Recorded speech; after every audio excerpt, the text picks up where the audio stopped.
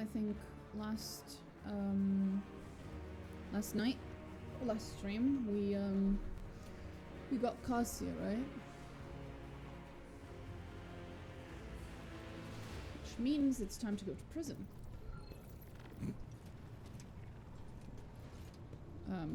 Actually, that's what we're gonna do. We're gonna go to prison. We need to get... Where am I? Oh, there I am. I should probably at least take a look at my items, see if there's anything cool.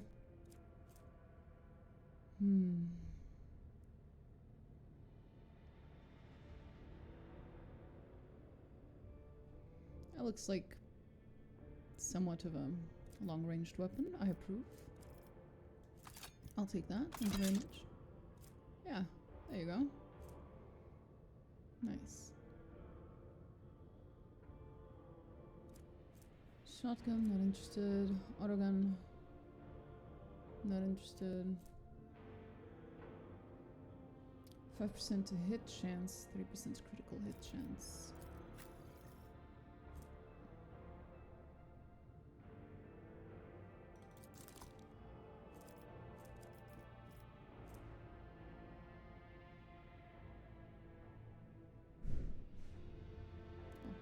Just gonna close the door a little bit.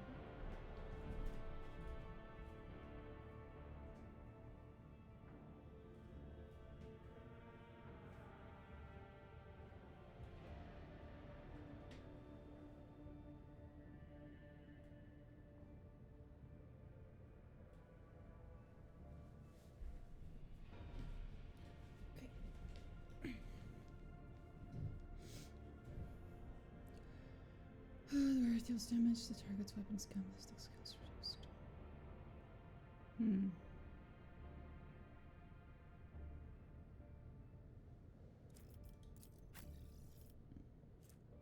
Oh, it's for your hands.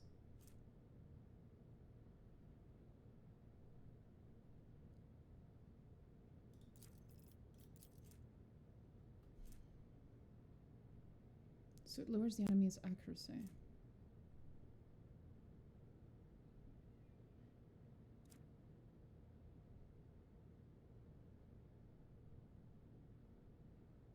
Yeah, for now, she's the best person to carry this.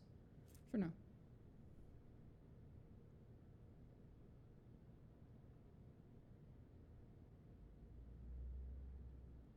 Just finished the first Fry Cup.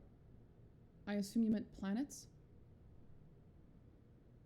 Oh, you went to the governor. I always do Cassius planet first, then the prison, and then the governor. So I do the governor last. So today we're gonna... I just did the Cassia planet yesterday, so today I'm gonna go... I'm gonna go to prison. We're getting sent to prison. RIP. No dodge penalty. She doesn't need a lot of armor, right? Nah. She does. Why would she?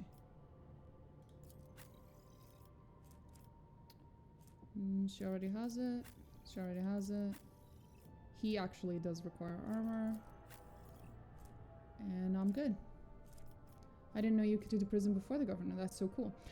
Fun fact, if you do the prison first, then the dude that you find there will be healthier than if you do it second or third. It doesn't have too much of an impact overall, but there are differences in the Rykod system. There are differences in depending on the order you do the 3 planets in. Pretty big differences.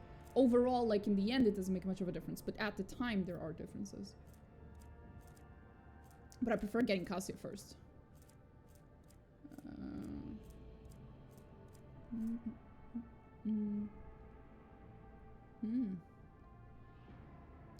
What's the difference? Shotgun. Oh, this deals more damage than a shotgun. Holy shit. Impressive.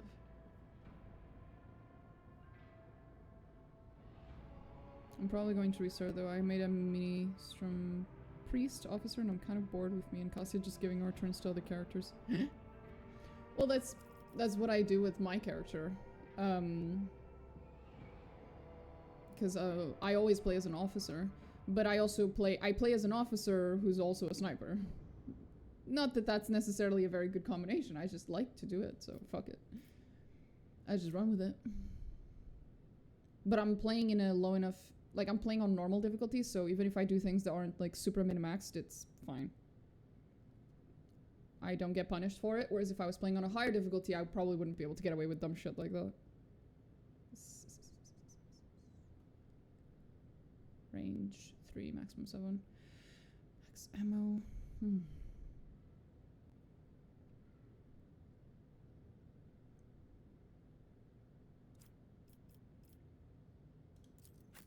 She doesn't have high enough strength, neither does she. I'm not giving that to her.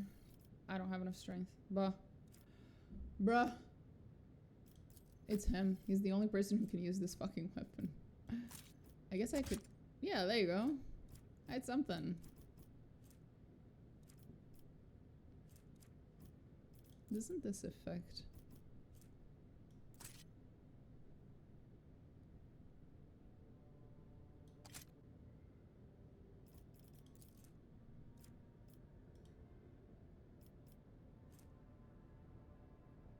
Huh.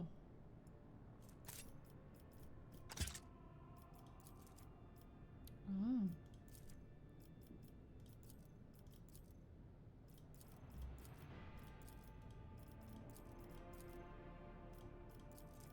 Okay. Anything else? Let's just go like this. I got myself a rifle. I wouldn't say it's a sniper, but it's a rifle. Oh wait, does she? +5 willpower, infusing allies targeted by the navigator powers, gain +5 bonus to all their characteristics until the end of the navigator's next turn. No. Enemies targeted by navigator powers suffer minus... Yes. Yes. Oh, long blast. There it is. That's what I actually wanted. Yes, sniper rifle. There we go. Now that's some good shit.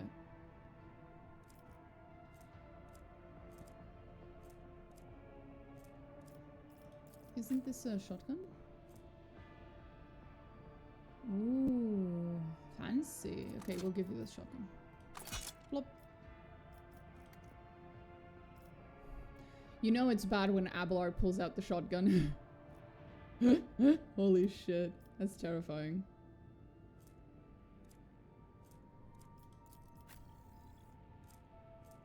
Doesn't matter, doesn't matter. Ooh, a flamethrower. You know who I'm giving it to. Hell yeah. Ma'am, would you like to purge the heretics in holy fire? I think she would. Here, have the negotiator pistol. It's funny.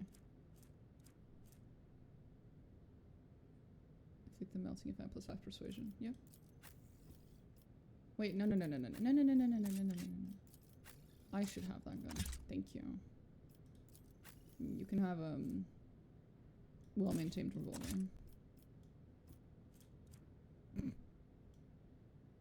It's clipping a little bit onto her book. Oh well.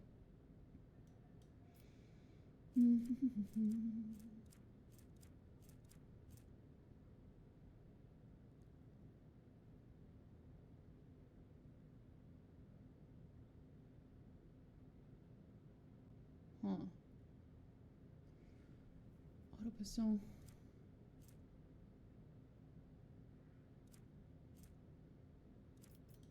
What's that supposed to mean?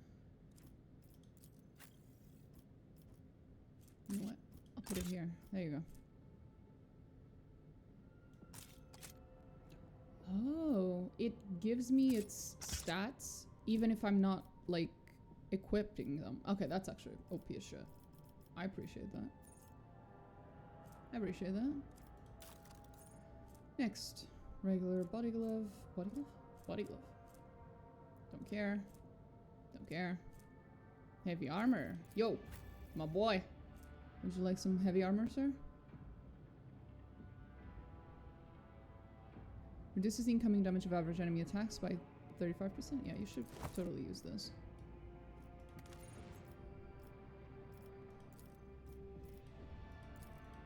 There's no difference.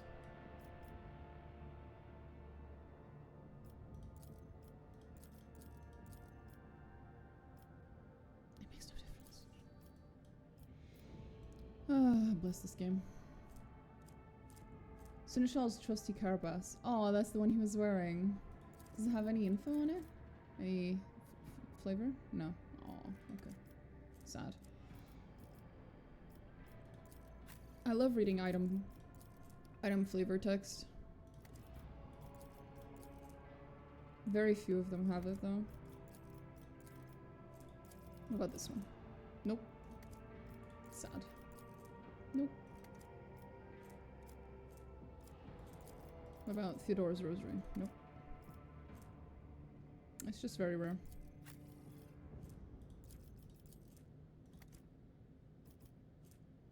What about this one?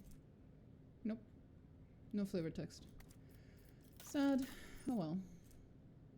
Once per combat, if the wearer does not use any abilities during their turn, they can end their turn to immediately grant all adjacent allies an extra turn. Seems pointless. Warp Seer's goggles. Grants plus willpower bonus, lore warp.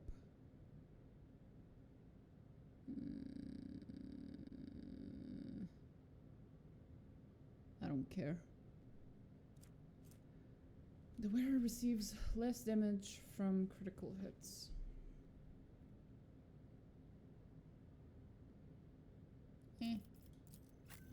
Maybe her. No, she already has something. Yeah, fuck that.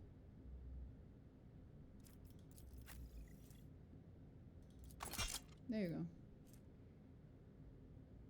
Oh, this is fine for her. What's this one? Tech use. I don't think any of these people give a shit about tech use. Yeah, it's just me. I'm the one with the highest tech use. Yep. Irrelevant. Okay, does anyone not have a cloak? You don't have a cloak. There you go. Here, have some... Oh, Jesus, you look hideous. Sorry. There we go. Problem solved. Now I look beautiful. Easy breezy, beautiful cover girl. I should restock him with medikits. Medical. So we know he can use medikits. Does anyone else?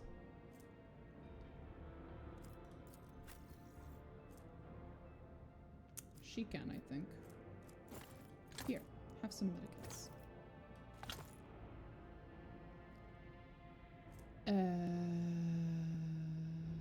Okay.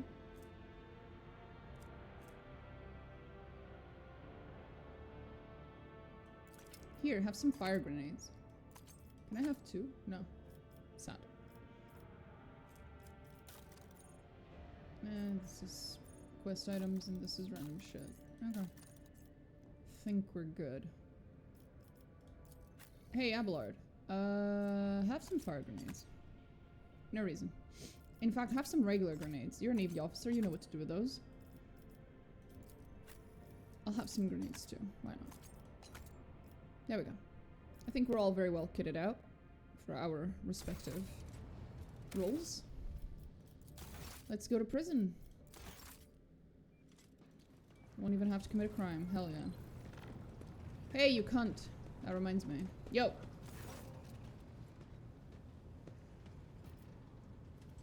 Have you heard of the name Fiery Reckoning? From what I can tell, it's a white ship of some sort. There was a mention of it in one of Theodore's documents.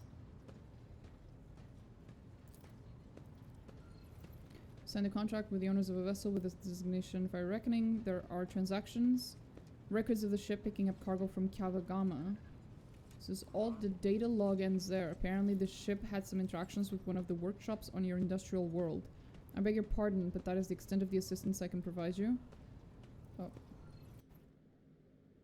Gotta remove the bots. There we go. That is the extent of in regards to the particular matter. Okay. You wouldn't happen to have made some confessions lately?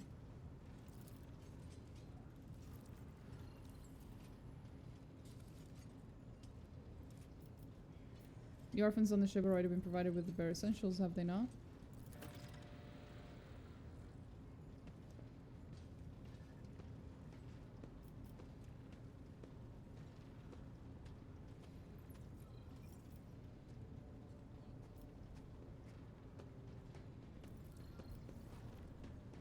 You're not scheming to misappropriate funds for the orphans' benefit.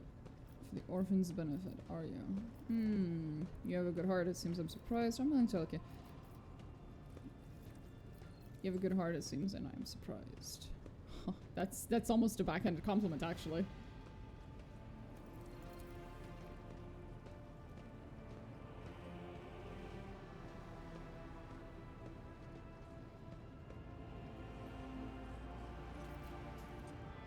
I am willing to allocate extra resources to provide for the orphans.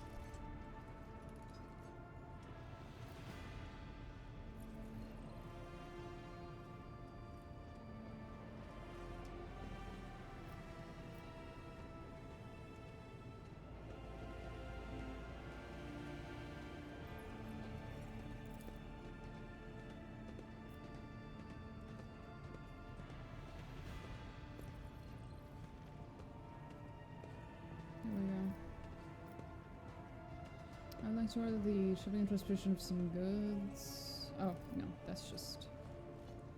Actually. Oh, right, now we can actually trade. Neat. Boom. We traded. Hell yeah. Okay, now let's go to prison. Fucking hell. Wait a minute.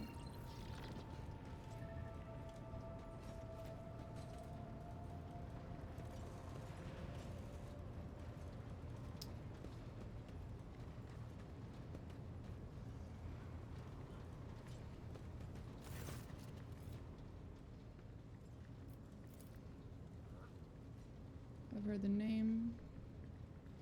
I wonder if it was part of that operation that the late Mort was put in charge of. If it was, then there's nothing I can tell you. The whole thing was kept under wraps. Your best chance would be to ask the High Factotum. Yeah, I did.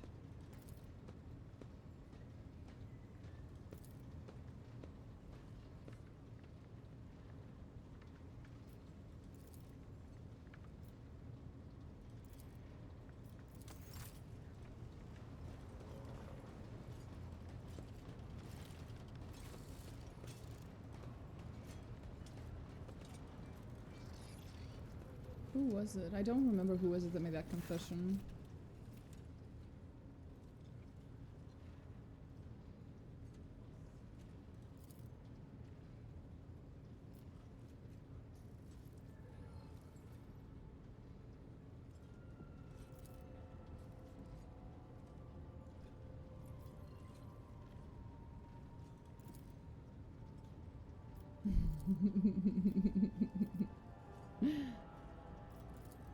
Okay, so it wasn't her.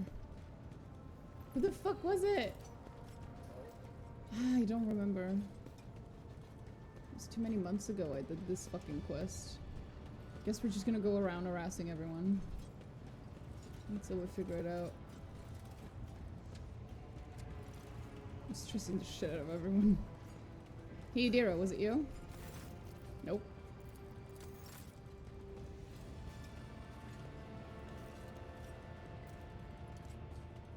Maybe it was someone that isn't even here.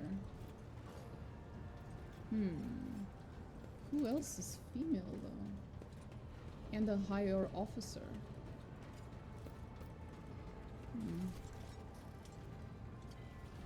Other than Jocasta. Abelard, do you know? Lord Captain. Lord Captain. Lord Captain. Hey Vigdis.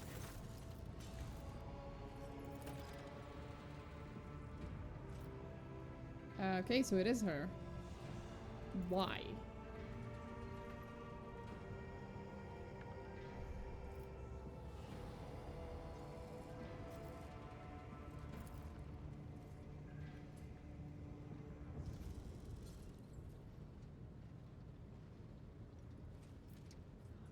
I want a pair of clippers aboard this ship.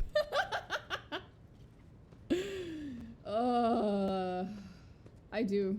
I don't know what kleppas are, but I assume they're like little bunnies or something. I don't fucking know. Okay, I need to Google this. What are kleppas? Warhammer.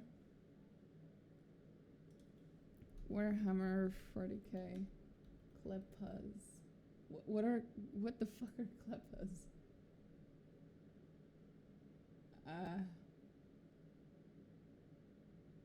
Nope. We have no explanation.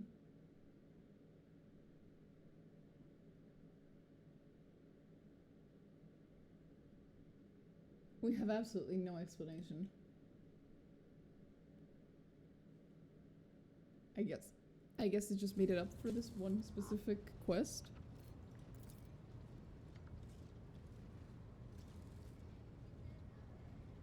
Oh, there aren't any clefs to be had. I assumed that they were like bunnies, and I am now very sad that the bunnies went extinct. Your confession perplexed the initiate. Find a way to delete it and we shall forget about it. Nope, nothing interesting. Okay. So, that's that. We found out about that one. Is it you?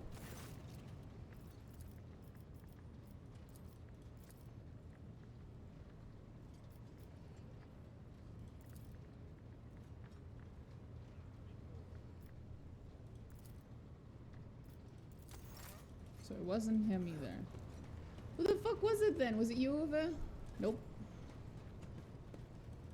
It has to be male. Whom's the fuck?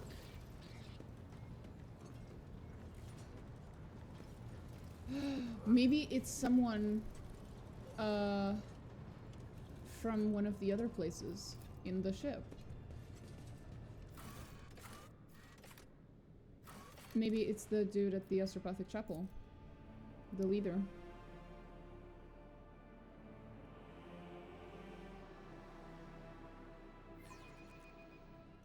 Let's see. Always keep your eye on the prize. Sir, was it you, Zachary? You made a confession lately?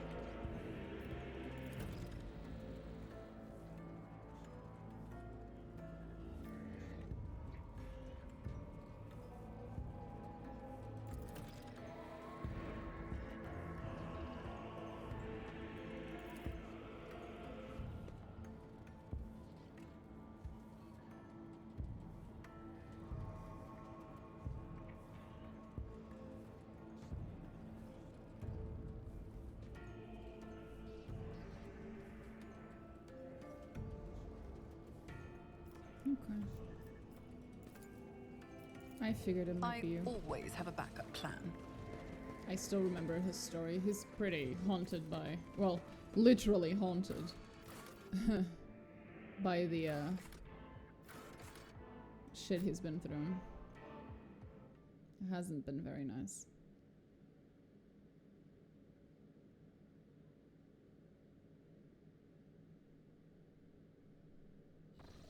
There we go. Now we're going to prison, I promise. I've run out of shit to do. Wait, no I didn't. Oh, fuck. Oh, I did. I don't have to.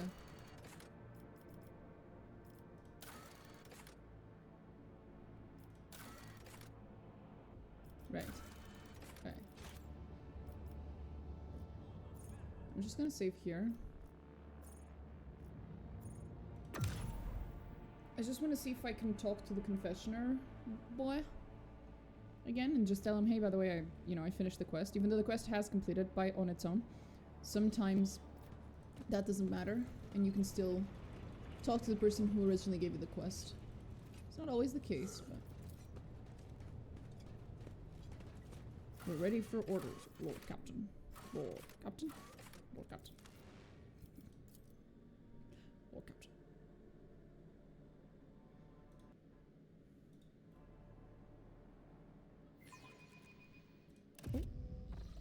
And off we go. Let us not dawdle. Let us not dawdle.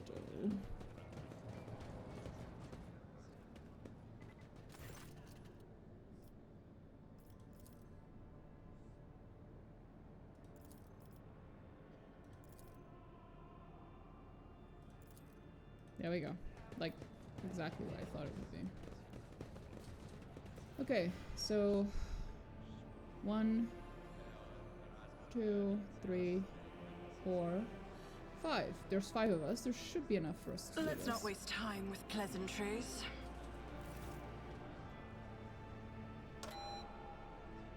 Okay.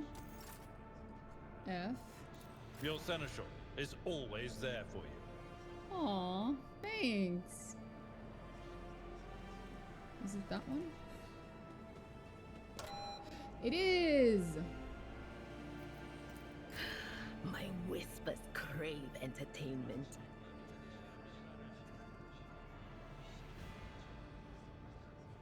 Something ominous lurks ahead. Okay, okay. So, F. Sometimes you consult the appropriate treatise on Tactica Imperialis and weigh every step. Sometimes, though, you just fire your biggest cannon and save the day. Words to live by. Abelard just dispatching some good fucking wisdom. Furia? Really? Fury? That would make well, it's a word. I'm restless. Blessed be the road that we take. Did you want something? You are in the presence of House Orcelio.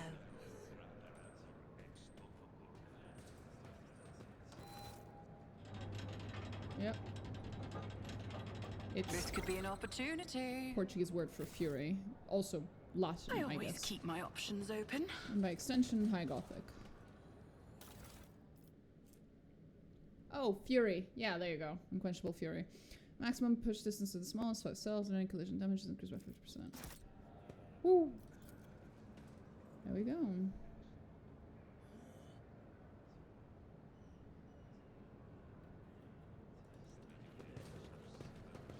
Hey, sir. Sir, sir. I grabbed the thing.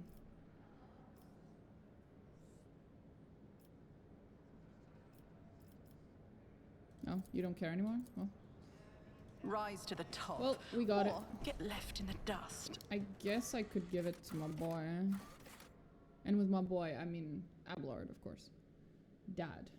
Daddy-o. Abelard. Daddy. Daddy Abelard.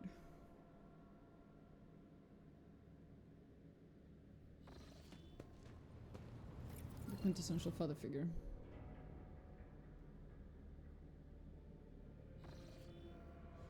Okay. Let's just save. And let's go.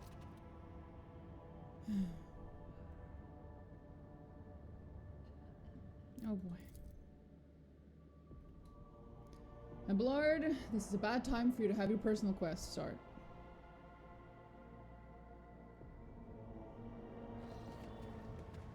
Fuck's sake.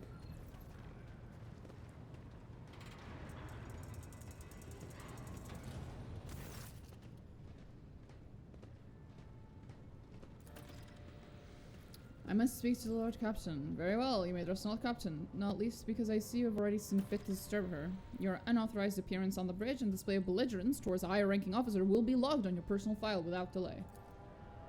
Lord Captain, Lieutenant, whatever the fuck, requesting permission to speak. Speak. You may speak, but I want to hear a report, not a shouting match. Having 2 officers bickering in full view of the bridge is unacceptable. True.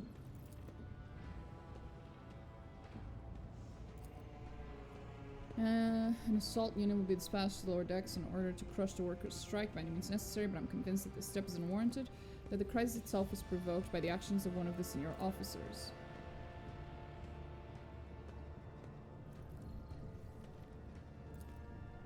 Oh boy.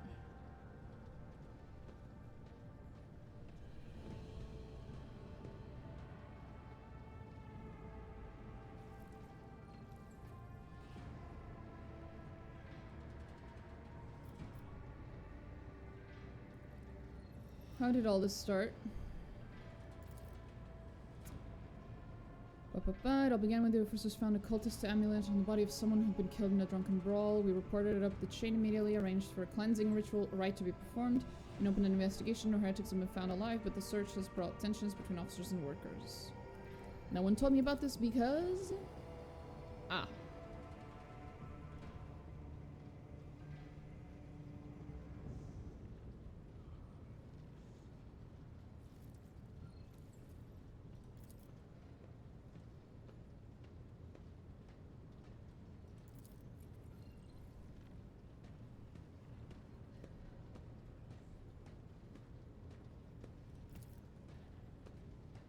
sending a hit squad to approach the rebellions. It means of ignoring the problem, not solving it.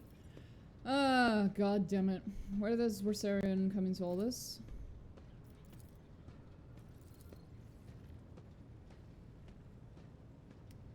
So I'm sure to the way things, it is the honest blah blah blah blah. Yes, Abelard, I'm aware of how you do things. And he's too heavy-handed. What is Depot for?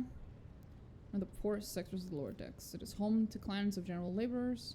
They are not as valuable to the ship as the families who have served its specialized systems for generations.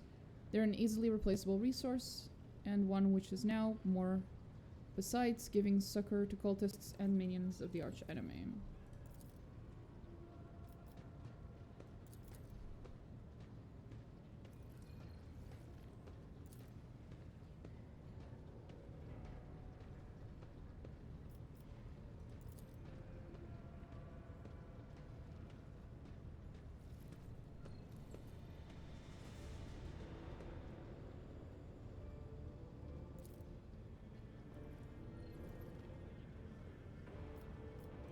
What? See, the Master at Arms is responsible for resolving all matters related to the ship's enforcers, and yet it is no secret that Seneschal has a tendency to show partiality. Those enforcers and officers whom he has deemed particularly promising are at times given permission to approach him for tutelage.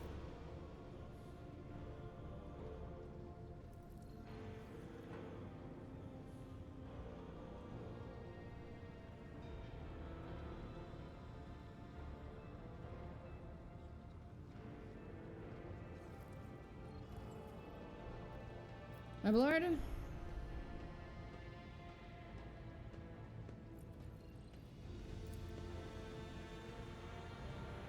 You motherfuckers are just two fucking goofballs arguing over which fucking bureaucratic nonsense is more important, and I don't give a shit.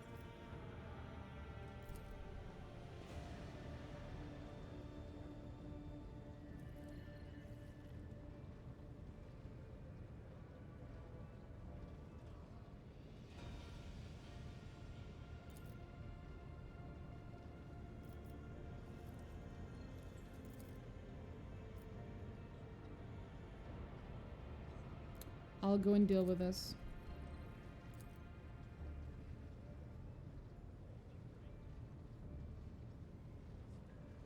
I'm trying to subscribe, but I cannot find the button for the life of me. Is it because I'm on mobile? No, no, no. It's because you can't subscribe to me because I don't have whatchamacallit. I'm not a partner on Twitch yet. Like I don't have not partner, the one below. I forgot the name. I don't have a subscribe button basically. In order to have a subscribe button, you need to have X number of followers and X number of people who watch you regularly or something like that. And I don't have the second part of that. I have the followers for it, but I don't have the numbers. Concurrent viewers, that's the word. I accidentally cheesed off Abelard. I categorically insist that I escort you. Okay, Abelard, let's go. Consider my duty. Dan, you're also coming. Jesus Christ, will the whole retinue join me? Ah! Yes, they will. Let's go. But yeah, in order for me to have a subscribe button, I have to meet certain requirements, and I haven't met them, so it's not because you're on mobile, no. I just don't have a button. Not yet. Twitch has not deemed me worthy. When did they start doing that? They gotta make it so hard for new streamers these days. Well, the bare minimum is like 50 or 100 followers or something, which isn't too hard to get, but it's the second part that's really difficult. You need 3 concurrent viewers over the span of a month, which means every single day for an entire month, I have to have on average 3 people watching me at all times. Not just maximum per day or anything. No, just concurrent. That's the average part is what's difficult. Keep your wits about you. Anyway. I'll get there eventually. Uh-oh.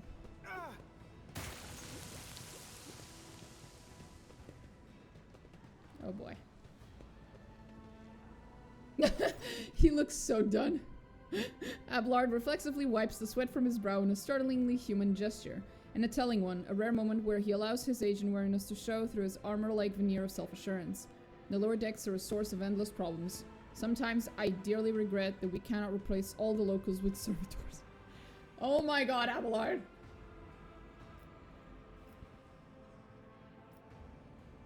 They were shouting your name, did you hear that? Of course they were. The organization of the daily routine life of the ship rests upon my shoulders. The mountain of challenges and problems from which I endeavor to insulate you, Lord Captain. The situation on the lower decks has been a cause of concern, and I have intervened personally on more than one occasion. That must be why they remember me. They do not know your face. To them you are akin to a creature of legend, one who has stood at the steps of the Golden Throne no less. Whereas I am the man whose name is attached to every order docking rations or lowering a bay's heating. Okay. Abelard's a product of his I don't want to say of his time, it's like more of his environment. I am occasionally reminded that when I tell, who was it? Irliette, you can tell Irliette that you don't think servitorizing people is okay, and she's genuinely surprised. She's like, what? There are humans who don't think lobotomizing people and putting them into a torturous existence for the rest of their life is wrong? That's legal? No, Irliette, it's not. It's actually not legal. And if I wasn't the fucking rogue trader, I'd probably get servitorized for saying that out loud. Iconoclast, yeah. Abelard the Iconoclast versus Rogue Trader the Iconoclast is very different. The people dare to disrespect. I don't give a shit. Let's keep moving.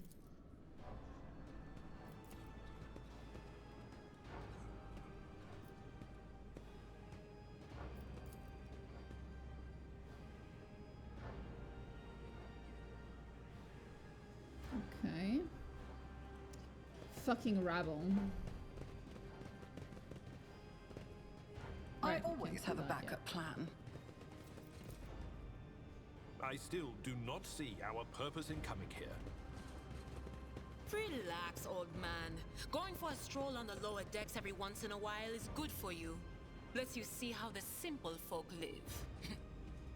Katsu was like, cut their tongues out, these bitches are loud. Yeah, she did that yesterday on stream. I had to inform her that it was in fact not normal to cut people's tongues out just because they're a little loud. She was also very surprised by that one. Let us not Pay dawdle. attention. Hello, sir. Okay.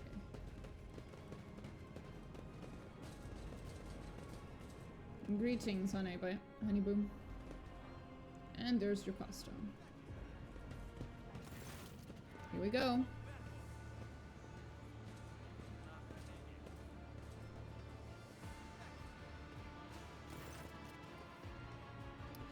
Sounds of a heated discussion. People are yelling. Ba ba ba.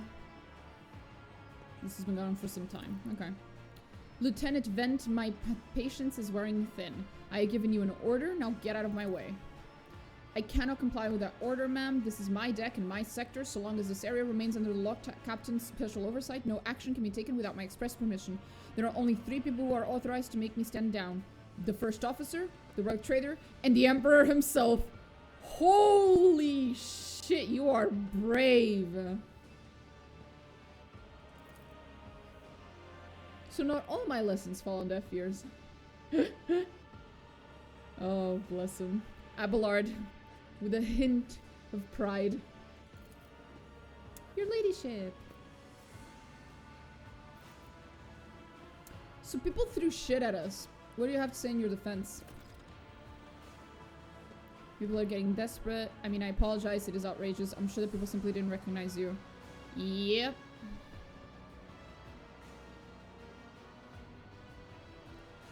What's the situation? The people have walked out of the bay. That situation under control. Rebels on verge of mutiny. So you have to say you're sure you're worthy of an officer's rank, Lieutenant Vent? No, that's mean. Okay, I want to speak to strikers. Abelard's mouth twists, but he restrains himself and says nothing. Good job, Abelard. Shut the fuck up. Right you are, Lord Captain. Allow me to wish you good luck. Thanks.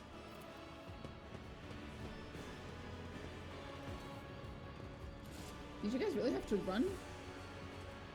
Why don't you put a statue of the Rogue Trader? I was thinking the same thing. We should just spread statues of the Rogue Trader all throughout the entire fucking thing, so they'll always recognize me. It unironically seems somewhat important, actually.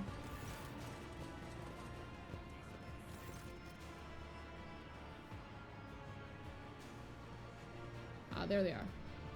Dozen pair of eyes stare apprehensively at you. The people before you are typical inhabitants of lower decks. You take in their simple clothing, crude weapons, faces that display varying levels of mutation. Okay.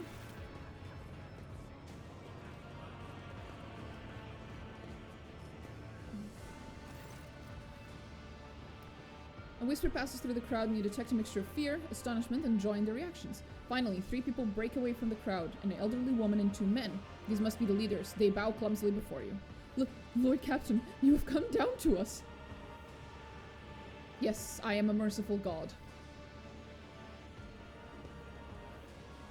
Just smaller, some die of blasphemy. Okay, tell me what is troubling you. Why are you striking? Striking? That's news to us, your ladyship. All we're doing is asking questions, saying what we think. Uh-huh. Shut up, Rivet, snaps the old woman. Here's the deal, your ladyship. Your damned enforcers are all over us down here. They say they're looking for cultists. One wrong word and they're reaching for their batons. If they want to punish someone, they turn off the heating to hold bays for a week at a time, so we get sick and freeze. In my clan, 2 little ones died from inflammation in their lungs, all because of those enforcers. Argenta does not interrupt the workers, but you see the sadness well in her eyes when the children's deaths are mentioned. She quietly whispers a requiem prayer and makes a sign over herself. Aww. It's all true. Vent is the only enforcer officer who stood up for us. It's clear as day, who had a mother from the lower decks and who grew up amidships and has no fellow feeling towards us. Jesus. Your ladyship, we're no villains here, we're honest workers, your servants. We've plotted no disorder, we went on strike openly, and now we've got guns pointed at us. All we're doing is asking to be allowed to work in peace without being harassed. Okay.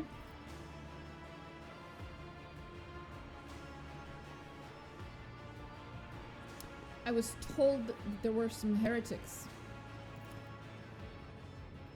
The Gyuga they found on the dead drunkard. If it was something evil or forbidden, we sure didn't know. The enforcers just said they were looking for heretics among us, and anyone obstructing their investigation would be punished. But how could there be heretics? We know our own people. There have been no new faces around. We would report them. As for the amulet or whatever it is, they took it off the dead body. There were no cultists still breathing in our sector, that's for sure. But when that fight broke out, some enterprising folks looted the bodies. The boots they came back with, nobody's ever tread these decks in boots so fine. I can tell you that. It seems to me these cultists have better commanders than us.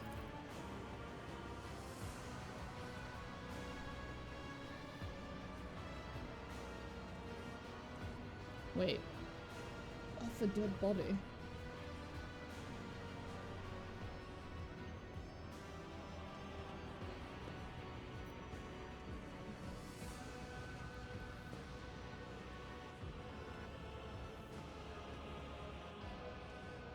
Okay. Weren't you taught from an early age about the danger of the arch enemy's creations? Weren't you warned that any unfamiliar object could be one of them? We were told, Holy Sister, but it was long ago. The last time we saw a confessor in our sector, it was just after I'd had my 3rd little one. That is regrettable, but you cannot lay the burden of leading a righteous life on the shoulders of the Holy Fathers. Who will you blame when beasts crawl out of those amulets you stole from the heretics? The Holy Father, who was not there, or the scavenger who brought evil down on himself and his neighbors? Abelard, I can't ask you to introduce me, because I've already been introduced, so do you have anything to add? I authorize the use of all necessary measures to locate Chaos Worshippers hiding in this sector. The specific steps taken by the officers were not reported to be. Nevertheless, I'm certain that their actions were justified. Cultists are no drunken stevedores. They are the enemy and a threat to the ship. Neutralizing them demands decisive action. Was it really necessary to torture these people, Sourback? Abelard's solution. I found out today I can't romance Argenta and it broke my little heart. Bro, I played this game back when it came out. 3 years or more ago, I don't remember. Trust me, Argenta's unromanceability broke everyone's heart. I am a huge fan of Marajai and Henriks, and it still broke my heart I couldn't romance Argenta, okay? I'm pretty sure it's just the common experience of everyone who's ever played this game. No matter who your favorite character is, your heart was broken by Argenta. It's just a universal experience. She's just adorable. Sauerback, was it really necessary to torture these people? Well, Sauerback is a sadist, so she probably always thinks it's necessary to torture people. The rebel understands only one language, Lord Captain, that of violence. Jesus Christ, Sauerback. As per regulations, should the laborers persist in their unwillingness to cooperate, the next step is limiting air supply and cutting off water, which is almost certain to restore order. I mean, if your definition of order is that everyone's dead, then you're right. The peasants can grumble all they want, but in the end, they are the source of their own misery. All they have to do is bow their heads and fall in line, and the need for punitive measures will disappear. Holy shit, Sauerback! We were attacked on the way here. How do you explain that? Okay.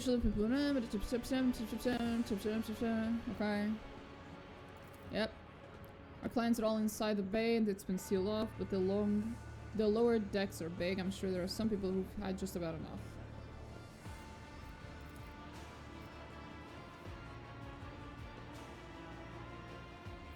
Okay, what changes do you want? Obviously, Heresy, Argenta needs all of our love. I get it, but I also understand why they made her unromanceable. The kind of people that become Adeptus Sororitas, I don't think that they would be... I don't think there's a lot of room in their heart for loving anyone other than the fucking Emperor. Would you look at this? The Exalted Lord Captain herself is asking us bilge rats what we want. Well, here's what. We want you to rein in your damned enforcers to quit turning off the heat and stop battering everything that moves. No, that's not it. We want the enforcers gone from here, and we want to be armed. Give us arms and we'll govern ourselves. We'll defend ourselves if these cultists do show their faces. I've been leader of my clan for 20 years now. That's not a lot. Getting rid of those club-wielding thugs can only improve things around here. No. I had to do horizontal monster mash, but let's get over it for my faults. Relatable. You've gone too far, old man. They'll never let the maggots on the lower decks live without the enforcers bringing down their necks. They probably even insist on enforcers on the upper decks too. As for weapons, what do we need them for? Before the first day is out, we'll have someone shooting their neighbor out of stupidity or drunkenness. Exactly. We don't need that. If the enforcers stop hassling us, that'll be enough. In return, we'll find the scavengers who robbed the cultist's body, and we'll talk to them, one lower decker to another. If there are any more of those damned amulets about, we'll hand them over to the enforcers ourselves. You speak for yourself and your clan, and I'll speak for me and mine. I don't want empty gestures, I want real change. The tall worker's eyes dart between the two arguing leaders. Every few seconds, he opens his mouth as if planning to agree, but each time he falls silent.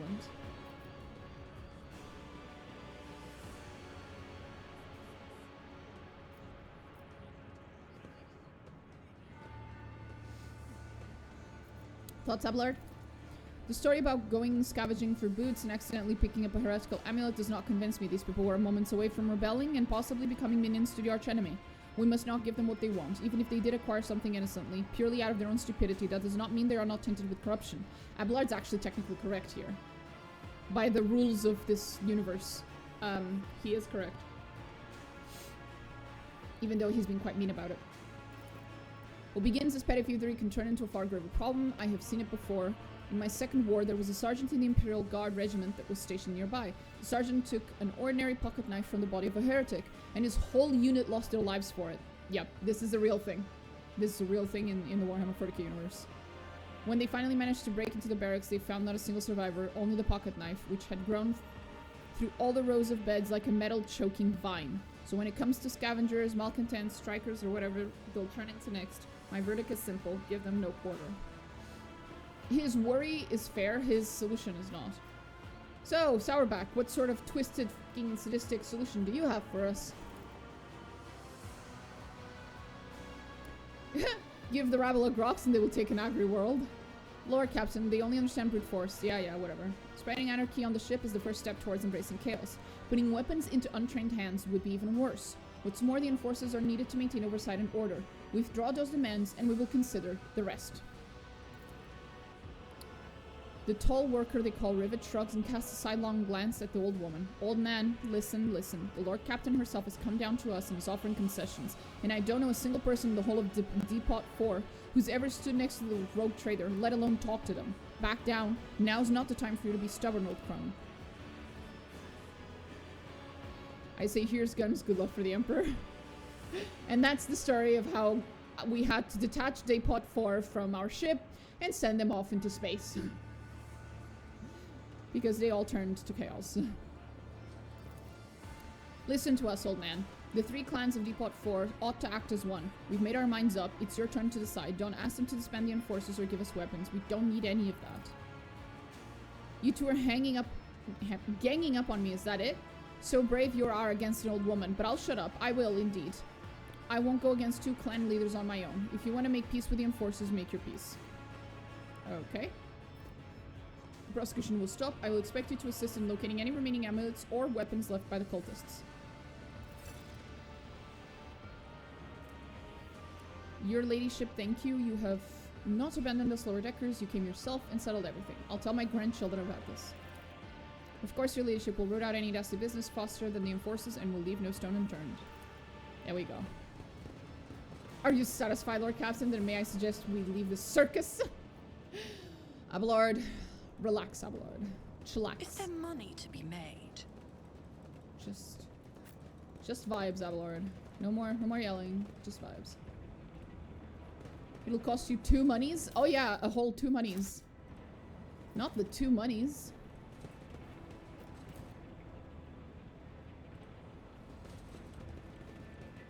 See, right there. Oh. There it is. That's how it's done.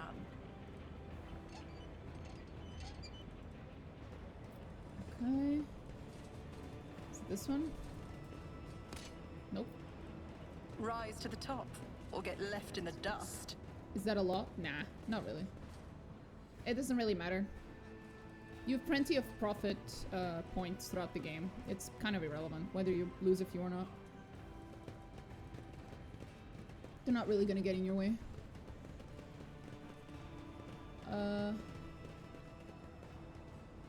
Where are these little valves?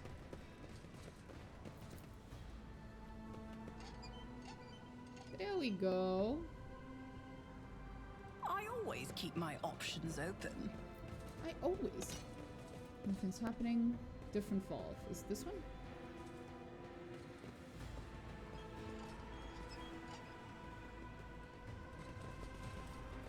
No? Okay. Is it this one? No. Is it that one?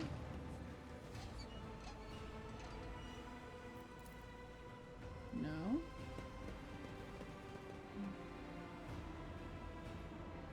But yeah, sometimes you're gonna lose monies. Profit Keep your wits factor, about you. I think is what it's called. And it's just a thing you can, it's just a resource you can use, that's all.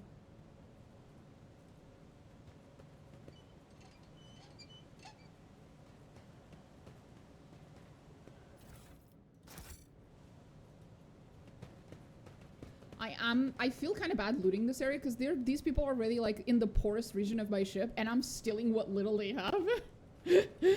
I'm kind of a piece of shit.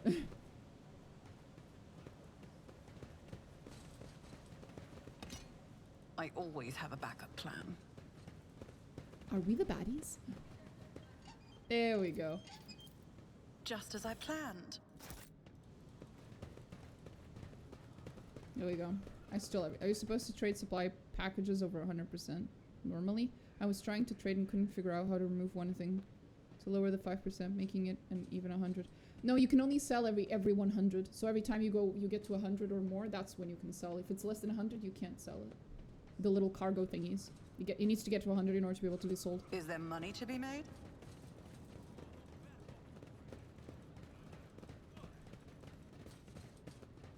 Steals sacks of supplies. Huh, yeah, the Emperor needs this. Exactly. That's exactly it. Oh. The Abelard wants to talk to us. I have an urgent matter to discuss with the Lord Captain. Please give us a moment. Damn, he sounds like he's yelling at me. Are you pleased with your investigation, Lord Captain? You kowtow out to the disloyal rabble. You believe their lies and show them leniency. Next time the ship is attacked by cultists, that rabble will welcome them in with open arms and allow them to wreak whatever havoc they like because they see you as a weak leader. I see that as how you see your future at the helm of the Von Valencius. Is that how you see your future at the helm of the Von Valencius Protectorate? First of all, don't fucking speak to the Lord Captain that way, Abelard. What the fuck?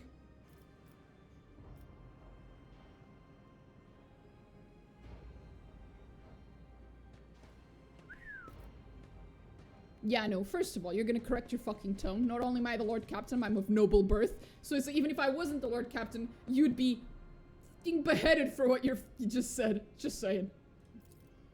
I'm obliged to speak thus. Oh, damn! I love Abelard. Holy shit, I love him so much. Motherfucker is like, in front of other people, we will keep decorum, we will keep the chain of command. As soon as we're alone talking, he's like, no, I'm gonna talk however the fuck I want because you need to hear the truth from me. Respect. I disagree with him, but respect.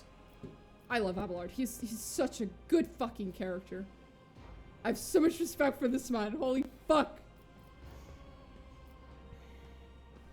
Let's talk about your role in all this instead. You allow this revolt to happen, your actions practically guaranteed that it would. I would have handled the situation myself had you not decided to intervene. Remember Lord Captain Theodora? Do you think she ever set one slippered foot on the lower decks? No, she did not. Such matters were left to myself and the junior officers while she dedicated herself to her grand designs for the Protectorate, as any true strategist and rogue trader ought. Maybe if Theodora had spent more time on trifling matters, she wouldn't have wound up dead. There is a new Lord Captain aboard this ship, and I will not repeat her mistake. Holy shit. I love how much of a fucking savage you can be to Abelard in this fucking conversation. Oh, spitting facts, though. Spitting facts.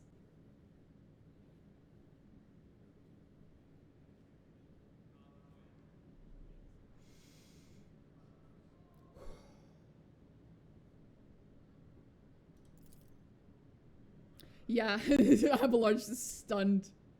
Abelard looks at you stunned and exhales loudly. Then he nods curtly. I command your decisiveness, but I am uncomfortable with introducing new protocols in the midst of a crisis. Well, I felt bad. I wanted to say that about Theodora being dead, but I felt bad because I think he was crushing on her. I think he had a lot of respect for her. I don't actually think he loved her. There's someone, I don't know how, have you played this entire game? Are you aware about, because if you've played this far, then Abelard's told you he's a widower. He used to have a wife. But if you play far enough, you will find out that he's not entirely over his dead wife. And so I don't think he had a crush on Theodora. I think he respected her a lot. I think he liked her a lot, but I don't think he was crushing on her. Because this man was incredibly loyal to his wife. And he is not entirely over her death. As you will find out later. And you will find that out the worst way possible if you have certain endings. If you go the heretic route, and you have a heretic ending with Abelard, there's a really sad ending with Abelard. No, I don't think I've left chapter 1 yet. Oh, okay. It's around chapter 3 that you can find out some stuff about him and his wife. And then at the very end, if you get certain endings, you get a little bit more information about his thoughts on his wife, his dead wife. I was playing for 60 hours. Holy shit, bro. I get it, though. It's an Owlcat game. The first time I played their first game, Pathfinder Kingmaker, the first time I played it, I was like 100 hours into the fucking game, and I still wasn't past, like, I don't know, Act 2 or something. It took me so long to finish that game. And then I got to this one point in Pathfinder Kingmaker where, like, my favorite character betrayed me. I put that in heavy quotations. He betrayed me, and I was like, oh my god, I must have done something wrong. So I went and I restarted the game from scratch, trying to, like, do a bunch of things differently to see if he wouldn't betray me anymore. Spoiler alert, he betrays me anyway. If you keep the sword, you only get the heretic ending. I wanted to experience the story, but do a good guy run. If you keep the sword, there are multiple points in the game where you're gonna have the option to, like, throw away the sword or give it to Henrik's, or, like, there's, like, a bunch of things you can do with the shards of the sword. But if you keep the sword, then you put all the shards together, and you promise to, and all these things, and yeah, you're going down a pretty heretical path. But I have, like, I still have my first shard of the sword that I got at the beginning. That's not going to lock you into a heretic ending, no.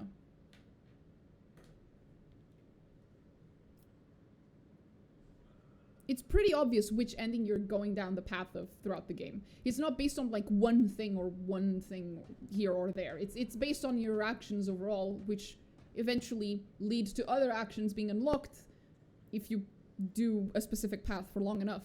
If you do a lot of iconoclast options, you get an iconoclast path. I threw it away because I wanted to dramatic, but then the voice left me. Well, yeah, the voice leaving you is a good thing. The voice was a demon. It was a daemon from Chaos. If it left you, that's a good thing. You don't want the voice. The prosperity of the Von Valencia's protectorate is not just an empty phrase to me. I left the Imperial Navy for the chance to see it flourish. It was the most momentous decision of my life. I did it because I saw in Lord Captain Theodora's deeds the sign of true greatness. Rogue traders do not simply forge new routes and capture worlds. They create order out of anarchy. That creative impulse was entirely lacking during my time in the military. Oh. I lost my temporal Lord Captain. I believe I ought to explain myself. Okay. So I left behind everything I had known, everything my family had known. I come from a long line of officers, and I embarked upon this incredibly reckless venture. Lord Captain Theodora entrusted me with all the concerns she had no time for. She would go off on her flagship for long periods to distant frontiers, on scouting voyages, and the advancement of the entire protectorate rested on my shoulders. And then suddenly everything that had been built over years and years began to quake, rattling like a flimsy hanger on a seismically active world. One of the senior officers betrayed us all. The rogue trader was killed, and who knows what is happening on the planets. I tell you this honestly without fear of appearing weak. All this has come as a grievous blow to me. I am not panicking or grieving because I cannot allow myself to panic or grieve. I am duty-bound to aid the new rogue trader, to aid you, to find your footing as quickly as possible. And to do that, I must insulate you from the problems that in the past have been dealt with by tried and tested procedures set out in the ship's regulations. Procedures that were established long ago and have functioned smoothly for decades cannot suddenly be deemed access to requirements.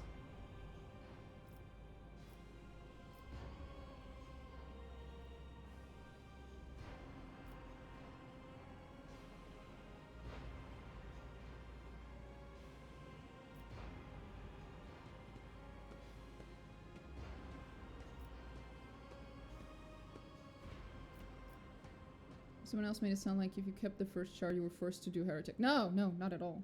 I still have the shard with me. I will be throwing it away later, but I still technically have it with me right now at this moment. Theodora trusted in established procedures and she died. I won't make the same mistake. If you want to keep building the future of the Von Valencia Protectorate with me, stop living in the past. Yes, Lord Captain.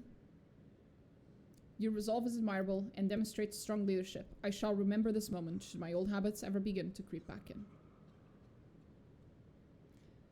Throw it away later. Loads Bolter. Did you not read the title of my stream? 0 heretics here. Only God Emperor fearing loyal citizens. And now please let us leave the lower decks. If the rogue trader desires to stretch her legs, there are far more suitable places. Fair enough. Look, my character is a massive heretic, but she's not the chaos kind of heretic. She's the Xeno-loving kind of heretic. If that makes it any better. Oh, man.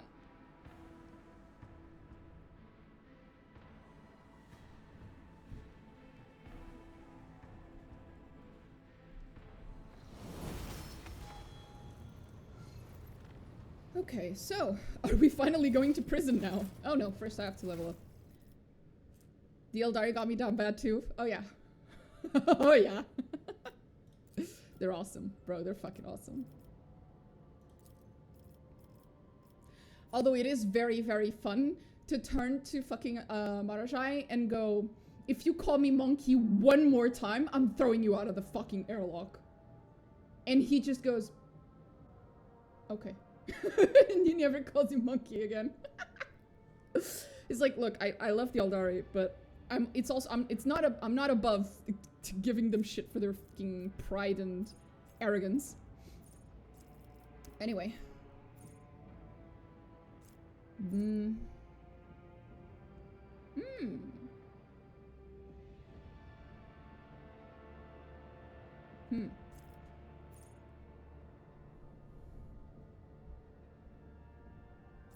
Oh, this one's cool. Ooh, persuasion. Always persuasion.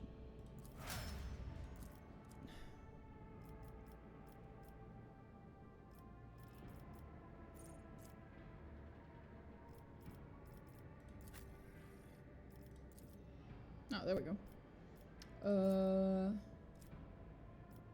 Athletics? No. Yeah, carouse.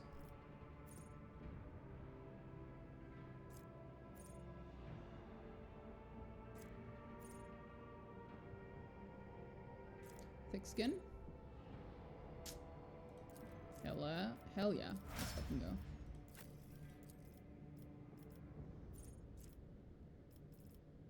First target. Whenever the operative attacks an enemy that is at full wounds.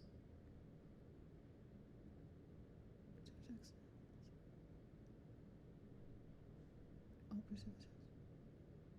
Oh, why am I bothering to read this? Lol. There we go.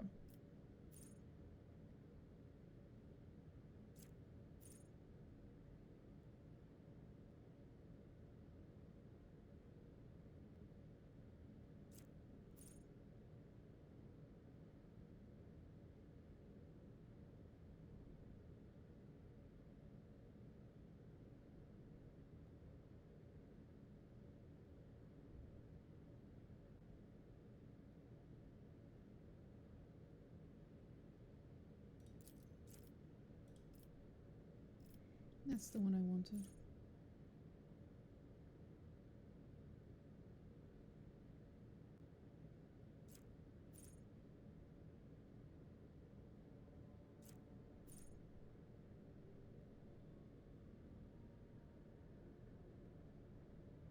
Hmm.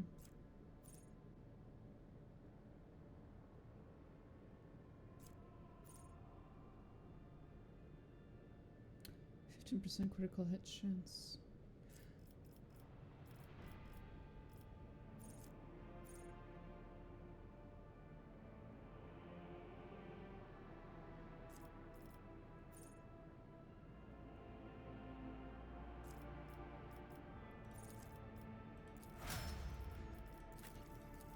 My girl, let's see.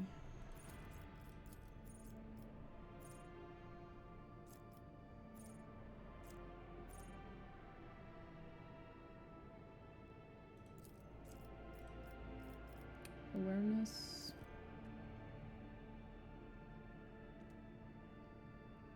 Demolition.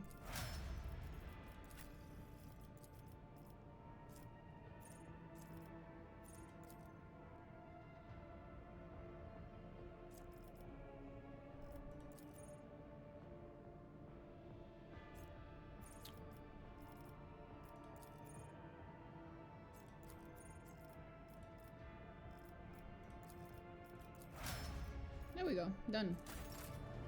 Do I have the Blood Spinner DLC turned off? No, I have all of them turned on, even though I have already played that DLC. But all of them should be on.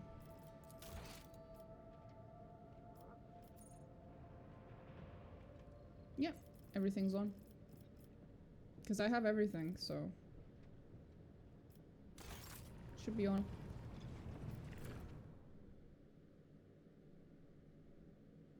Are we finally gonna go to... Can I finally go? Please.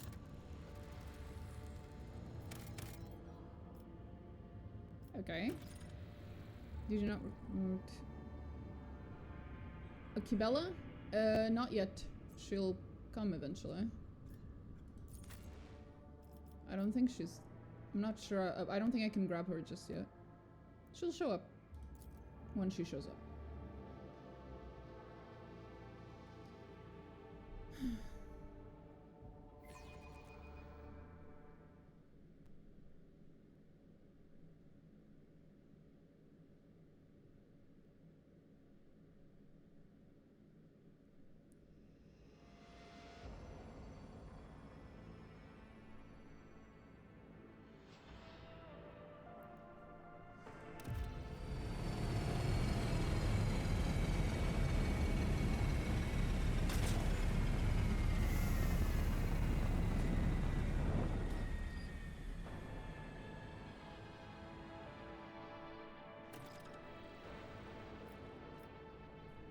Both times I played with it, she showed up immediately before I got to any of the 2 planets in the station. Oh.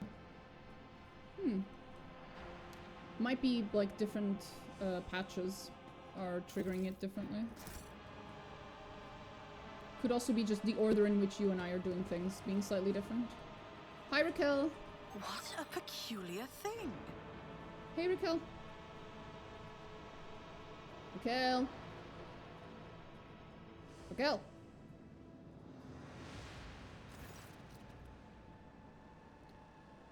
Who are you? Did you come from the planet? Are you reinforcements? I thought you'd never come. Abelard? Teach this riffraff the proper way of addressing her sovereign. I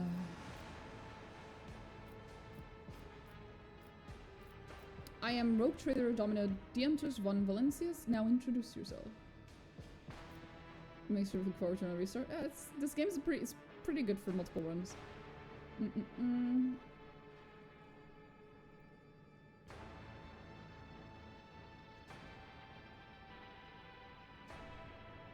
Yeah, no, we're doing this.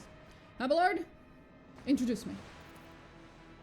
Officer of the prison before he was Dominic Diantus von Valence is a rogue trader. Although you are, from what I gather, a subject of another dynasty, you would do well to introduce yourself with a proper decorum. At once, sir. I did trade out Abelard for Pascal and hated having to introduce myself the whole time. I know, right? Like, without Abelard, what are you gonna do? Like, introduce yourself like some sort of peasant? Like, no, you need Abelard. He needs to introduce you. You're a rogue trader. At once, sir. Captain Raquel Vicari, servant of House Winterscale, and the pilot of this shuttle. It is an honor to be greeting Her Ladyship von Valencius. Well, tell me about this planetoid. I know it's up, yeah. The earliest settlement in Ricardville is a penal colony. Okay, they're just mining shit. What happened? There's been a prison riot. Was being led by the prison warden himself, the honorable whatever the fuck. He has allied himself with the rabble. The fuck? And declared Ricardville to be independent of the authority of the system's lawful governor. This is very normal. I came here as a shuttle pilot alongside the honorable Yvain Winterscale, son of Caligos Winterscale, rogue trader, vanquisher of Xenos, forever triumphant over the enemies of humanity. She details enunciating every word of her overlord's title. Young Lord Winterscale wished to speak to the warden personally so he could put an end to his lawless treason. He and his escort went ahead, and I haven't been able to contact them over Vox for a very long time now. You were late to arrive on Ricardville. So this is what I mean with the order of things. This is because I went to the other station first. Yvain, one of his distant younger offspring, yes. That's as much as I know about him, which means he hasn't distinguished himself in any meaningful way.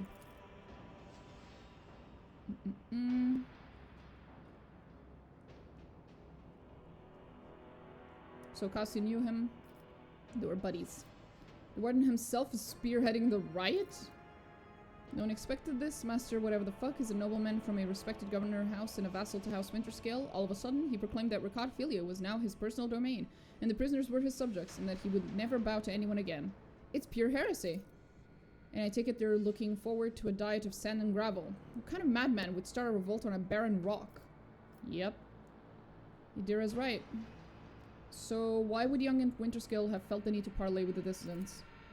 It's a personal matter, master whatever the fuck. The seditious warden is Lord Yvain's childhood friend. When my lord heard of the riot, the news saddened him greatly, and so he rushed here without delay. Lovely. The first Winterscale in my memory who prefers to talk first rather than shoot and slash. Based Abelard. Young Lord Winterscale is not his father's shadow. If he is determined to save his friend, he won't back down. I pray to the throne that he is alive and well. He's been gone for such a long time, and I really don't like this place. Theobald executed his wife and only son on the mere suspicion of treason against House Orcelio. So why did the noble Yvain rush to save someone who had betrayed his house? Do bonds of friendship give one the right to make inexcusable mistakes? Cassia, you are really freaking weird. Cassia, I need you to understand that Theobald was fucking insane, and so are you. I'm looking for a man by the name of Henrix van Kalox. Is he here? Seems like that's a no. Is there anything else I should be apprised of before I set out? Some of the rebels have holed up in the barracks. I don't know how many. I would expect heavy resistance. Please take caution. Okay. I have no more questions. You may excuse yourself, pilot. I wouldn't ever have dared to trouble you with a personal matter, but the situation, in any case, have you been to the capital of Rykad Minoris yet? I wanted to ask if you saw a man there, a communications officer by the name of Jaspar. What is your relationship to this man? We are engaged, your ladyship. Well, congratulations. I have not yet been there, though. That's a shame. May the Emperor keep the fool from harm. Thank you for your time, your ladyship. Cassia, babe, I love you, but you're fucking mental. Very true. She bows. You can tell by the desperation in her eyes that she is exhausted, frightened, and wishes to be off this planet as soon as possible.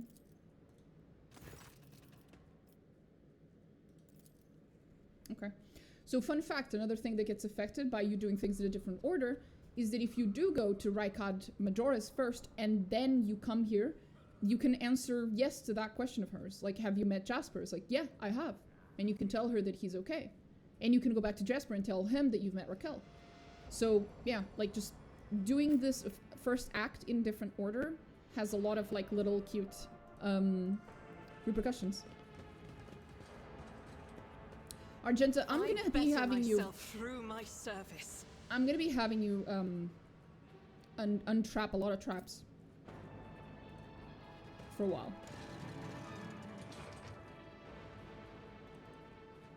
Cassie needs to say that attitude for a fight. Off we go.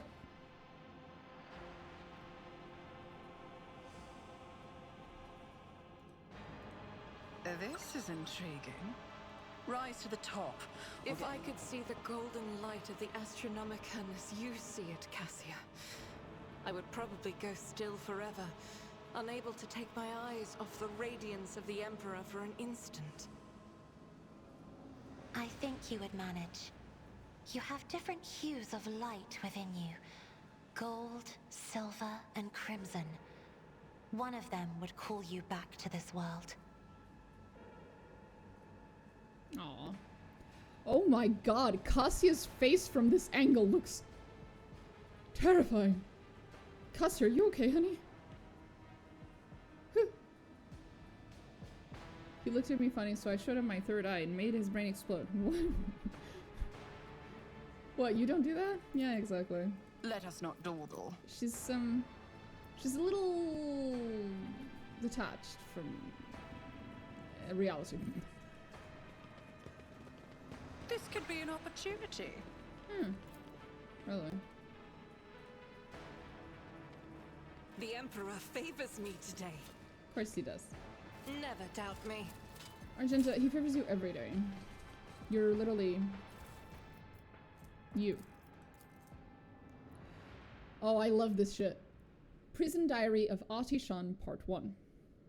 Grox shit, why me? Why? I missed my tide payment 12 years ago. 12 years! So he forgot to pay his taxes 12 years ago. Okay.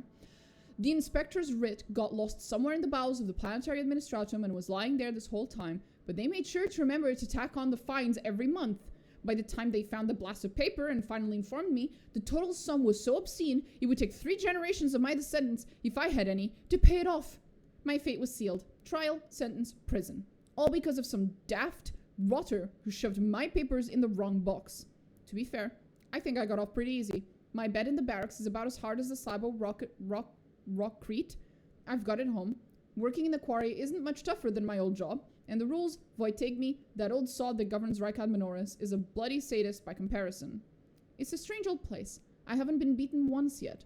The guards bark orders all the time, but they never hit us. They also got this kind of inner circle of special chosen prisoners. The Optimatum, they call it. If you can get in, Emperor is my witness, you get an actual day off. They let you out of your cell and into the yard by the big barracks, and I tell you what, they let you rest there and feed you better than whatever swill they're giving us in the canteen. They told me it's to improve our motivation and all that, to foster a stronger desire to reform and become a worthy servant of the Imperium once more, but I know it for what it is, just a club for the Warden's favorites. The same story as everywhere else, suck up to the people in power and get some swanky perks. They say the whole thing was the Warden's idea. Funny man, our Warden. He looks more noble than nobility itself. Tall, groomed, teeth even, eyes burning. Boots so polished you can see yourself when you move to lick him. But that nutter doesn't much want people licking his boots. He walks around looking like he's deep in thought. All right with only a couple of guards at his side. And he sometimes, if you can believe it, talks to prisoners. What's your name? He asks them, all quiet like. Why were you condemned? Do you feel remorse? He never even yells at no one. Never orders to have him flogged. Instead, he doles rewards out to the special ones. Keeps telling us things like how we should strive to make society believe in us again. Uh-huh. Whatever you say, Master Warden. Starting tomorrow, I'll be trying to join these optimates of yours. I'm stuck in here till the day I die, and that means no return to society for me. But with the Emperor's help, I might just join the ranks of the local elite. Everyone favors these understanding. I'd say they're feeding them people, but that's common in the universe. That's literally like the normal food in this universe. It's eating other people, so yeah. Yeah. Don't you just love Warhammer 40k? The Imperium of Men is wonderful!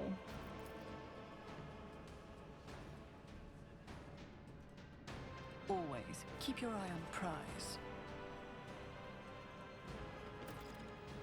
Here we go.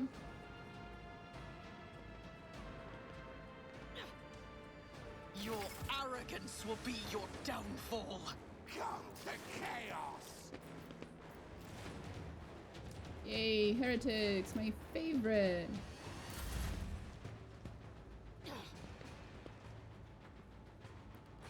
Cassia, honey, I'm gonna...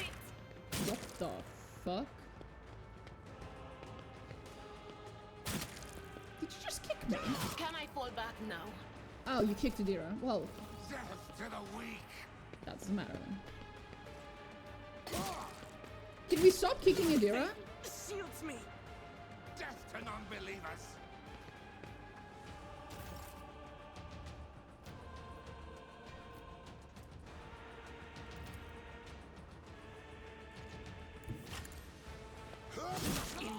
I'm enraged. I am arranged to Faith trust me, without Argenta. Can escape the Emperor's Thank you, judgment. Argenta. Very kind of you. Corpse meal, people grit. It's called something like that. Yep. Corpse starch, I think? Something like that, yeah. Pretty disgusting.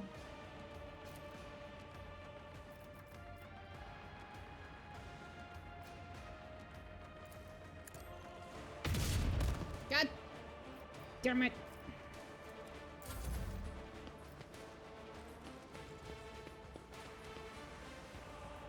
Ha! Parry this. Filthy casual.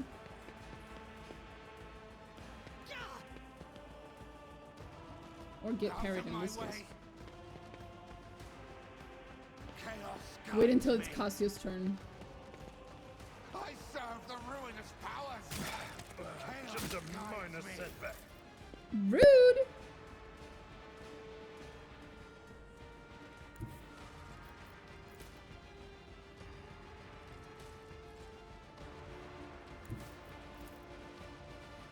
Emperor, give me And... strength.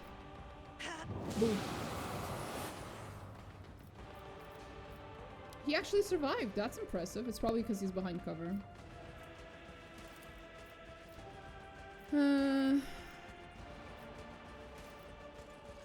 So here's how it's gonna go.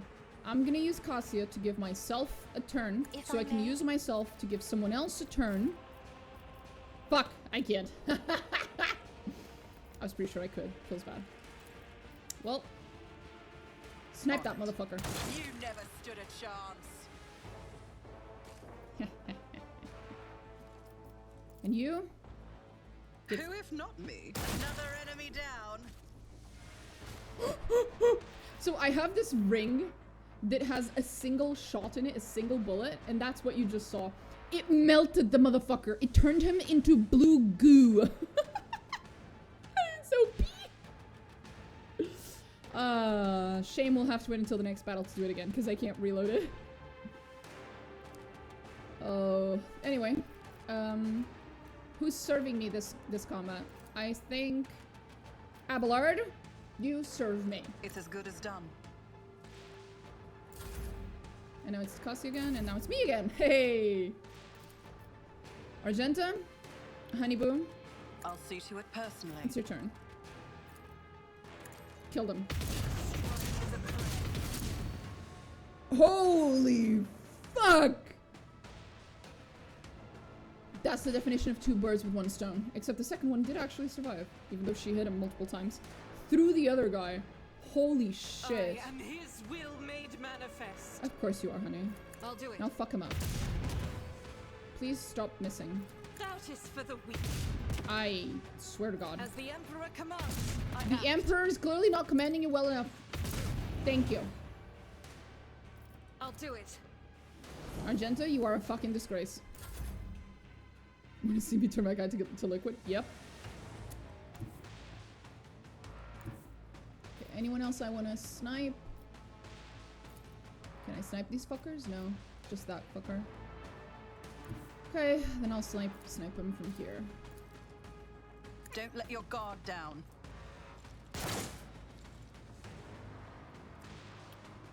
Still not enough to kill him though. On it. Oh, that didn't help. That's right. Yeah, she lost her turn. The bolter's so satisfying when it hits. I know. The sound effects in the battle sound effects of this game in general are so fucking satisfying. Whoever designed them, bless their fucking heart. But especially the bolter ones. A tactically sound approach. I took care of this one. It deals so much damage, and the sound of it is such a satisfying sound. It's just perfect. It's just perfect. Ooh, are we about to hit 2 birds with 1 stone? Let's fucking go. Indeed. Abelard. Reduce to dust. Oh, that was beautiful. Abelard, you're fucking awesome. I love you, Abelard. Abelard, I command you to pat yourself on the back. You did a good job. Though is Argenta's bolter supposed to be like falling apart or something? The bolter she's currently using is an old bolter that she, I guess, it must have some sentimental value to her. Because the bolters that the Adeptus to use they're not just regular bolters. They are issued specifically for Adeptus. They're like modified bolters specifically for them.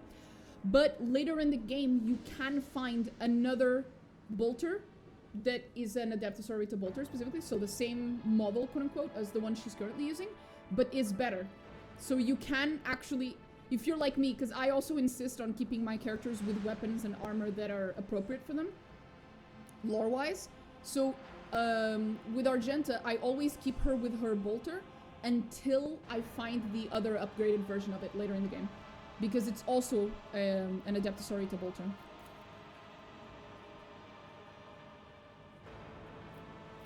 Okay. Prison food. I always have a backup plan. But I can show you actually. Argenta. This Godwin pattern bolter was given to Sister Argenta on the day she took her vows to join the Order of the Martyred Lady. Unfortunately, despite its illustrious name, the gleam of its metal has dulled after years of travel and encounters with horrors untold, and the secret prayers engraved on the barrel have been worn smooth in places. With every shot it fires, another spark goes out in the halo of sanctity that surrounds its noble weapon. So I took her bolter away and felt bad, but it's like hot garbage. It is very old. But I keep it on her just because of lore reasons, because I play the game like that. I don't min-max shit. I min-max for lore accuracy. And for making the pixel people happy.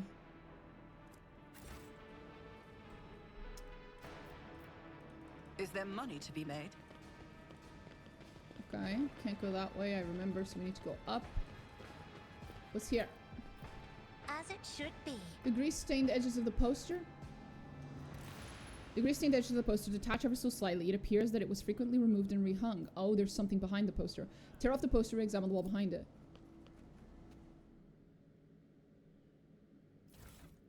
Woo! Improved auto pistol. Prisoner's shank. I went in for the lulz. They are my babies and I need to treat them right. I know, see? I get it. I get it. You get it. We all get it. These cages have been placed in plain view of the beds. Inside are traces of blood and excrement. Ew. What the fuck? Prisoner's shank. That's hilarious. Does it say anything? No. That's a lot of damage, actually, for a one-handed weapon. A one-handed melee weapon. Holy shit. It deals more damage than the Wrath of Saint Drusus he has in his hand.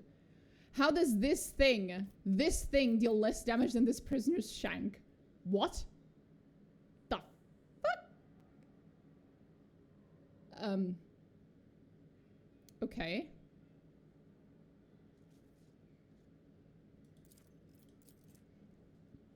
Fair enough. Does anyone else have an auto pistol? Yeah, you have an auto pistol, right? No, you have a last pistol. Does anyone else have an auto pistol I can compare to? Do you? No. Do I? Auto pistol. That one deals less damage.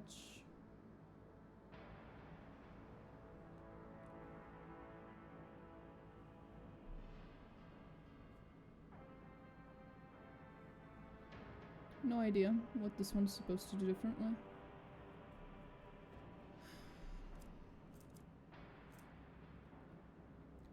Do we have a strappy auto pistol? So it has better armor pen.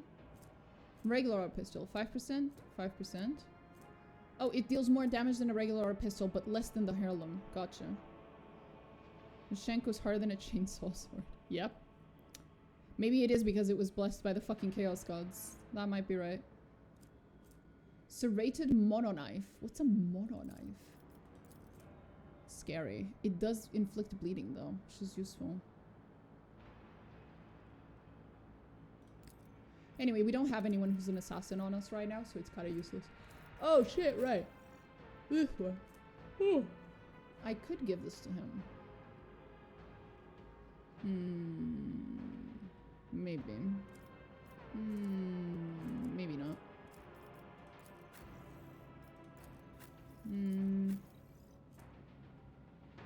Nah.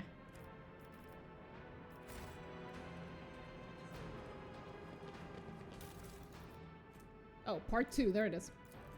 Here we go. Ha ha ha. I swear the Emperor hasn't forsaken me. Guess who just came down the shuttle gangway among the fresh batch of prisoners? Clenson Throne Damned Willia. Former administratum clerk, no, the clerk, the very same scum who lost the writ about the missing payment. He's the reason I'm in this hole. Don't know what they threw him in for, but I've never felt better in my life.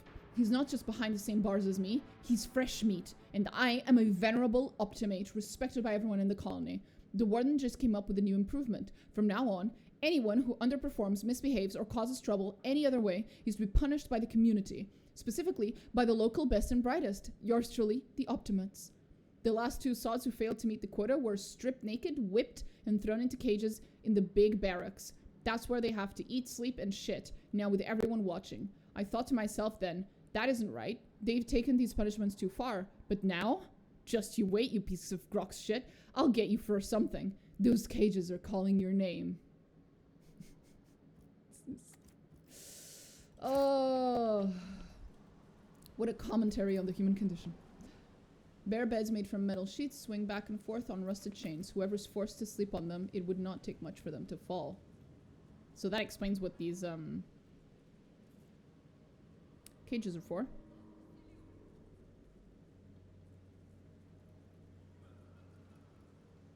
What makes it mono at the future? Yeah, I don't know either. It's just mono because we said so.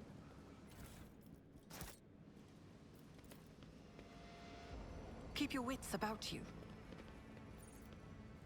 These are the good beds. A grenadier. He has grenades. You left the Novus Imperialis to serve the rogue trader. Do you ever regret it, Seneschal? No, I do not regret it in the least.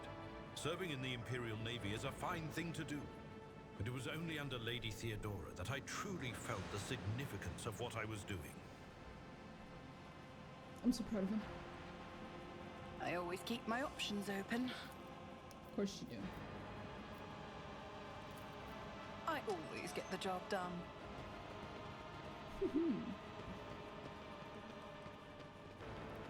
Christ. That The was symbol before you bears a familiar scent, that of the dark forces of chaos. Oh boy. Under Theodora. God damn it. The chopped up slabs of flesh have been thoroughly washed of any blood. Ew. Oh, there is like pieces of... Ew. Ew. I'm scared.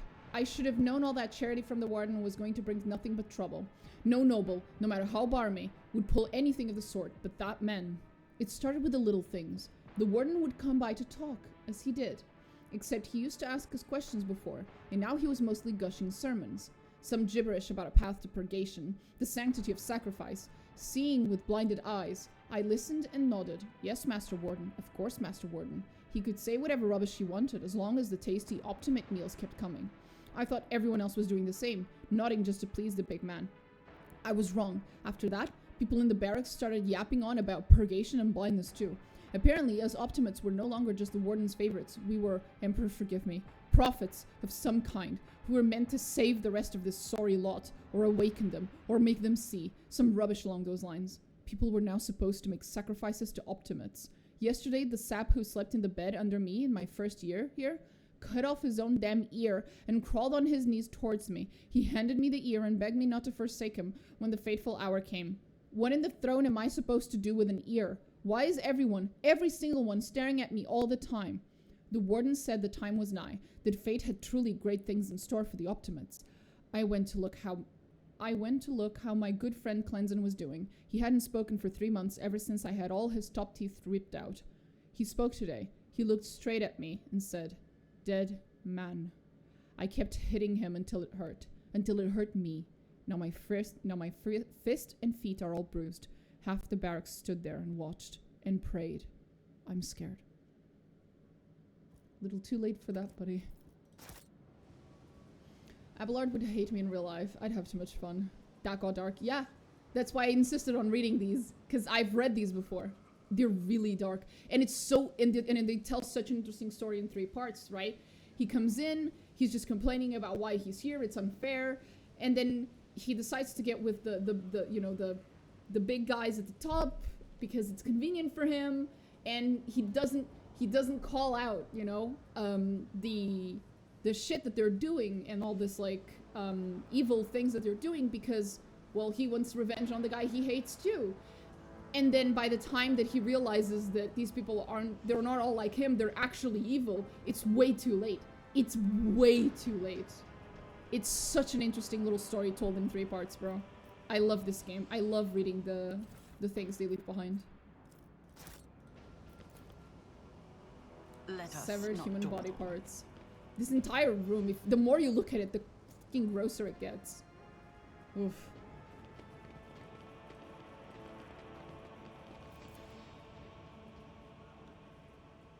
Dozens of victims were slain here. Yep. Disgusting. That's how it's done. Oh yeah, all the reading I've come across in the game is so good. None of it feels like filler, really. Like, books in Skyrim are a slog, but this is just more of what we're already digging. Yep.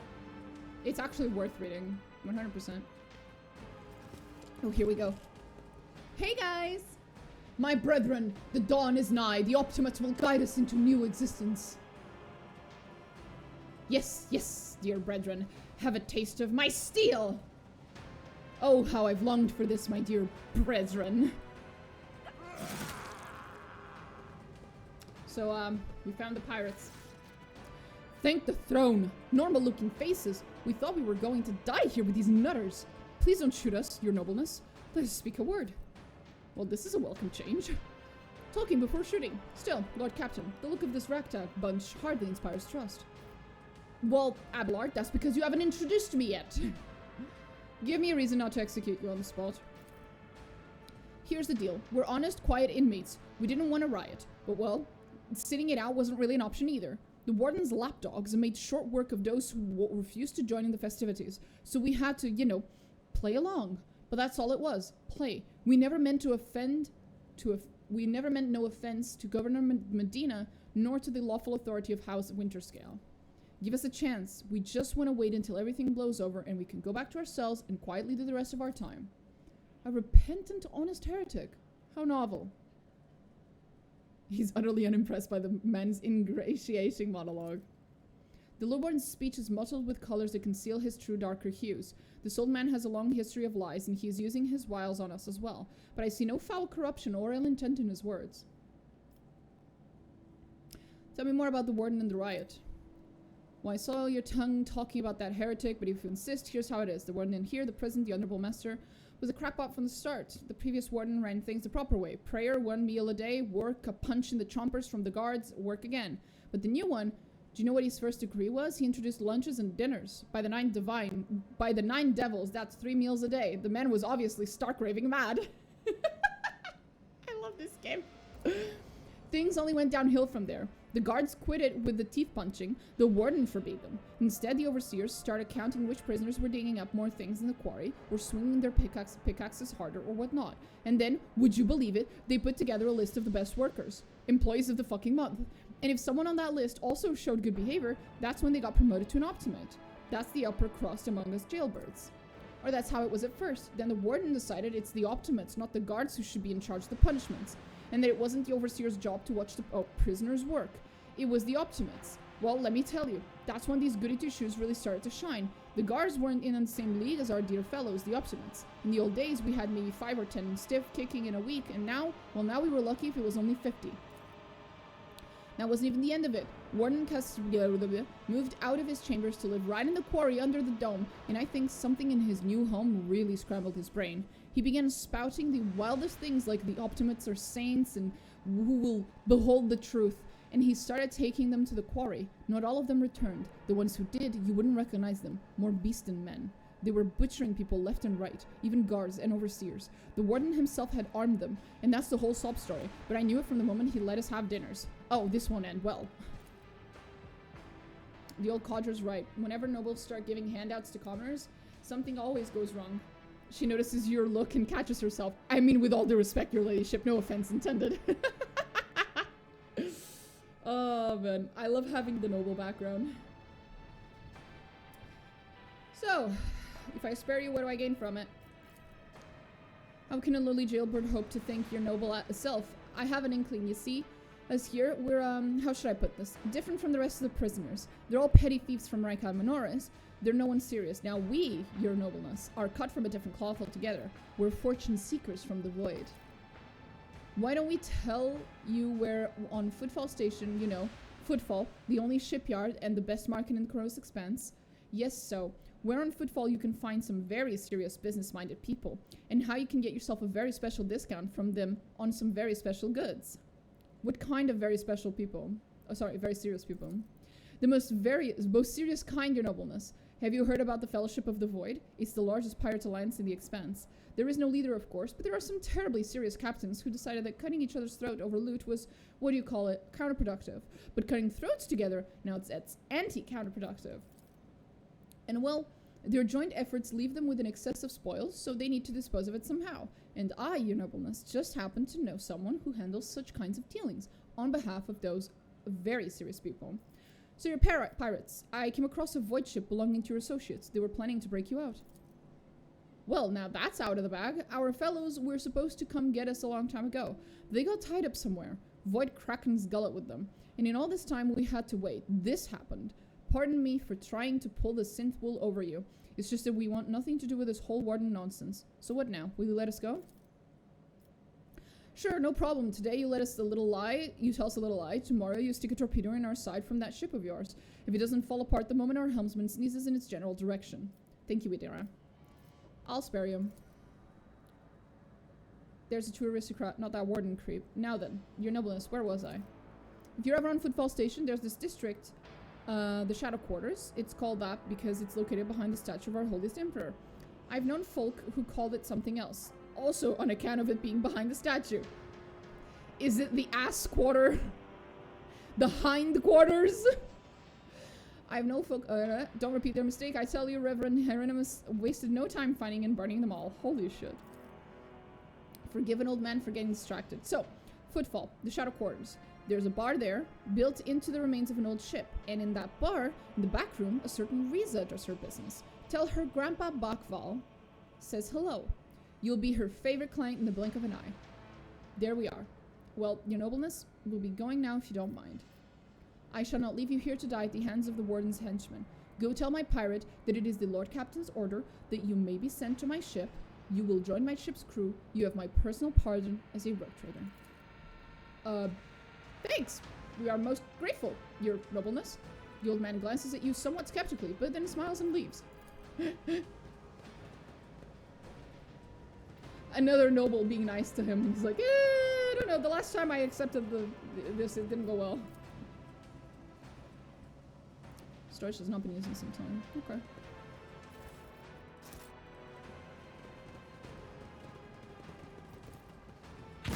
Prevails. Kaboom. Cast your eye there. Thank you.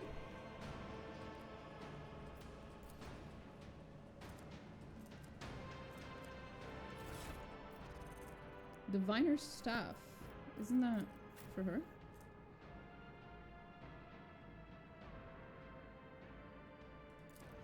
What does it do? Woo! Woo!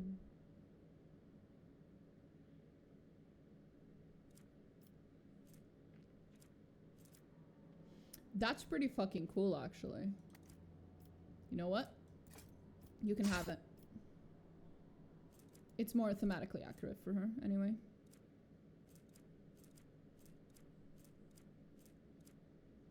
Actually, I'm just gonna... There we go. Now she can swap between them whenever she wants to use one or the other. Whew. Anyway. What's here?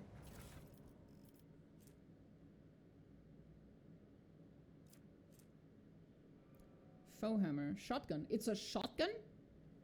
That looks like a pistol. That's a weird looking shotgun. It's a one-handed shotgun. That's good. That's pretty fucking good.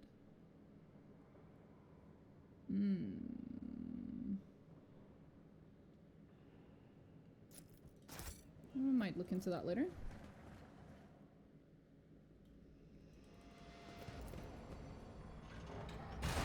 There we go. Now we have a way to go back faster. Rise to the top, or get left in the dust. A corpse in a uniform decorated with a winter scale coat of arms. Oh boy. The dead guard did not even have time to draw a weapon. The attack must have come as a surprise. Yeah, makes sense.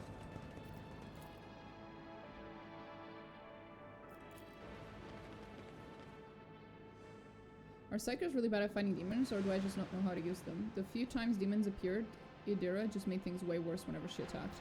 You don't want to use psychers if you're dealing with demons, usually. Or you can, it's just you're gonna have to be very careful. Because they will make things worse, like you said. Well, they can.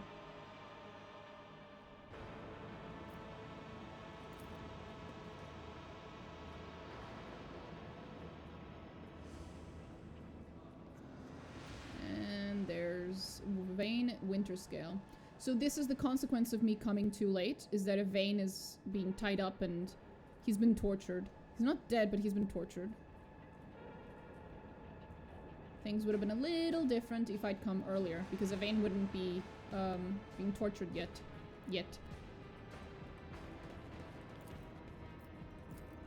Just as I planned. Success is the only outcome I accept. Killed by poisonous gas. Well, that's a little concerning.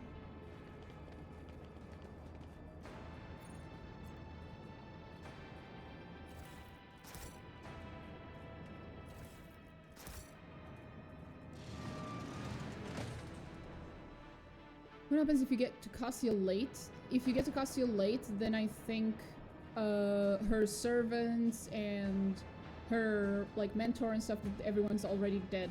She'll still be there, it's just you don't get the best possible outcome with her, where you get to, you know, bring her and her servants alive and she's very happy and stuff. I think that's what happens. So shit's already hit the fan by then. But I've never tried that particular order. Because I always go for Cassia first.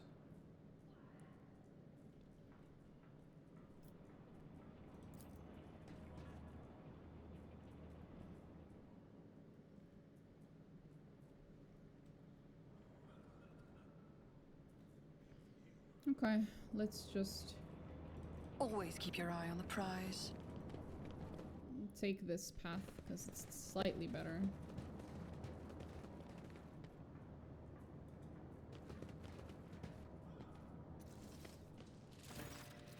I told you, Evie. They're hiding so much from us. Arrogant mentors, holy brothers and sisters. What have they ever given us? Nothing but a pile of fibs and useless admonitions. The voice of the man standing with his back to you sounds almost soft. Heedless of everything but what is in front of him, he leans over a prisoner dressed in expensive clothing. But Aurora, she is different. She spoke with me like no one ever had before. She revealed the truth to me, and now I can reveal it to you. If you just stop struggling for 1 minute... What? We have guests. From the Von Valencia's ship, I would wager. Evie, my dear, you will have to wait. Do not faint, I beg of you. It's important that you feel everything, including your other eye. I am an adult. I am a mature, serious adult. The warden's words are suddenly drowned out by a chorus of voices in your heads. The entity that still dwells in the recess of your mind rejoices in a cacophony of cries. This place, it holds great significance for the entity. In the frantic chanting of the voices, you can almost make out words that speak of an ancient grave. One that was opened, for it contained a priceless treasure, a most coveted prize that was retrieved by the faithful after a centuries-long search. Oh, that's another thing. I think if you come earlier here, then this shard of the sword, it will still be here. It will not have been moved yet, so you'll grab it here, I think. Such dreadful shades. Cassia recoils and covers her mouth. The colors of this place, they are putrescent to the core, and these people, their colors are oozing with madness and despair, pain and doom. Sorry, I'll stop now.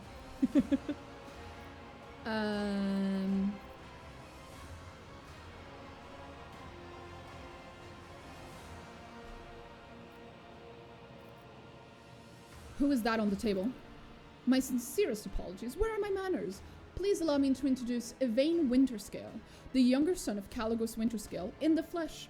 You know, he was so close to witnessing the truth right before you interrupted our little chat.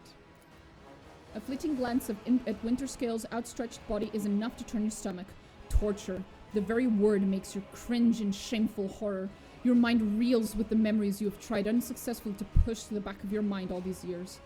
Again, another reference to the origin I chose, where my character has been tortured before. How dare you, contemptible peasant! For every drop of noble blood you've spilled, you will pay 100-fold more. Cassia turns to you for support with an expression that is in equal parts indignant and frightened. Oh no. Abelard shakes his head somberly. That poor fool. I knew nothing good would come of this naive attempt at negotiating with heretics. However, Yvain appears to still be alive. If we make haste, we might yet save him. Having a sign of House Winterscale in your debt would certainly prove beneficial.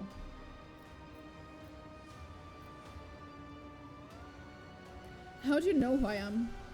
Lies have many faces, but there is only one truth, and it has been laid before me. Oh, laid bare before me. I knew the enemy of the truth would come here sooner or later.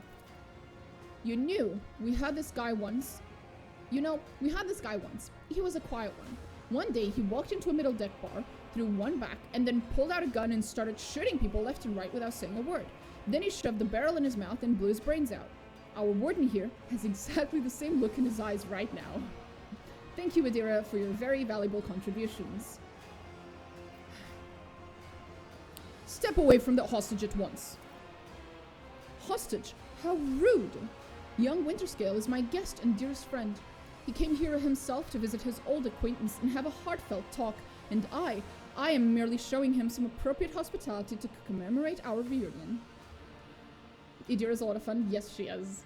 As if echoing his words, Yvain lets out a weak moan. Oof. That pit. There is something special about it, is there not? An item of value was once buried there. Now tell me, Warden, what was the item and who took it from there?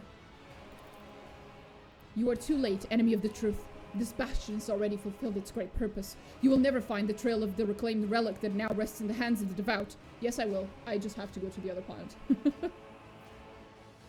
What madness is wrought in this prison? Do you truly want to know? He becomes more animated and runs a hand through his matted hair. You note, it has been some time since he last trimmed his nails. Oof.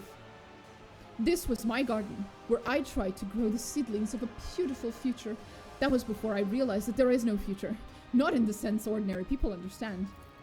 We are too attached to this life, to the limitations of our weak bodies, to the short-sightedness of our eyes that can scarcely see. It is all so insignificant. The true future lies beyond real space, and the only way to reach it is through a cleansing sacrifice, of course. Yes, what else could it possibly be? Do you understand? Why did you mutilate this people? These are my optimates, saints who will guide the flock at the fated hour. Listen. He pauses and smiles. Can you hear? You can't. They are crying out, calling. It's just that their cries are not meant for our ears. They cast their voices out there, beyond the edge of the glass, into the transparent quiet. There, they are heard. There, their call is answered. Rogue Trader, every moment spent on talking to this heretic could be a moment spent destroying him and committing this place to purifying flames. Isn't it time we got started? Argenta, you're absolutely fucking right. So who's Aurora? Oh, so you've managed to barge in here and interfere with the Prophet's designs without even knowing who she is. But it is too late now. You will never attain sight. And all you can do is accept your fate. He suddenly stirs like a predatory beast. I do not like it when people take the Prophet's Aurora's name in vain. I desire your death, enemy of the truth. The time for words is past. Optimates, give your power to this harbinger of Aurora. Let our foes see the truth or become awash in blood. The warden raises his hand and the maimed people start thrashing about in their death throes. You will beg for mercy, Woo! and I That was a will lot of reading. grant Let's go. none. Finally. You'll make a suitable sacrifice. I do love the female voice back that I chose. You will beg for mercy and I will grant you none. Holy shit, woman. Calm down. Fucking hell. Really cool though.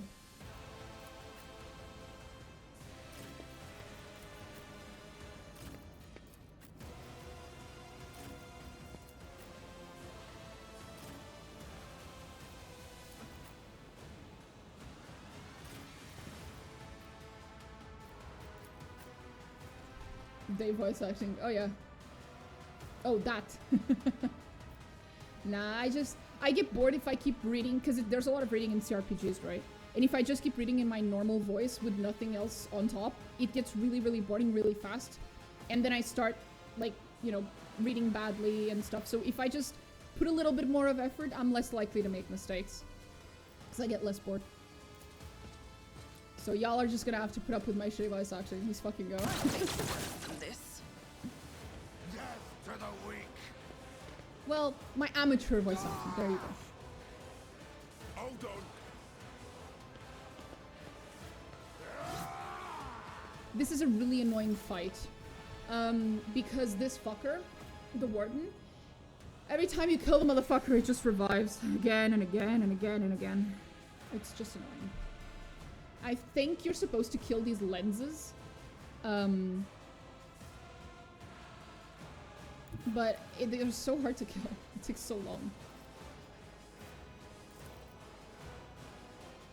15, 13, and if I swap, 16, that's something. Follow my lead. I will, Abelard, I will. There we go. Thank you. Where's that goofball? Warden. Sworn enemy. How long does this last? Marks the target.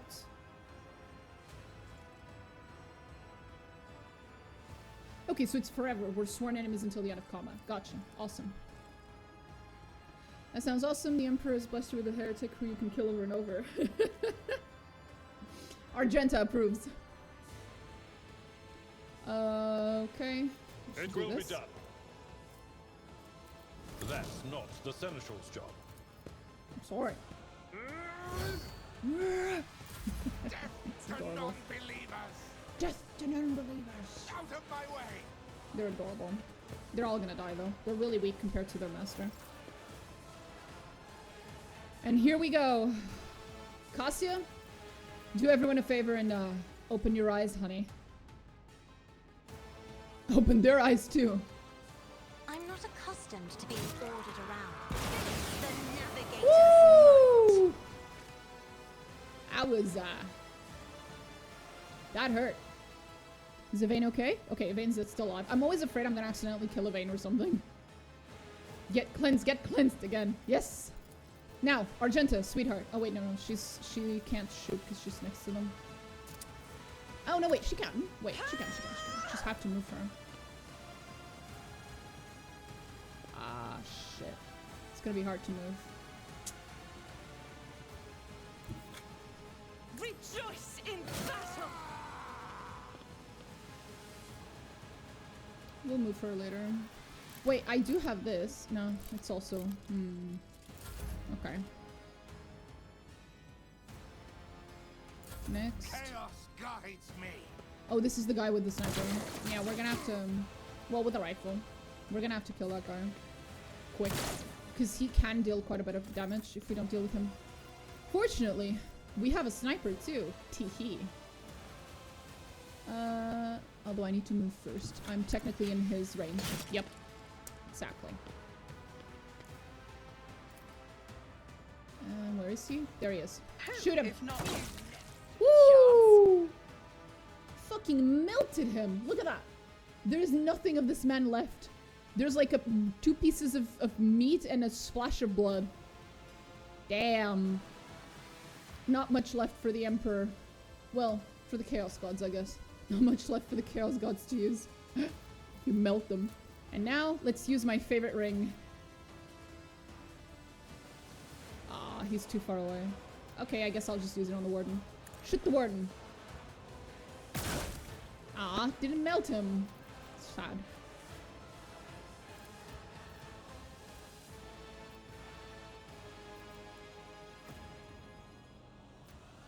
it's as good as done. Does that help? Not really. Anyway, Argenta, I'll see to you it serve me. personally. Voice of command on her as On well. it. There we go.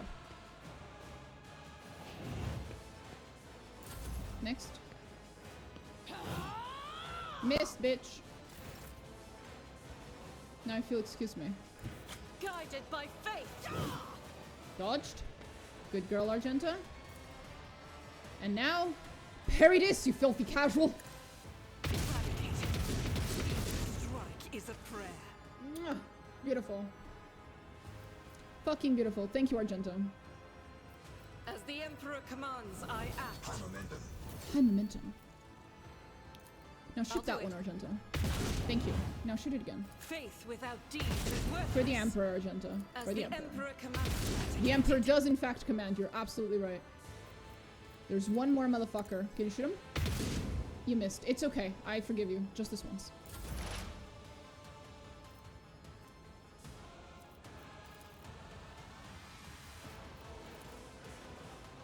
Fuck. Can I shoot that fucker? Probably yes. They who discern the future on the battlefield. Farewell. Nice. Good job, Adiran. I'm proud of you, hun. Now we're gonna put this here. Was Now Was it everyone you? can dodge. or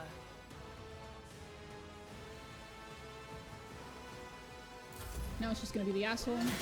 No, we're not going to kill him until we destroy the reviving artifact thingy bullshits. Hopefully that'll work. I will do my duty. Can I heal myself? Can you Let please heal me, I owe Abelard? you a debt. Abelard! Thank you so much. Doth thou thine hoist thine breath? Jesus Christ. This is too advanced. That is foolishness. There we I go. am a navigator, not Sorry, a Cassia, that was servitor. stupid of me. That was actually really stupid of me. Shouldn't have done that. Isn't Abelard? this a job for the serfs? Did you just call Abelard a serve?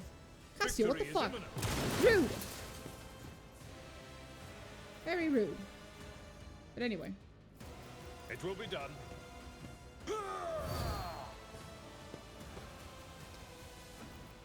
Oh, that's just an exploit. Huh.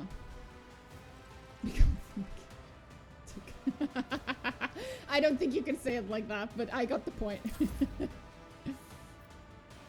Voice of command. Who's next? It's gonna be me.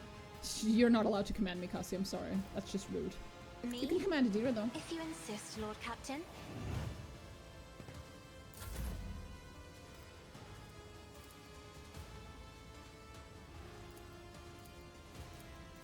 I'll see to it. Okay, that was half the health on that thing. It's as good as done. Argenta, destroy the rest of it. Now.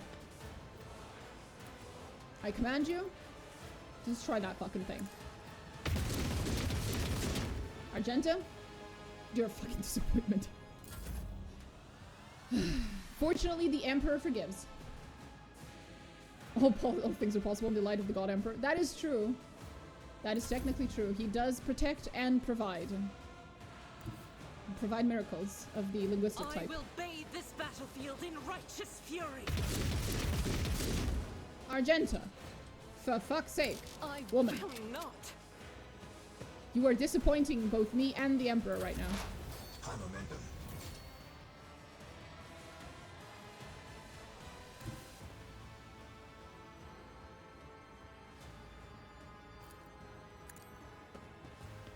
Okay, give us all some dodge chance. Thank you. Let's make it This quick. is gonna hurt. And he's probably gonna attack me.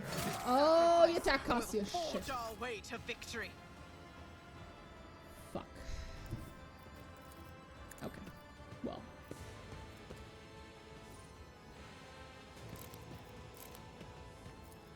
Abelard. Introduce him to death. Or pain. Pain works too. At your beck and call.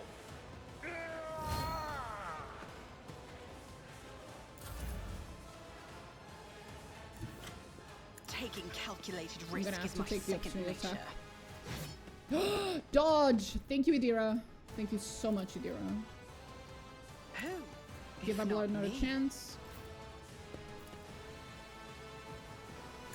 Just kill him. He's gonna revive, I know, but at least it gives us a little bit of time. Because he gets revived in another location. There we go.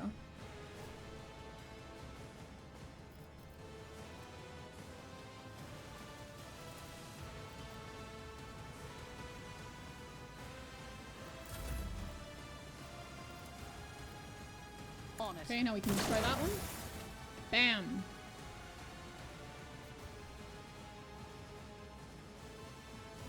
Abelard, for fuck's sake.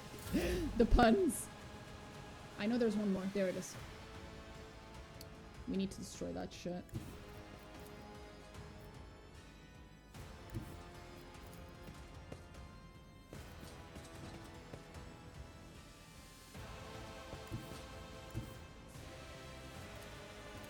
The enemies Come of the on, Emperor Argenta, will be I trust you. undone. Not sure I should trust you, Argenta, not gonna lie. Doubt is for the weak. Fuck, Argenta. Fuck.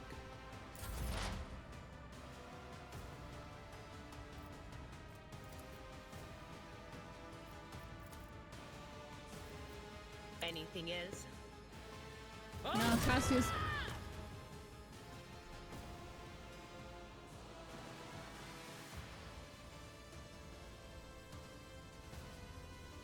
I'm an idiot. I just killed myself. I'm sorry. I fucked up. Fuck. Oh, fuck. Okay, well, you know. That happened. Well, I didn't kill myself. I'm actually alive. I just got thrown to the ground. Oh, fuck.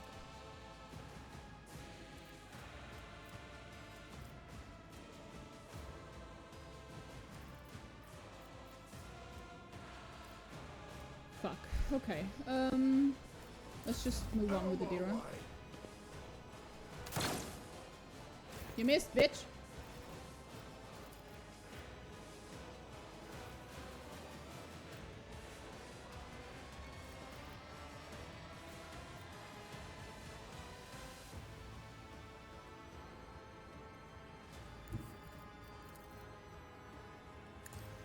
Just gonna have to get a little closer to him. Run, Abelard, run! Thank you. And now... Boom. Nice. Make him your sworn enemy. Should have done that before, but I'm a good fool.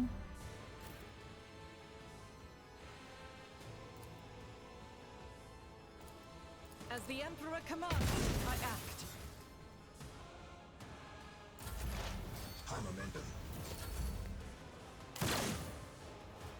You focus on trying to hit me. That's okay. It will be done. So that's 16. And this is 17. Victory is... Right in the face. Ha ha ha ha. Like an orc, if I believe hard enough, it'll come true. Exactly. That's how that works. Well, it is how that works for orcs. That is true. That is definitely how it works for them. I don't need luck. I have strategy. I love my character. It's your turn now, Abelard. Do it. Your lot. Fuck him up.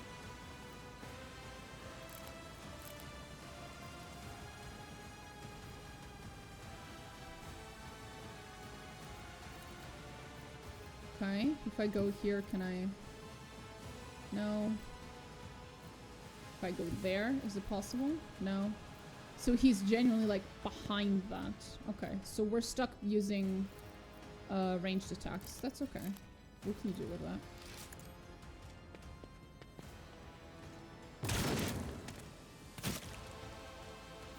At your beck Die. and call.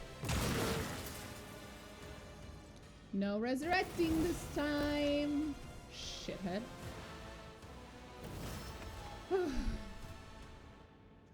Oh, hi, Yvain. Oof. Yvain does not look good. Oh, he's trembling. Okay. I don't believe we've been properly introduced. Blood is bubbling on the young man's lips and his voice is barely audible. But even now it remains melodious and quite courteous. Yvain Winterscale of Coronis. Greatly pleased to make your acquaintance. On the rare days that Lord Winterscale visited Iraq 5, the station was awash in a mist of warm hues. We were forbidden from meeting each other, but I was delighted still to see such rare colors in my home. Now, however, his colors are darkening, twisting from pain and bitterness. We must help, Lord Captain. We must save the clarity of his soul, for he whose presence makes the world a little brighter deserves no less. Aww. Did you ever hear the story about the commissar who was fighting orcs? His men ran out of ammo, so he pointed his gun at the orc and shouted bang, and suddenly the orc just dropped dead. That does sound like something an orc would do, yeah.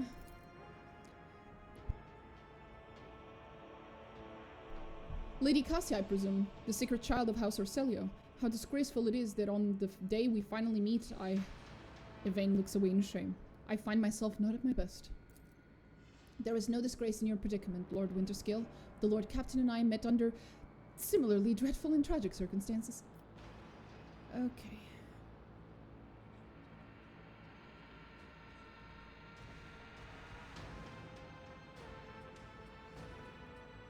What have they done to you? And the warden, my friend, I tried to convince him to stop the riot. Diplomacy failed. Father hates diplomacy, which is why I had to try. Conserve your strength. You are wounded and need help. Wounded? I would have phrased it altogether differently. Tortured and maimed, perhaps.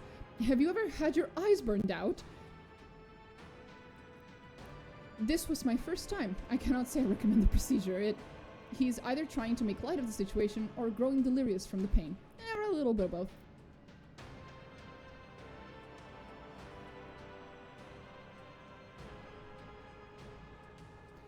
I'll see to it that assistance is provided and you are escorted from here.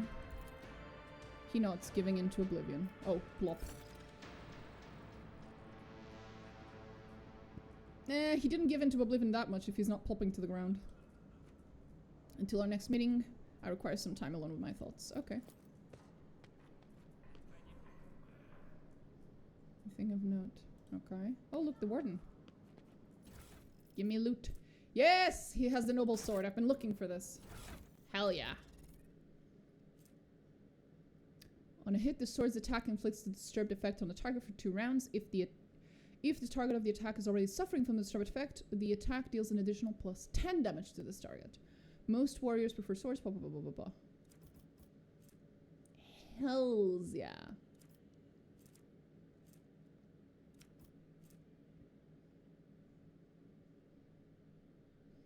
Fuck. Fuck. Which one do I give up? No! No! No!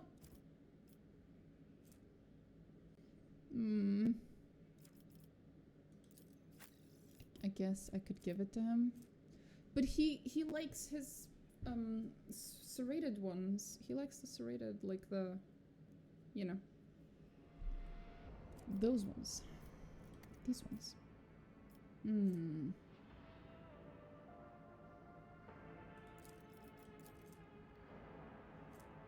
Wall power. Yeah, this is clearly not meant for him.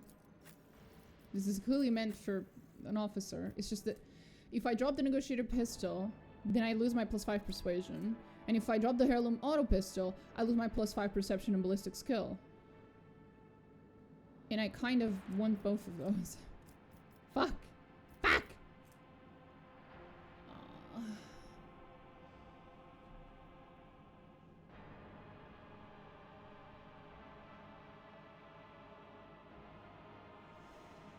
Fuck.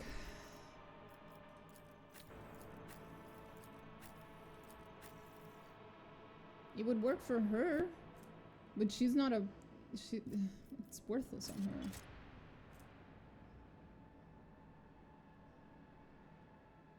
I mean, I guess. Here, have a noble sword.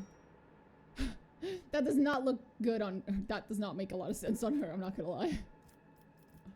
It looks a little weird, bro. I think that's what I had on her, right? Yeah. Ah, damn it.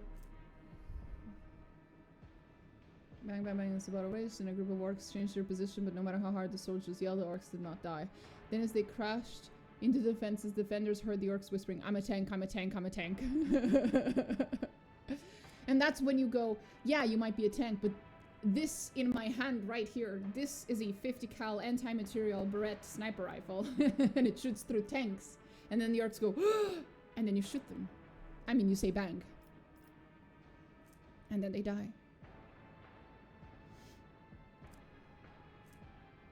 Anyway. I have to give up on something. I guess I should give up on the persuasion. Because it's a skill, not a characteristic. Where skills are actually, where characteristics are worth more. Fine. I'll do it. Okay. We definitely sat at the cool table in school. Yeah.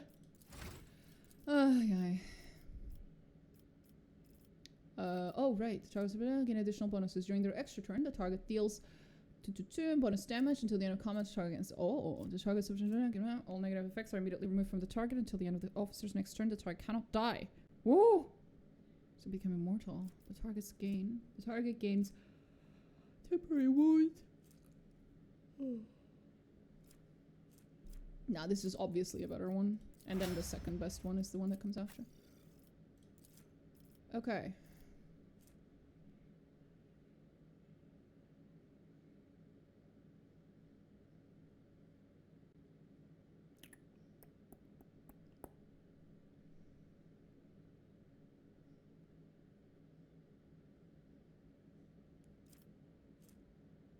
Okay, I'm gonna go with tank for him, so I feel like it makes sense to go with the tanky ones.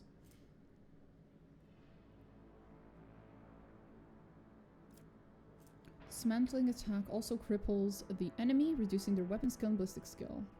Also intimidates all enemies in a 5-cell radius around the target. Your target also provokes an attack of opportunity whenever he attacks. Oh. Interesting. I think this one.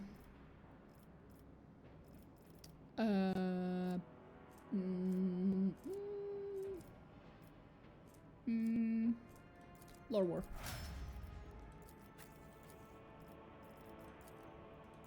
No, right. Until the end of the soldier's turn, they gain +4 MP and their attacks do not spend MP.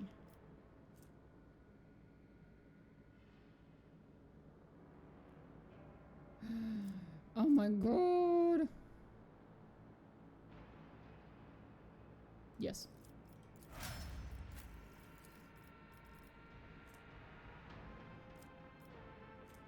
And I'll give her the healing ones. Since we're both officers, we might as well not step on each other's toes.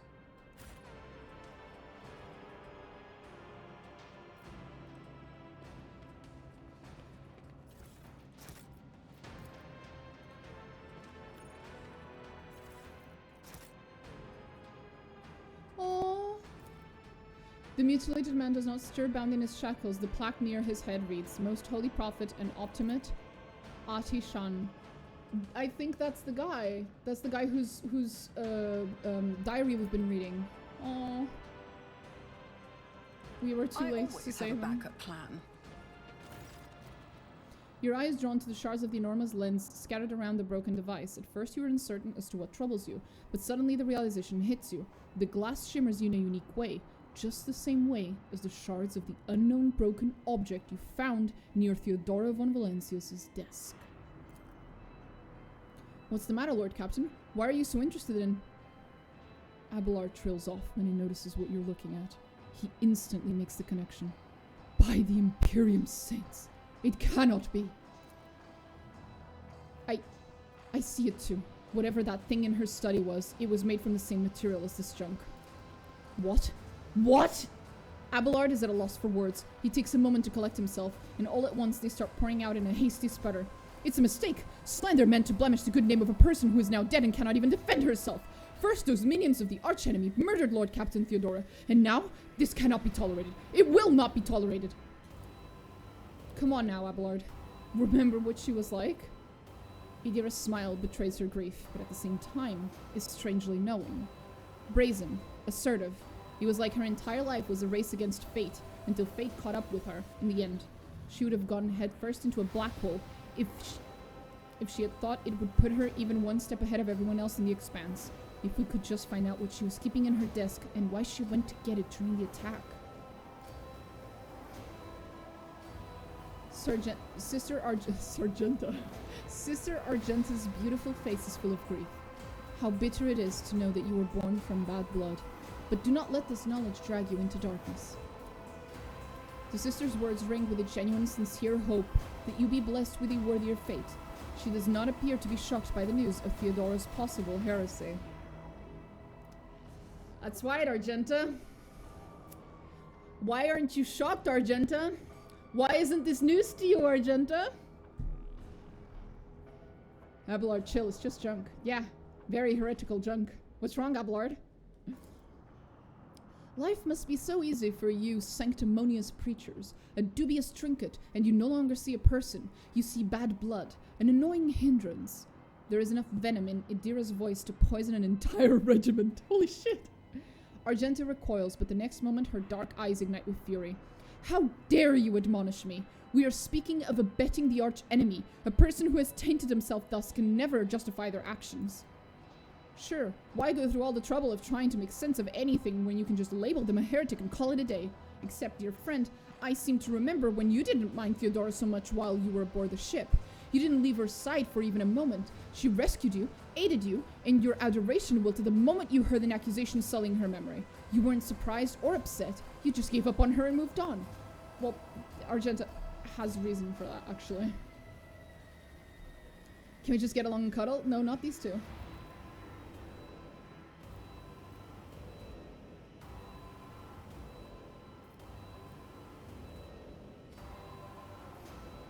Argenta is right on this particular issue. I'm sorry, Idira.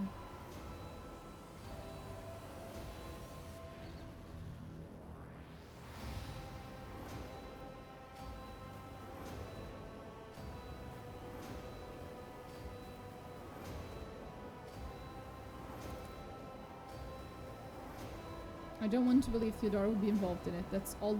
That all the good she did can be so easily crossed out with a single word. I get it. But that's not what's at stake here. Is there money to be made? Ay.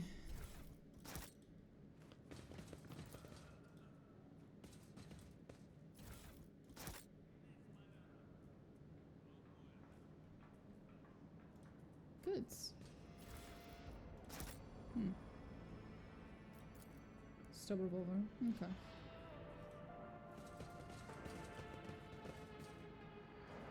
Now this sniper probably has... Yep.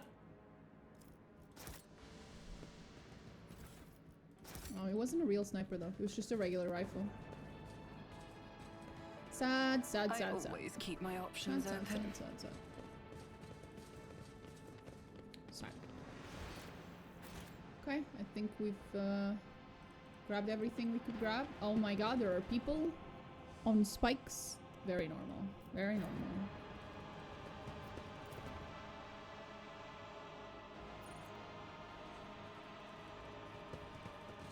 Now we can just run, because I opened up the fast travel shortcut. That's the word. Raquel! I have news. The rebellion's been crushed. I have news of your lord. He is safe and in one piece. I shall receive him as a guest on my ship, so ready the shuttle. He is alive but badly wounded. Help my people get him to my ship.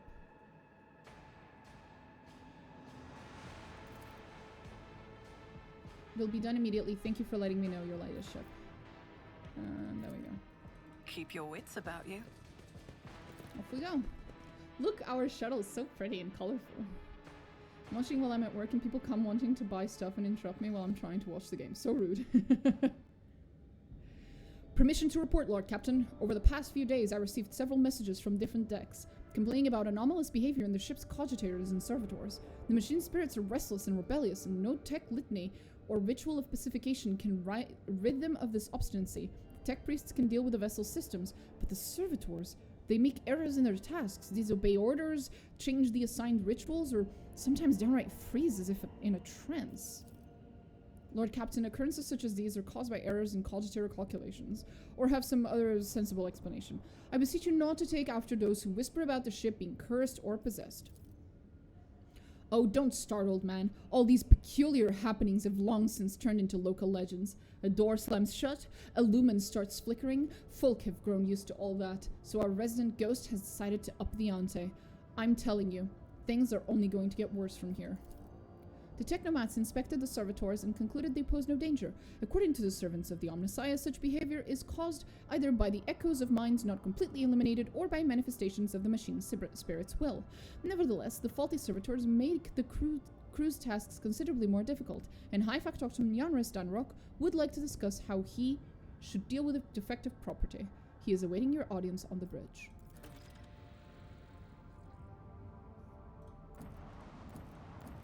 Hey, I found your buddies. My boys will fit you anything. Oh, okay. You don't want to talk about the fact that I found your buddies. I want to see if I can use my receipt printer and print out some secret seals by the Adeptus Mechanicus in front of my car. Oh, that'd be funny. That's pretty funny.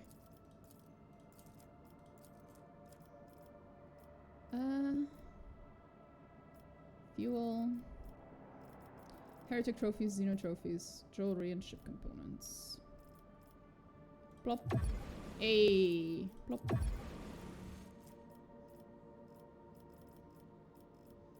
There we go. We can buy stuff. Yes. Yes. I just buy everything. Yes. Yes. Can't buy that one. Yes. Yes. Yes. There we go. We bought everything.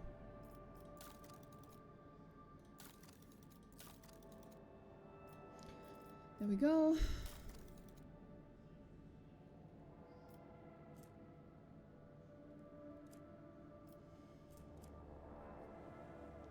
One second. Stretchy, stretchy, stretchy. There we go. Oof, it's way too hot in here though, Jesus. I was thinking of grabbing my fan, but then the noise would be caught by the microphone and it would be annoying. Alas. Some other time.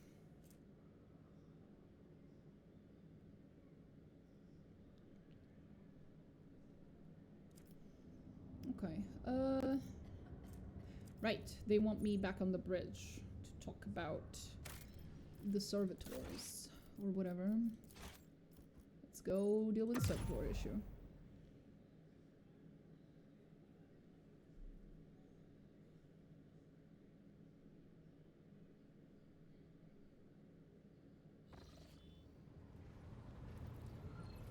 Right.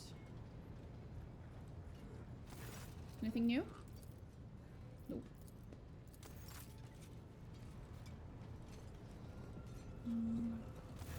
Nothing new. Argenta? Greetings. Move it?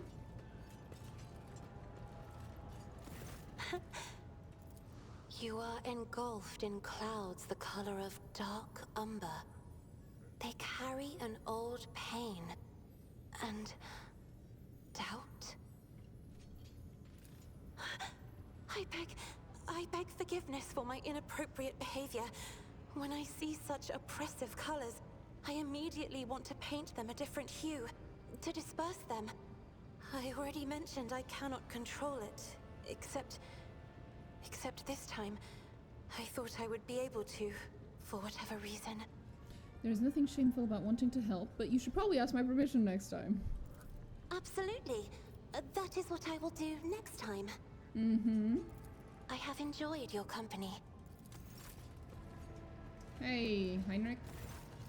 Bye, Heinrich. Okay, doesn't seem like there's anything new. Anything new, Abelard? Lord Captain. Lord Captain. Lord Captain. Lord Captain. Hi, Loon. Hey, Jocasta. Bye, Jocasta.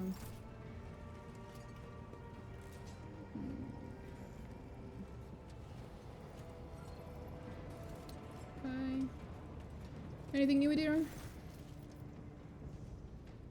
Yeah, you had a pretty strong reaction to what Argenta said about the broken lens. It was just my nerves playing up. Something about our little saint doesn't sit right with me, and I trust my gut. Oh sure, she seems straight as an arrow and as predictable as a hangover after drinking. But when I look at her, something about her makes my brain itch.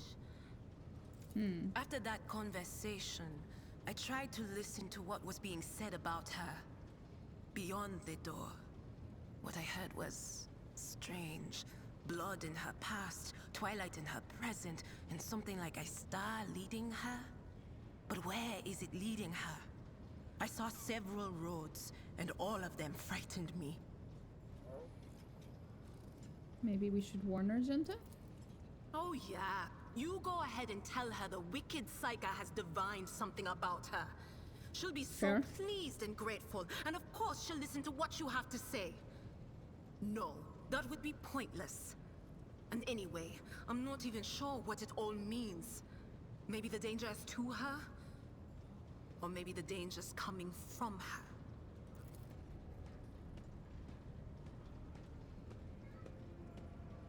Okay. Of course. For a moment, something seems to flicker in the servitor's empty and passive gaze, the shadow of a thought. But you must have imagined it.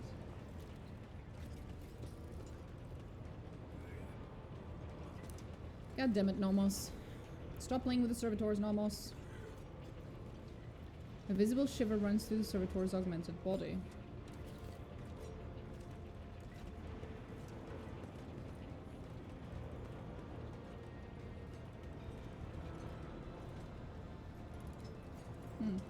Can't talk to this one.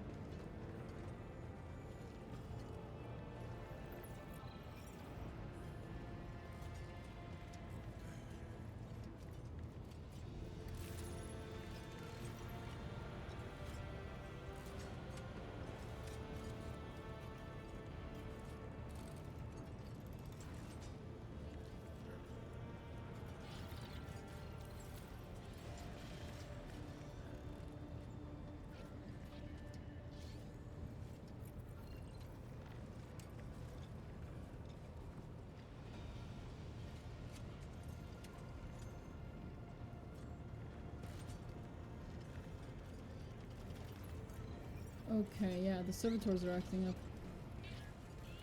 Fucking cool. I never noticed that when this quest is going around, the servitors here are also acting up. It's not just the ones you meet later. Like, you can walk around and see them acting up. That's so cool. Wait, wasn't there a servitor here? There is, yeah. It's the one Marajai gets rid of. Operational procedure. Doesn't say anything else. Okay.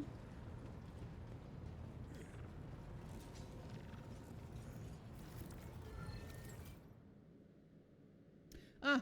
I'm an idiot. I'm not supposed to click that. Back.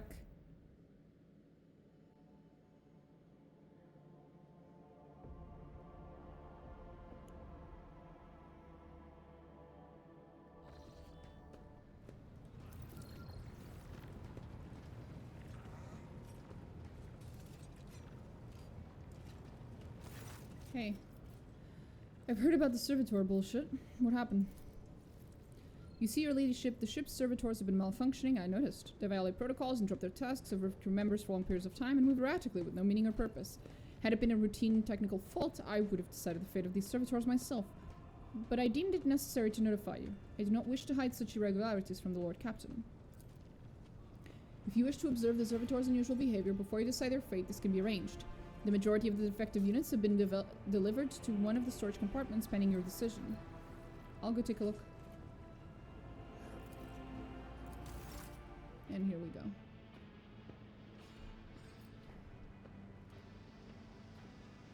When her ladyship arrived at the scene, she found the servitors in the same position that they assumed after they had been corralled into the bay, all standing in a long, spiraling line and facing the center of their strange formation. The moment her ladyship crossed the threshold of the bay gate, their bodies jerked into motion, all as one, as if obeying a command. The servitors turned to face the Lord Captain. The technomats tasked with overseeing the defective units even reached for their weapons, but then the servitors went still, just as abruptly, staring at her ladyship with vacant eyes. All present held their breath, disturbed by the sight. We waited for the Lord Captain to speak. Her ladyship, von Valencius, demanded a report.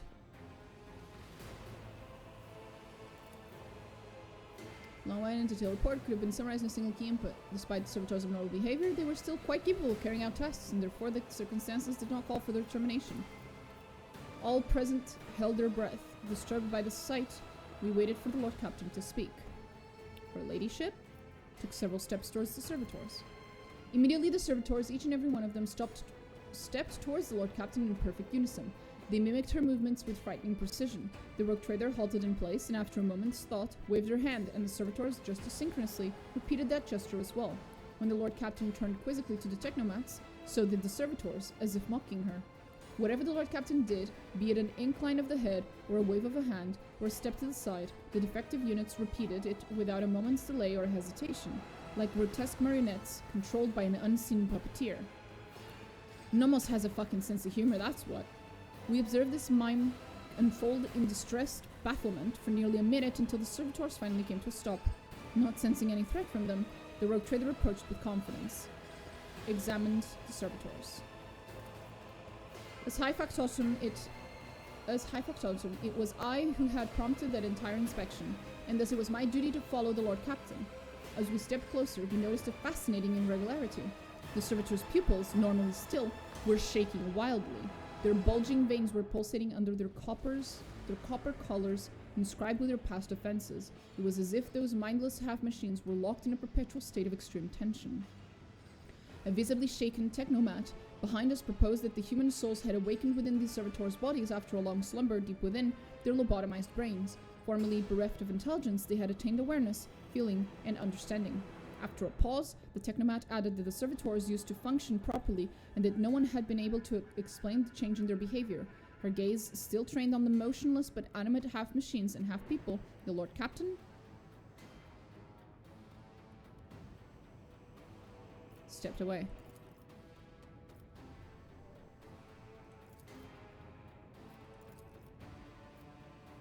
Ordered that one of the servitors be dismantled and its components investigated. A group of technomats hurried to act upon Lord Captain's command. The servitor's mechanical parts separated with clicks, snaps, and hisses. The sutures between its wrinkled pale flesh and its augments were laid disgustingly bare. We watched the technomats do their work and could see every centimeter of the servitor's stiff muscles abounding with valves and cavities pierced by boundless cords and tubes. The disassembly and analysis complete, the technomats concurred. The unit was in working order. Nothing in the dissected body that lay before us could provide any insight into the reason behind the defects. Should make note one more thing. I should make note of one more thing. At that moment, all of us present discovered that not just the eyes, but the hands and heads of some of the servitors were now shaking too. It was as if mechanized servants were overcome with some primordial terror. All present held their breath. Disturbed by the sight, we waited for the Lord Captain to speak. Her Ladyship turned to me to announce her decision.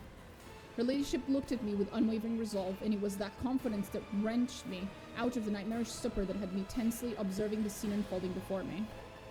The Lord Captain gave the order to dispose of the servitors so that their human souls may be released from torment. The Lord Captain's command was executed post-haste. All defective units were incinerated in furnaces, and their remains were expelled into the void. The crew was provided with replacement servitors, and soon forgot all about the destroyed unit's peculiarities. Yet this incident haunts my memories to this day. With the fate of the defective servitors decided, nothing could now distract the Lord Captain from her mission.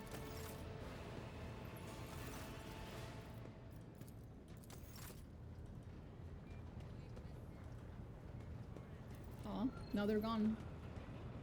The servitors that were here, they're gone. Aww. They were so fun.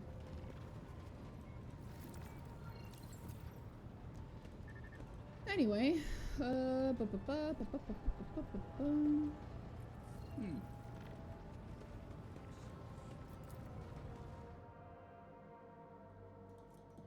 think there should be anything new here.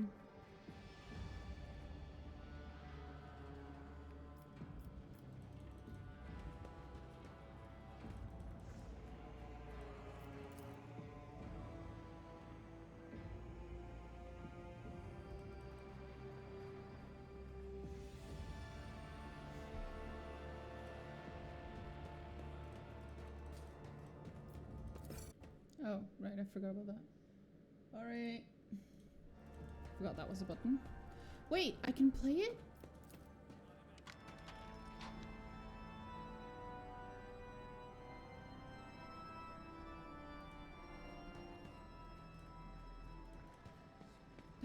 We haven't had a bath with one of our companions in a while. Let's try.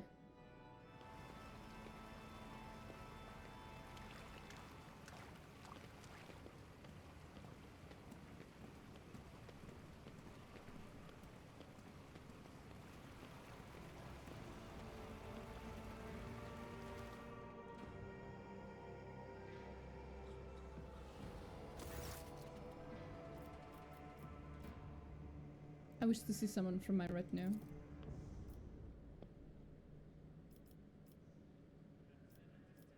Cassia, I want her to paint my portrait.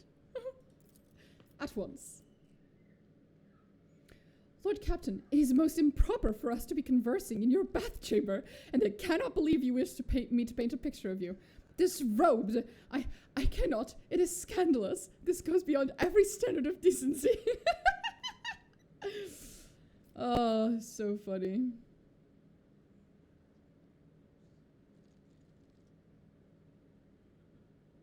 Consider it an opportunity to practice life drawing.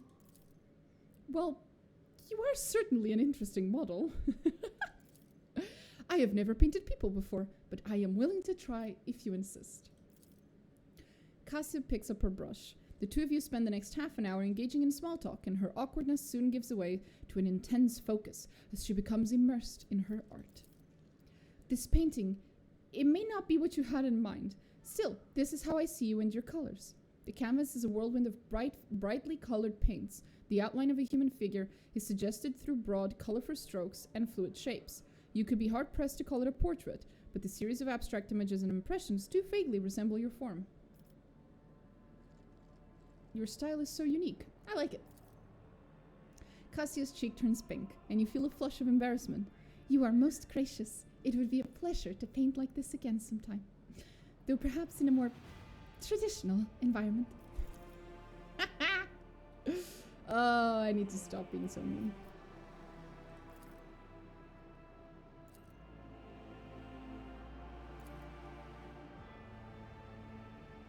All my machines will not be blessed by the Omnissiah. There you go.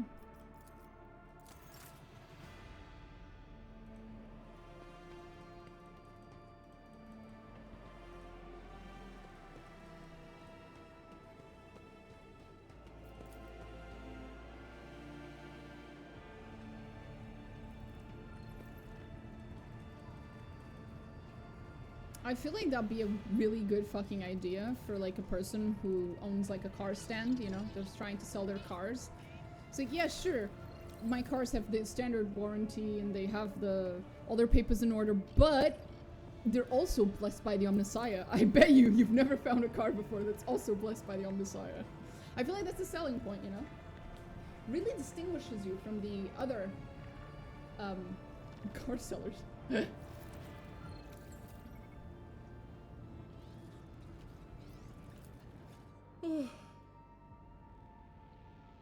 I'm a great saleswoman, what can I say?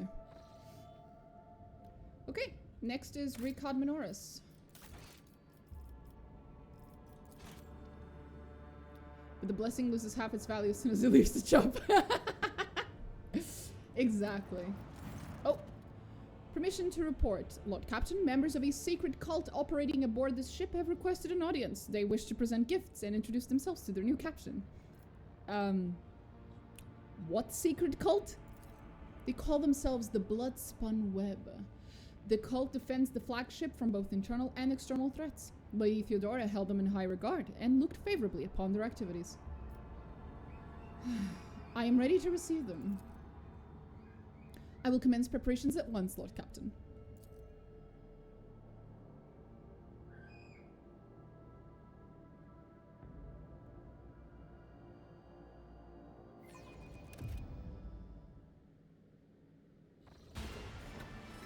Oh, here we go.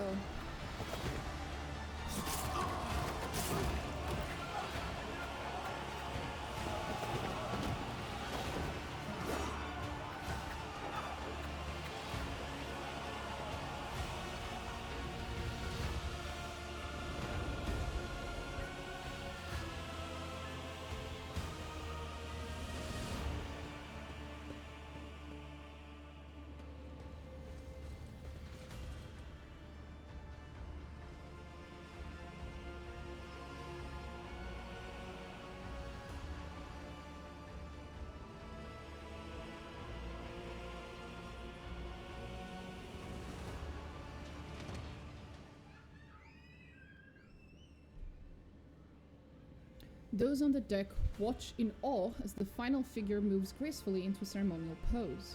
Some of the officers whisper in excitement, while others murmur prayers to the God Emperor. The Undying Emperor commanded us to spin a web of blood around his children, and we obeyed. We obey still. Hi, Kibelah! Missed you! Domin von Valancius, death has whispered your name. We disown Domin Theodora. We renounce our oath to her.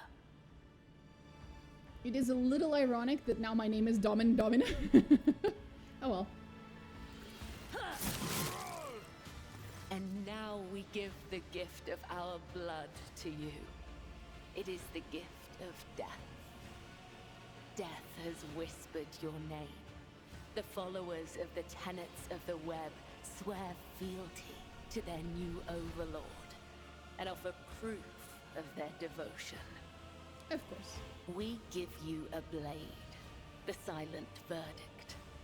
The Undying One has chosen you to wield this instrument of death.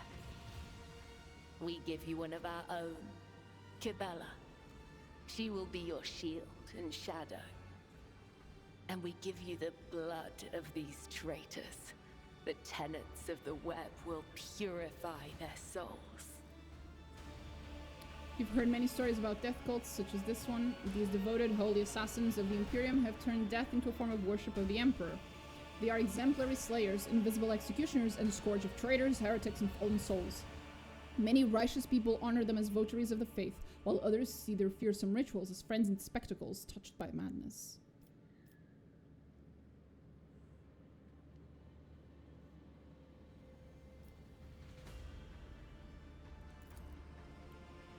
The prisoners cower beneath the weight of their gaze. Blood drips down the tear-stained faces of the captured officers, technomats, and workers.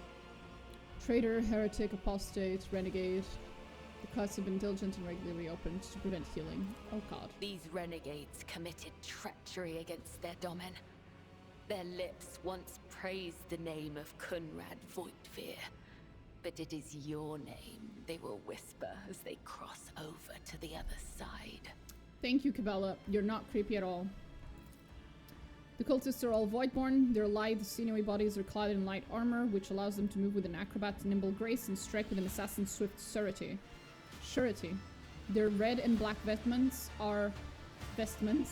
that almost came out French, are adorned with sharp spikes and ritual jewelry. Where time and training have worn their garments threadbare, you can make out patterns in bleeding lacerations.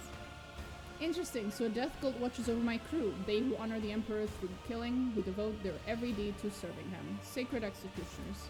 The Domin has discerned our essence. This is a great honor for the blood-spun web. We have woven the bays of this ship together with the threads of our faith for many years. We keep the greatest relic, his tarot, through which he sends us his blessed revelations. We obey the whispers of the Undying One. This is our service to him. This is our service to you. How interesting. Devout assassins who believe themselves to be instruments of a higher power. They revel in violence and cannot tell the difference between bloodthirst and piety. They follow their faith blindly, unaware of how closely they tread the corruption and depravity. Look at them. They stand on the edge of a precipice. The smallest push will send them plummeting into the abyss. You could be their downfall. All you have to do is push. So, what does a cult like the Bloodspun Web do? The tenets of the web teach us to read the threads of the future and understand the hearts of others. When a soul is filled with the poison of corruption, we know its time has come. We bring liberation. 3 strikes, 3 rebukes, 1 blade. This is how we serve the Undying One. This is how we serve you and your flagship. But there are others, the virtuous martyrs who contravene his design without realizing it. Those who have come too close to faltering or committing an apostasy, but have not erred yet. We present such souls to the Undying One.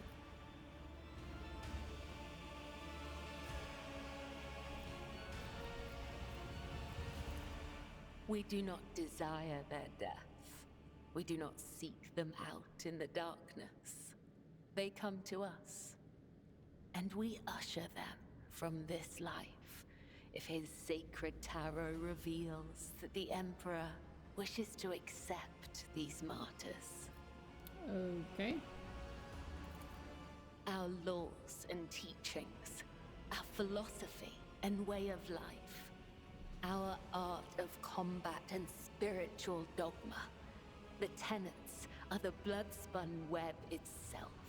Okay. Humanity owes its existence to the Undying Emperor's sacrifice. It is he who protects us from a darkness of terrors. Hence, each of us has a duty to serve him, and a duty to die for him. To act otherwise is to waste the life that has been given to us by the Undying One, to become a thief. We help others understand this. We help them to live and die righteously. Okay.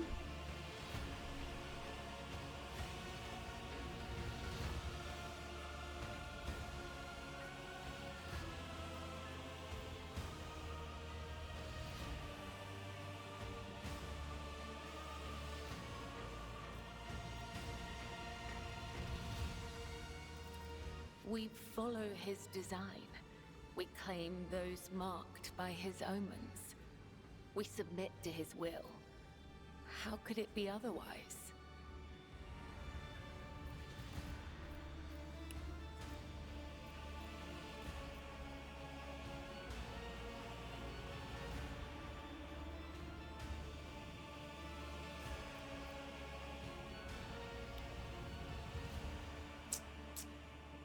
Fine, you have my blessing. Have fun, I guess. I kind of disapprove, actually.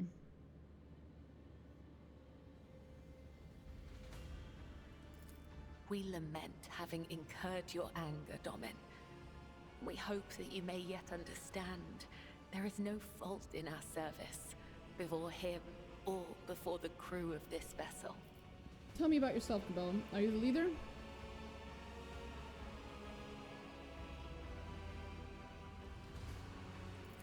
I am the second spinner of the blood-spun web. The honor of this title is bestowed only upon those who have ushered more souls than... It is shameful to speak of one's own deeds. I'm here to become your shadow, not to make boasts. Why have you brought this rabble to the upper decks? So you may offer the souls of these traitors as a gift to him. You have the authority to order their execution. Their blood will bind us together through him. For the God Emperor, the Undying One is death itself. The Undying One is duty itself. Give the order, Domin. Let a spinner of the blood-spun web undergo the test of a sacred trial.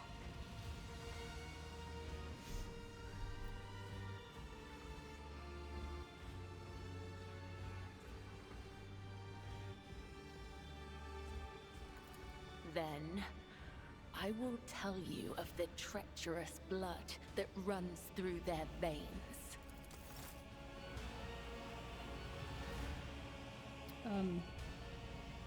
Okay. That's a very nice... Oh, there's something over there in the corner. Ah. These wretched apostates were caught trying to sabotage the reactor. They're guilty of treason.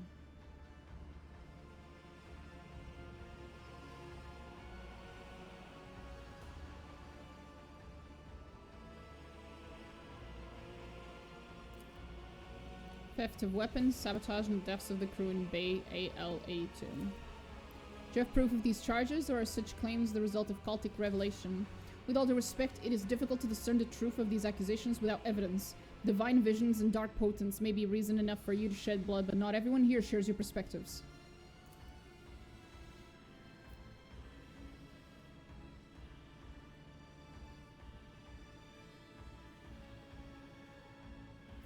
What did the accused have to say in their defense?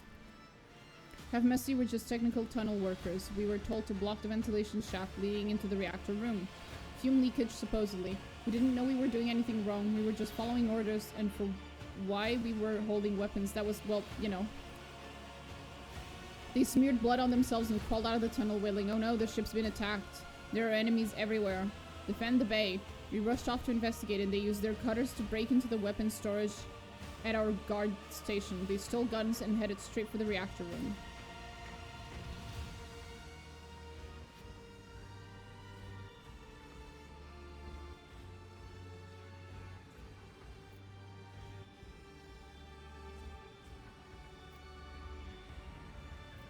Address the officer.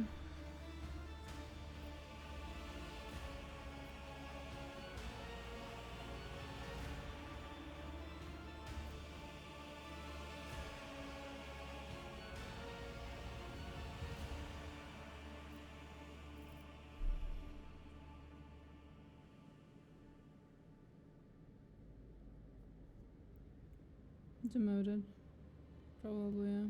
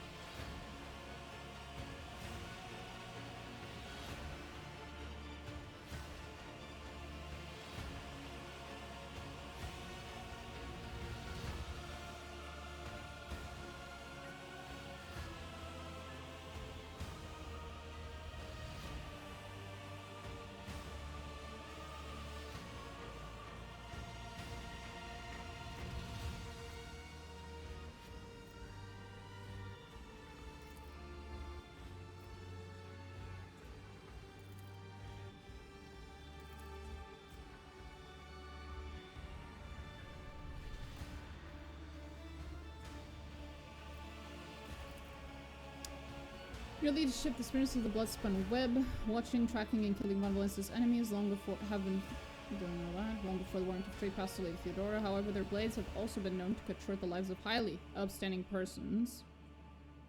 And I certainly do not in any way condemn the deeds of the deeply esteemed cult. I'm sure they must have had good reason.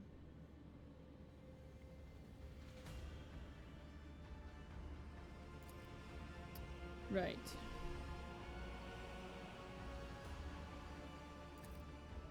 My predecessors once delivered a sermon about how the spinners saved this vessel from the servant of the archenemy. The Bloodspun Web paid the price in blood, a river of scarlet that flooded the decks from bridge to bilge. They became the blood of the flagship, the pulse in its veins, and the beat of its heart. Their great sacrifice earned them the favor of House von Valencia's. The vessel was beset by famine and pestilence during a long warp jump.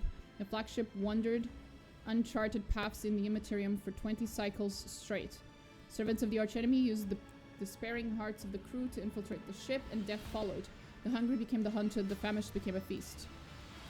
The exhausted crew was too weak and emancipated to resist invaders, but then the spinners emerged from the depths. They stood alone against hundreds of foes, yet they did not falter. They did not sleep or rest, as their blade-tipped dance brought death. Though many spinners fell, the Bloodspun Web held strong until the flagship left the turmoil of the warp.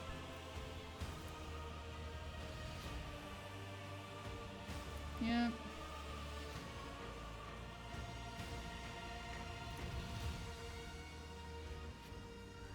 Okay. You can be my shadow, Kibelah.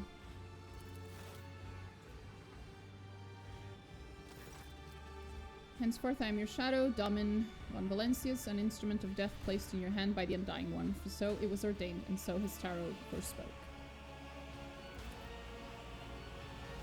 I also come bearing an invitation from the Vizier of the Bloodspun Web. He wishes you to know that the doors of the Undying One's temple are open to you.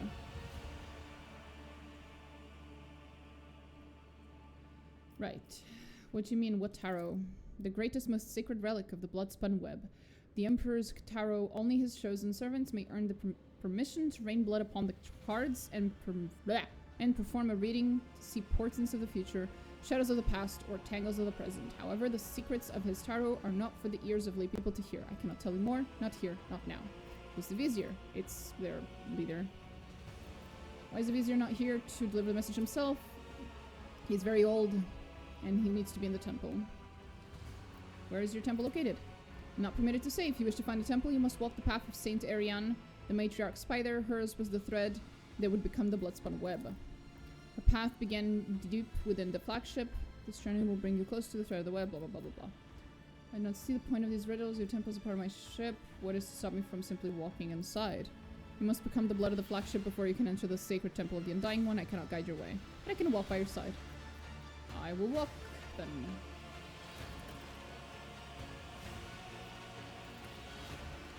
Your blade awaits direction, Damin. We will speak again when the time is right. God bless.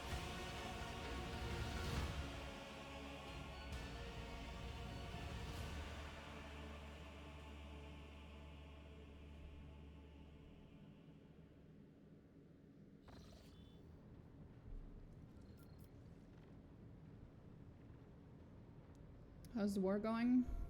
There hasn't been much war just yet, but there's been a lot of crazy people who sacrifice people. There's been a lot of that. Hi, Kibelah. Christ on a bike, Kibelah. Stop cutting yourself.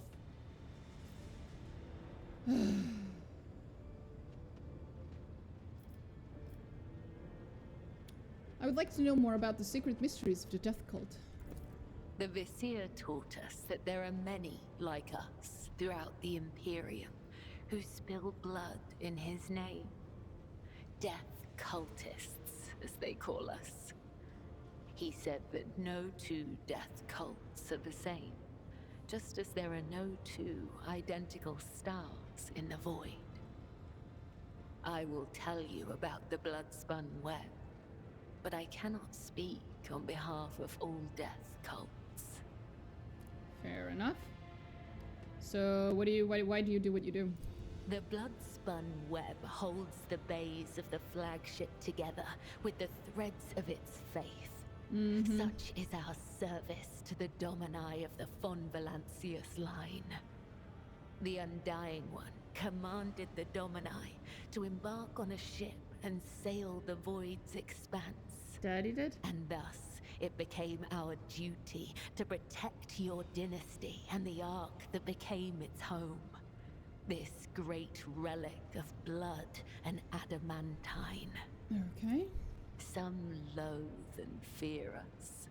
They call us murderers and reapers. Others call us dancers of death, who send the souls of the dead on their way. Both are right. Both are wrong. We are servants of the undying Emperor. When he whispers that the time has come for a righteous martyr's soul to be laid in his blessed hands, we come to This is a claim very it. long and slow way of When saying he we kill whispers people that because the wicked God Emperor must says know of so. his wrath. So you We hear a whisper in your come to mind telling you to reap. kill someone and you obey. Have you ever considered This that these is whispers how we could be a deception maintain orchestrated by the order minions on of the the arch ship. enemy?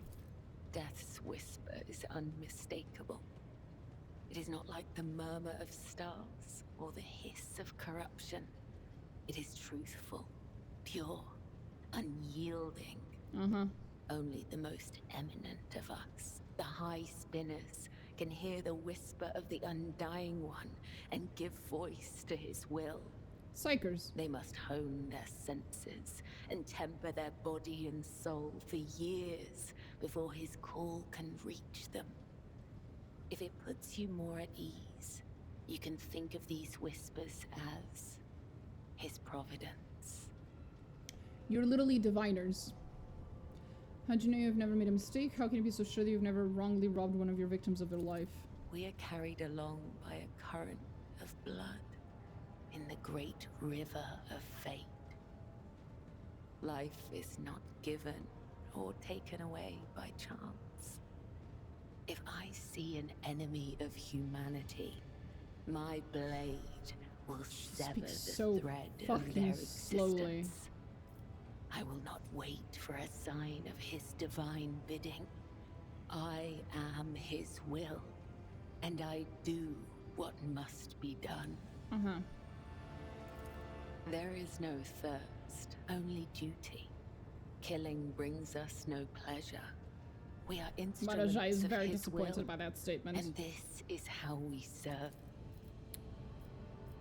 How long has the Bloodspin Web been in existence? Spinners carved the chronicles of our history on the stones of our temple long ago. But fate and time have erased our past, just as an exploding star erases a part of the galaxy from existence. So what are the responsibilities of your leader?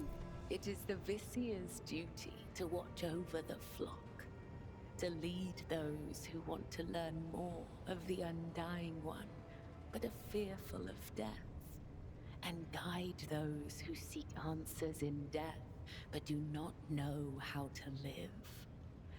The Visier protects all, those who do not know we exist, those who are grateful for our service, and even those who hate us. The Visier sees Okay, what I is get to it. come. So who is the matriarch spider?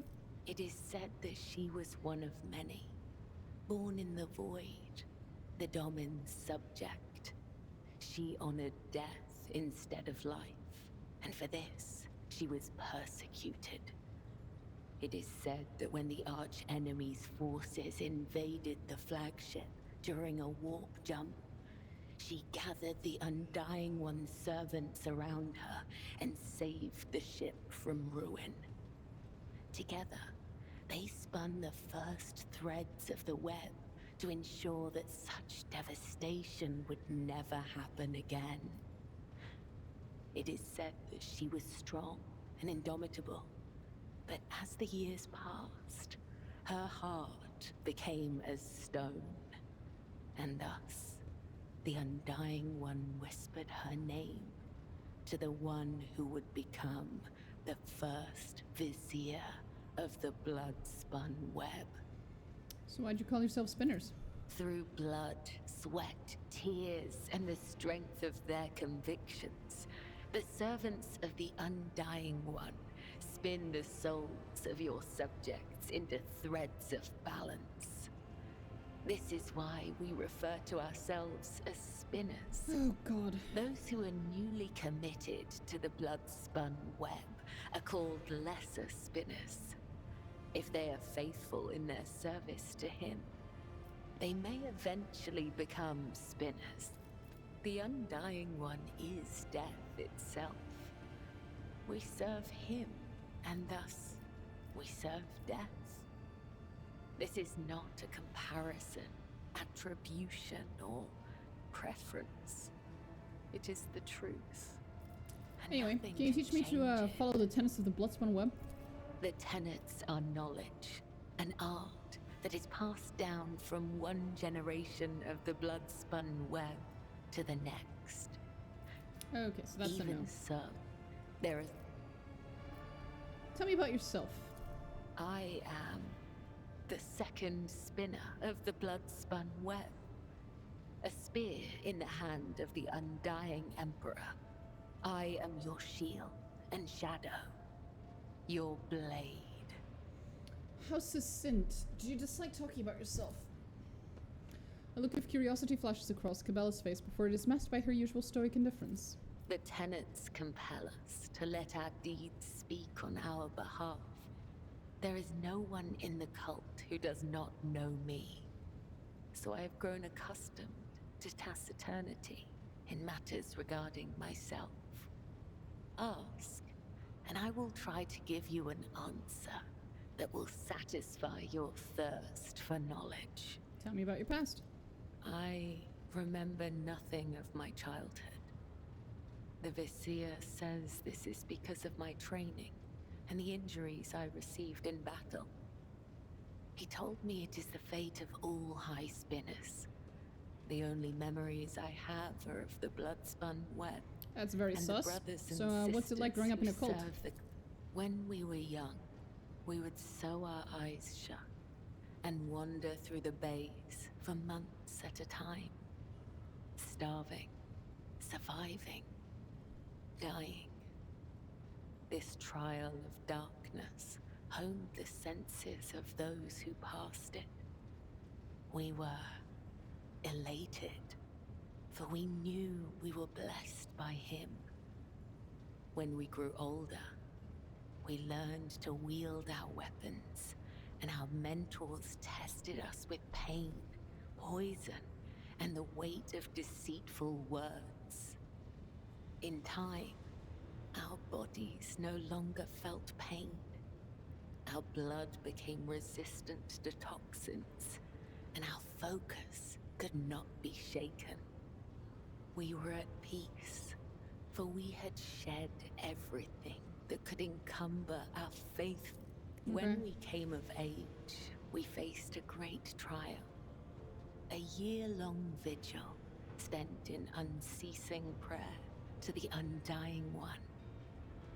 When hunger and other base sensations faded away, we attained true comprehension of ourselves and our place in the world.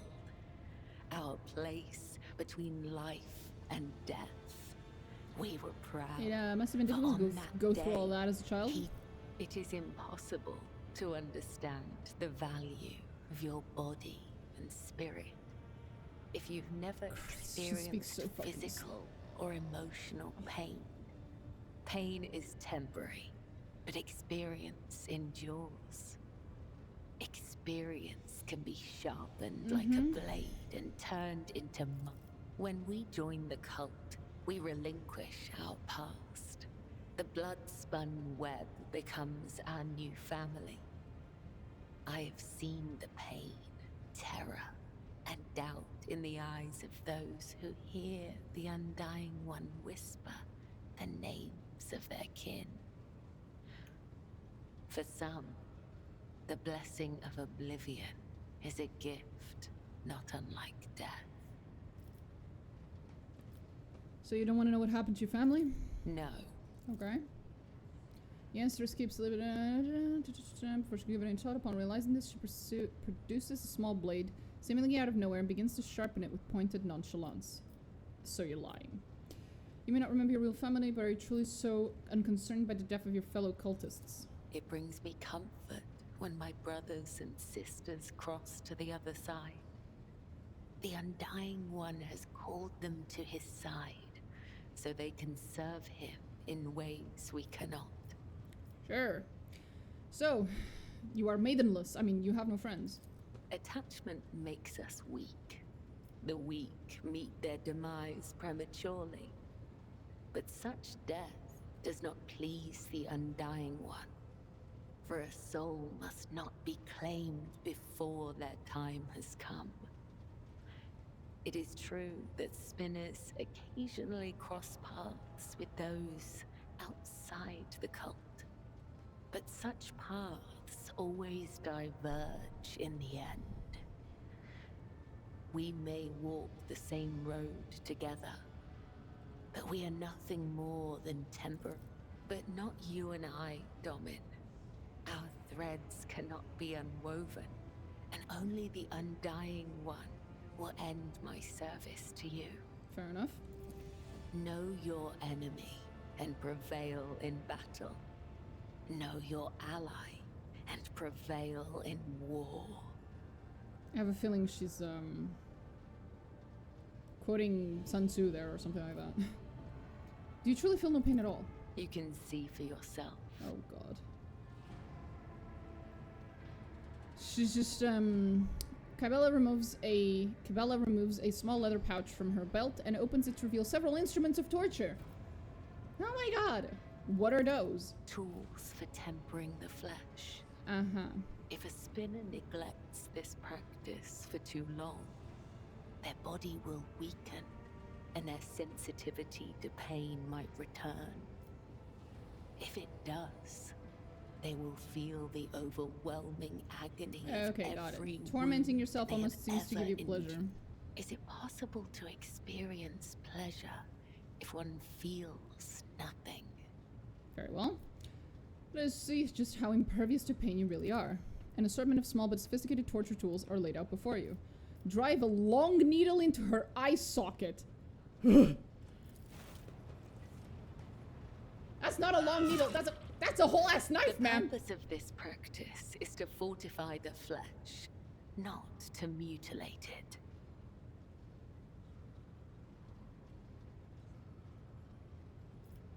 Stab the sharp prongs of a steel fork beneath her clavicle. Ma'am, again, that's not a fork. You have found an interesting use for this tool, yet it still serves its purpose. Pierce her skin with several chained hooks. Those are not hooks. The flesh remains untorn. Good. Okay. Do you have other questions? I'm a little perturbed. Your fighting style's unique. Do you think it is something I can learn? Your body will fail you, Domin. I believe you. It is not difficult to speak the truth. I can tell. Gestures at the scars covering Kibelah's skin. You torture your own flesh. What is the meaning of this ritual? Torture? I bear the sacred marks of the Undying One's service. Okay, gotcha. Death whispers to me. You are worthy of bearing his marks. Tell me, Domin, do you wish to honor your flesh with his gifts? I presume this will not be a painless procedure. I have not felt pain in a long time. But yes, fuck it. Your body will certainly suffer. Beat me up, Scotty. Let it be so. Oh god. Treasure his gift, Domin. Inscribe it anew each time you pray. May his blessing find you. Awesome. So, did you ever meet Theodora? I met her once when I was young. The Vizier saw a serpent hiding among those close to Domin Theodora, ready to sink its fangs into her throat.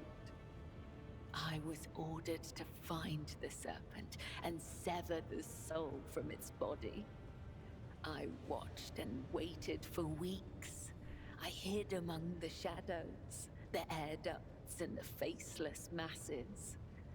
Once I found the serpent, I sliced off its head and returned to the temple. I doubt that Domin Theodora ever saw me, but the 3 ritual cuts I left behind on the body let her know that this death was pleasing to him. They sent us a grand feast from the upper decks before the cycle's end. We gave it to the hungry. So you always call me Domin. What does that word mean? I actually know what that word means. That's why it's in my stream name. But moving on. The Gothic we use to communicate is different to that spoken on the upper decks. Domin has many meanings. Giver of life, Lord or Lady of the Ark, and Shadowless Sun. The matriarch Spider gave this title to the rogue trader who allowed her to form the blood-spun web. We use other titles as well. For example, Venai means Master of the Immaterium, or Watcher of the Veil. Vil means one who must go to the other side. Amic means one you can trust in battle. Very close to the Latin word for friend. If the Undying One whispered my name, will you carry out his will? If the Undying One chooses to take your soul, he will take mine along with it. You will not fall by my hand, for that is not my duty. Tell me about the card thing. I use blood to read his sacred cards and hear the whisper of the Undying One. His tarot is not an answer, but a question I ask of the universe. And the universe answers with questions of its own. In this sacred communion, I perceive hundreds of possible outcomes. They are all true, and yet they are only visions. I know what will come to pass, and yet I do not. The Emperor's Tarot is usually read by sanctioned psychers. This is what I mentioned before. I am the spear of his retribution, not a witch or a sorcerer or a soothsayer. I have no strange powers, She does. but I do bear his blessing. I do not command the veil. She's a diviner. I'm guided by like his Kadira. whisper and led by my faith, by the tenets. Please, do not mistake me for something I am not. You occasionally feel a shiver run down your spine or detect faint sparks in the air when you are standing next to Kibelah. It seems her powers only manifest when she's practicing divination, or in moments of pious exaltation. Kibelah herself does not seem to be aware of her gift. Yep. Welcome back, Chester. I'm not a psyker. Yeah, you're totally a psyker. Yeah, pretty much. How did you come to have a deck of his tarot? It is a holy relic that has been passed down from generation to generation. Only the first and second spinners are allowed to study the sacred cards and interpret their meaning. We use his tarot to guide the cult and discern the tangled threads of fate. How many cards? 34. There used to be more, but some have perished in the darkness of time. Their loss is a great tragedy for the blood-spun web. Can you give me a reading? Ask the cards, Domin, and I will listen. Oh yeah, she's quite fun, yeah. What does the future hold for me? The first card is the young warrior. It suggests inexperience, a path of becoming. The second card is the shattered world inverted. The path will have twists, turns, and thorns, but you will gather allies along the way and find what was lost. The third, the Hound Inverted. Someone has marked you as their prey and is chasing you through a field of traps. Oh, I know. I love A him. lost child. You will leap into one of those traps of your own free will and place your trust in someone truly desperate. The first person you're talking about is Manajai, and the last person you're talking about is Irliet. I have no questions at this time. Gotta speak about something else, I guess. I must take my leave. May the Undying One shroud your footsteps from the faithless. Thanks, Kibelah. You're not creepy at all. Domin. Thanks. May Yep, I heard you the first time. Holy shit, I wish she wouldn't speak so fucking slowly. Hey, Dira, do you have anything cool to say about your fellow psyker that's standing over there? No? Okay, awesome. Let's go ask Cassia what she thinks about this new addition to our retinue. Hey, Cassia, what colors does she show you? Kibelah is bathed in crimson as bright as fresh blood, and its sight is all the more striking in the embrace of impenetrable darkness. And yet, there is no malice in these heavy shadows. They are impartial, morose, uncompromising, and ever consuming what weak flashes of other colors there may appear. Okay. I haven't. Thank you, Cassia. Very useful. Very nice. What else? I think we're done here for now. Oh, for fuck's sake. I'm never finishing the first chapter, bro.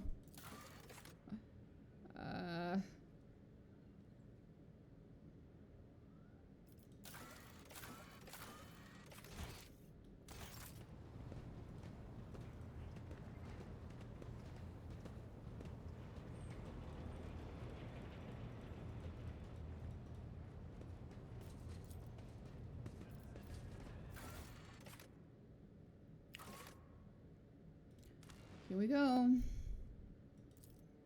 Let's go, Kibelah.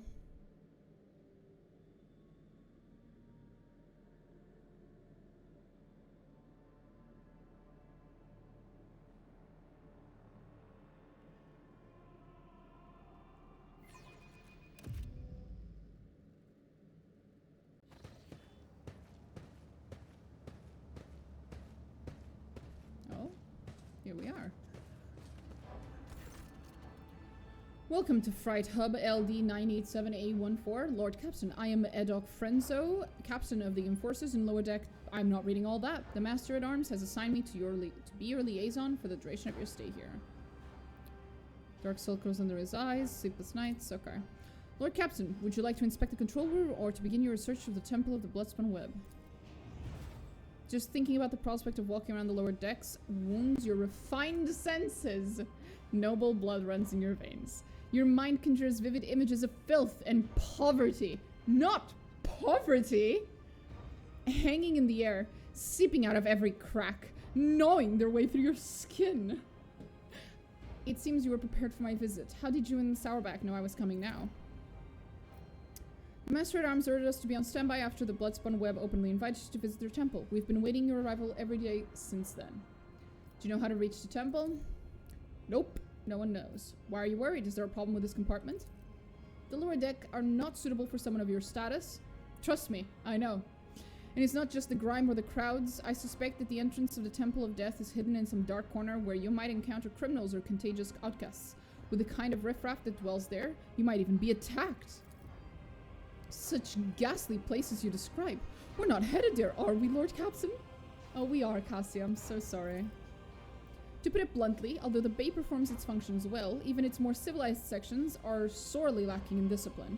I was only assigned recently, so I haven't had time to straighten everything up, since doing so will require making some serious changes. I'm not inventing excuses, Lord Captain. As the officer in charge, I accept full responsibility for what takes place in this compartment.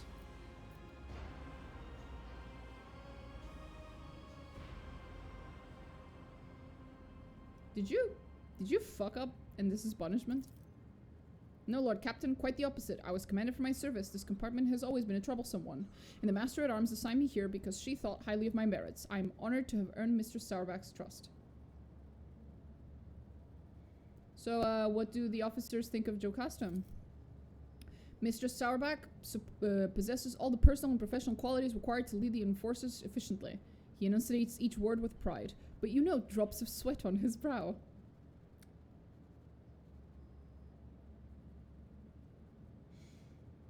You think this place is bad? You should see what we did to pay for.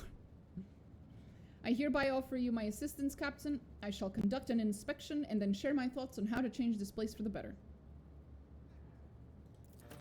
But in that case, I urge you to remain vigilant. The freight trains move at great speeds, and the inhabitants of the residential units are despicable rabble. One must never drop one's guard around them, and the Emperor preserve you from stumbling into the pestilence pit. That's where the madmen and the lepers live. Okay. Tell me about the station. Hub whatever the fuck connects the lower decks, freight, residential, and artillery bays. Our task is to monitor the flow of the labor force and prevent supply disruption between bays. Who maintains this hub?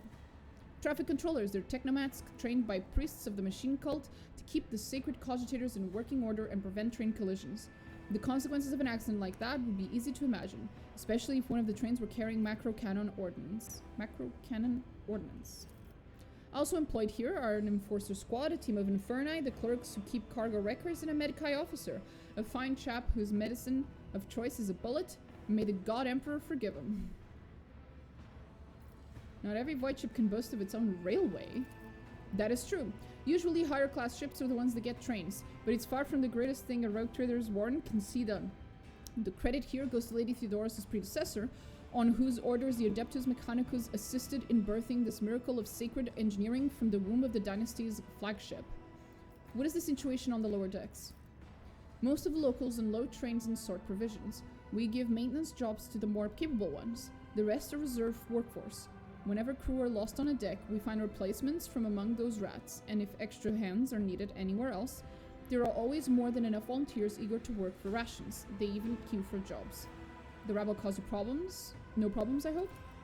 Surely you are joking, Lord Captain. The rabble are base in nature, and mutiny is always on their minds. They steal whatever they can get their hands on, and lately they've moved from rations and tin food to weapons. We confiscate these regularly, of course, and keep the serfs meek and terrified. That's the only way we can protect the mindless herd from themselves. Oh, another thing. The bastards do on a regular basis...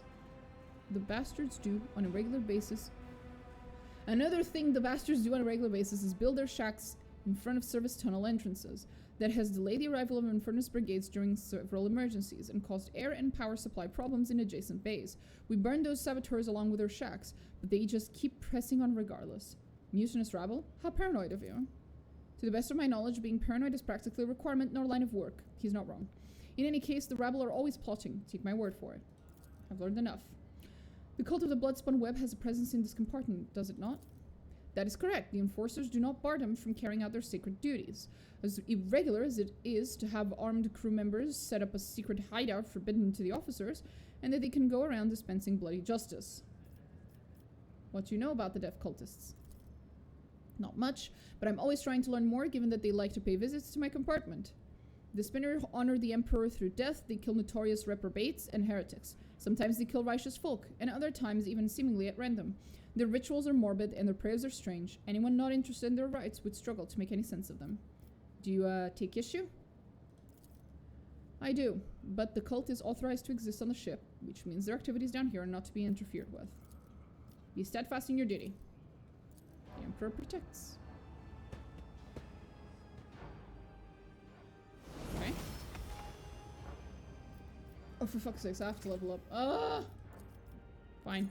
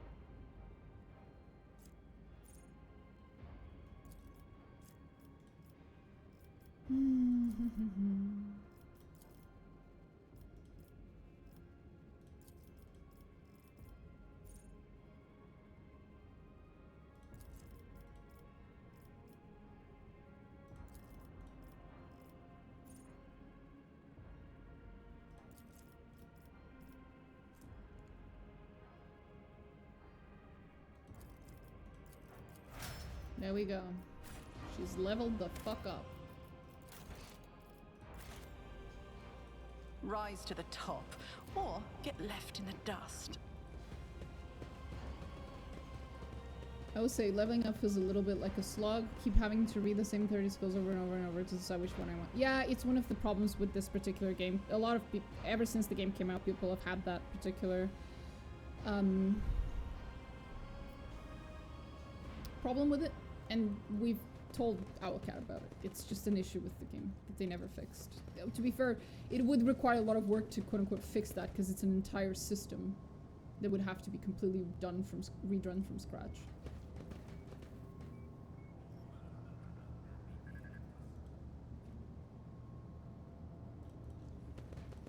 I always have a backup plan.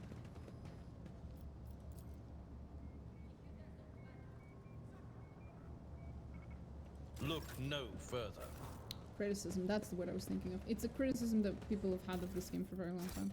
We just kind of get used to it. They made things a little bit better some patches ago, I think. Some of the descriptions are a little bit better. It used to be quite difficult to understand some of them. But I think it's gotten better.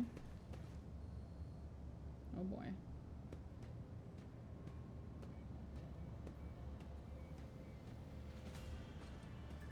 Yeah, it's blood and it's pointing in the correct direction I'm supposed to go.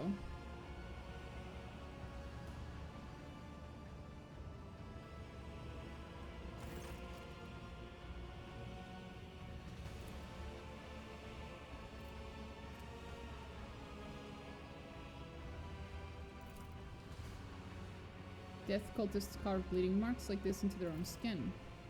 Remember this sign, it is the beginning of your quest, the first blood trail.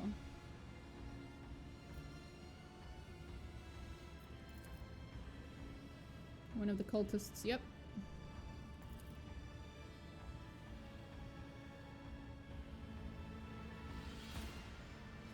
Soundless shadow sank into the dark, slashed feet crescendo a fatal dance, blade sung in tempo, each edge on echo, twin odes to death throes, now on her sacred blood as she once trod the back of foes, shred countless souls but none who know.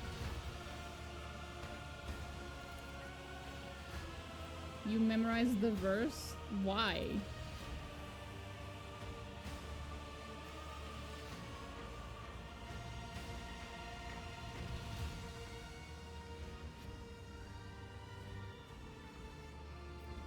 What is the Song of Trailing Blood? A prayer with several verses. Tell about the life of one of the cult saints, Ariane, or the matriarch Spider, as they call her.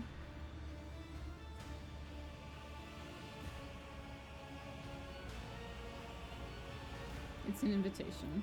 It's only too obvious that cultists obsessed with mysticism would never use prose to mark the way to their temple. They're too fond of their obscure chants and cryptic verses, of course. It's nice to have the options. I really enjoy the concept, but just being able to compare them to each other would save a lot of time scrolling back and forth. Yeah, I tried marking my favorites to save time, but even that really just helped rule out the like 15 or so really shit skills I don't want. So I'm invited to follow a trail of blood. It seems I accept the Spender's invitation. Hope you find what you're looking for. Well, always thank you, keep sir. your eye on the prize. Does something trouble you, Lord Captain? They don't like the symbol one bit. Oh. What did that say? My whispers are getting... Adira. My whispers are getting antsy. They don't like the symbol one bit, and that's a good sign. It means we should keep going. We should keep looking. Yeah. Clothes emanating from it. It's akin to blood mixed with milk. It should be a foreboding sight. But then why do I feel so calm? You think you can make out letters woven into the intricate symbol and through the meaning of each individual letter eludes you. Together they unmistakably form an arrow pointing in a certain direction. I doubt that the death cult would lead us into a trap, but still I have sent Mistress Solomon our coordinates as a precaution. If we're indeed following the footsteps of a saint, the God Emperor would be pleased if we saw this path through to the end.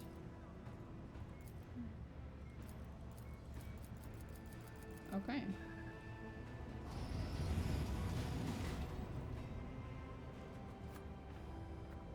Recent references window at the bottom right. How did I never see that? It's quite useful. Is there money to be made? So you can read. Here. Do we truly have to be here? I am not even sure what is making me more nauseous. These horrid colors, I also love this.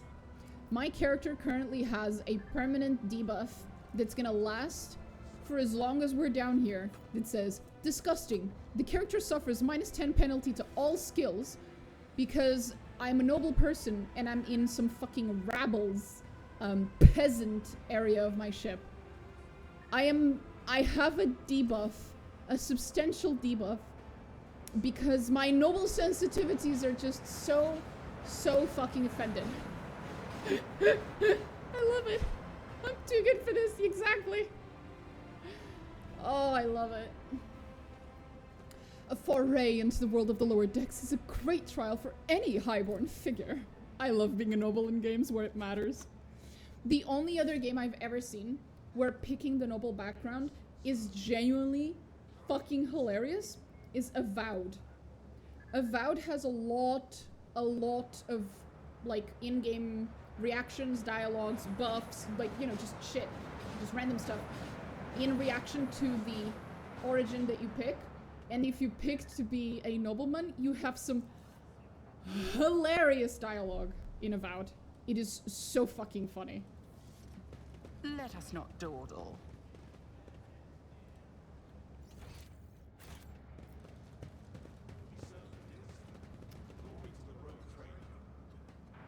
We served the dynasty of lords to the rogue trader. Oh, that was cute. Hi, guys. Hello. Okay. Means your families have to summon you. You're all refuse, and the stench of the lower decks is all you deserve. Jesus Christ. This is the last of the hub's vials for this work cycle. Do you have any idea how much it costs?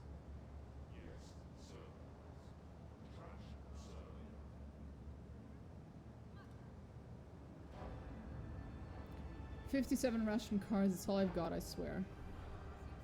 Spend the rest on Rotgut again. I'm guessing I'm not doing you any more favors. Give up the drink or get used to life in the pestilence pit. I hope you get hit by a train. What the fuck? Oh, horrifying. I know you guys are pretty, like, low on supplies, but, yeah, if it's not nailed to the ground, that belongs to me. Pathetic forces on the ship. Your purpose is to serve the Vonvalensis dynasty. I love this guy. This guy's fucking hilarious. I always keep my options open. Of course you do, honey. Of course you do. Greetings, your ladyship. The rotting guts of someone unfortunate enough to be flattened by a train lie glistening on the track. Well, isn't that fucking lovely? Oh, I see it. Yeah. That is... Oh, okay. Well, that's just lovely.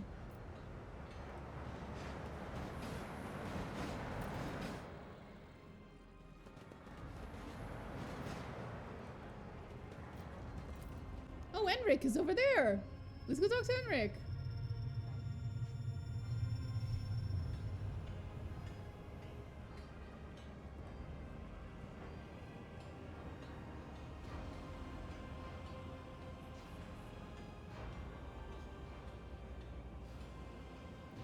The longer you stare at the mark, the quieter the sounds of the station become. The shadows grow larger and seem to stretch in the direction of the adjacent section. Okay. Keep your wits about you. What advice do you seek? Long live the rogue trader. Okay. I can't believe my eyes. It is I, the rogue trader. Glory to her lord captainship. You're not wrong. I can't even be mad. You're not wrong. It's a very creative way of saying it, but someone got rid of it. Bro. Oh, that's mean, bro. Rise to the top, or get left in the dust. Burned man. Mercy, please save me. The young man gasps for air through burned lips, sipping in and out of delirium. His skin is dripping from his gaunt body, like melted wax from a candle. His eyes somehow intact, alive, clear, and filled with pain, stare at you from under his caked eyelids. Get some enforcers and Medicaid personnel in here now. There is a man in need of revival. Once he has recovered, assign him to a scribe's apprentice. He is too badly injured to go back to his worker's life. Who are you? A cleaner. I was in my house asleep. Enforcer scheme set fire to it. I didn't make it out in time. It's been sitting here.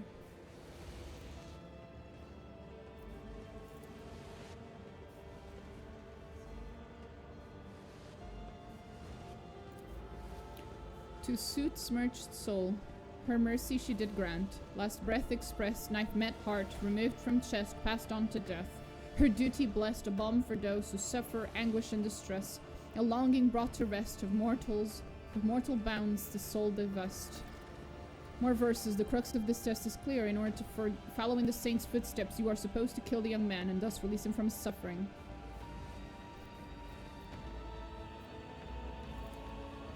He might survive, but he will be maimed for life. Too much of his muscle has been charred down to the bone. Even if he does retain some ability to move, pain will be his constant companion. His motor skills have been damaged beyond repair. A broken man or a corpse. Time will soon tell. No.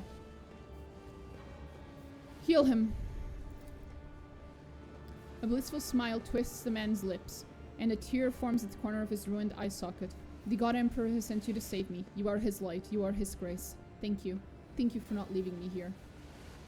The fucking Bloodspun Web can shove their merciful death up their beep.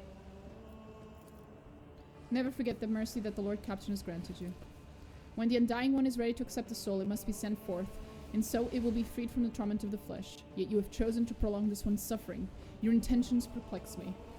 Well, Kibelah, join the fucking giant line of people in this goddamn fucking team who apparently cannot fathom basic decency. Right behind Abelard, Cassia, and I guess now it's you. Awesome. Oh, and Argenta, who also cannot fathom it. Help is on the way, just hold on a little longer. Of course, thank you.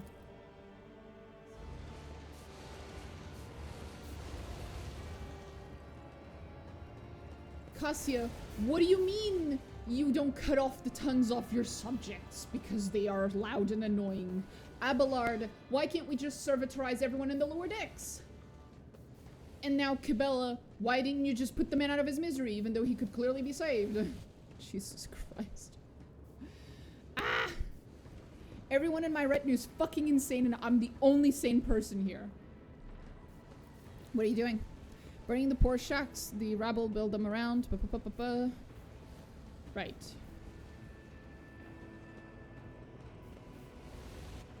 Stop the burning immediately.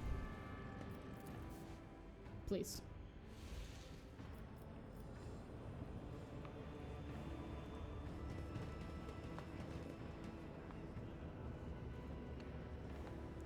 So glad someone appreciates my humor. I always have a backup plan. Okay, let's go. Compared to naval service, that was barely a challenge. Oh. Stacks of ration cards. A greasy stack of cards, each entitling the holder to one portion of ration protein and a mug of water. Charred scrap of parchment. You can barely make out the crudely scribbled blah blah blah. Then past the marketplace. Ensure the enforcers, you ruined the entire operation on the tracks. We'll find a little gift for... Give it to him and you'll see for yourself.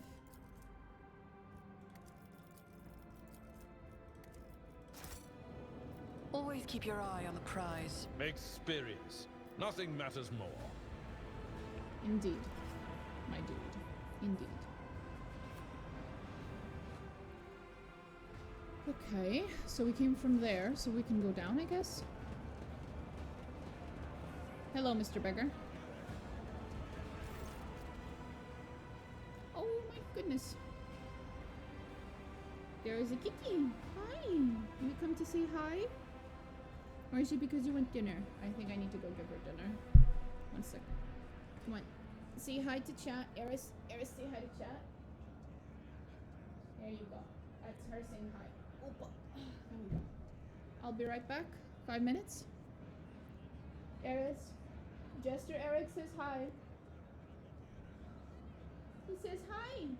Yeah. Chat says hi. She meowed. She said meow. She said hi back. Yeah. Aww. I need to go feed her. Come on, you big fluffy kitty. Oh. Oh. Don't cling to the chair, you with your goddamn claws, you little shit. There we go. Opa. So, we're gonna go grab you some food, yeah? Okay, I'll be right back. I'm just gonna grab her some food. 5 minutes. Not even.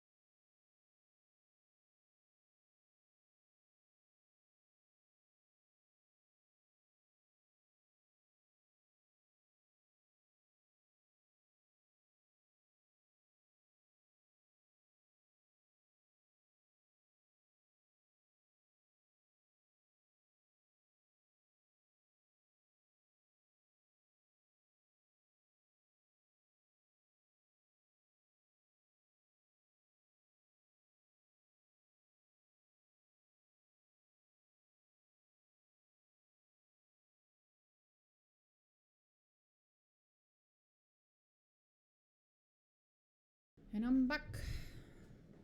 The cat has been fed. I'm sure she will return later. Okay. She will return later and then meow at me.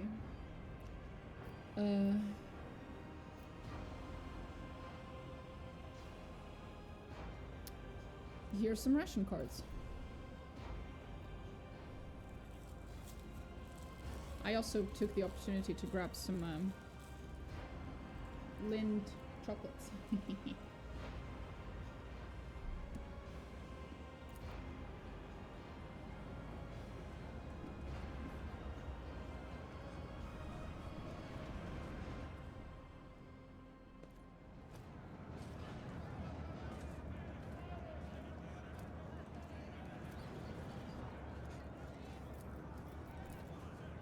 That's how it's done. Some fucking snackies. Hell yeah. Let us not dawdle.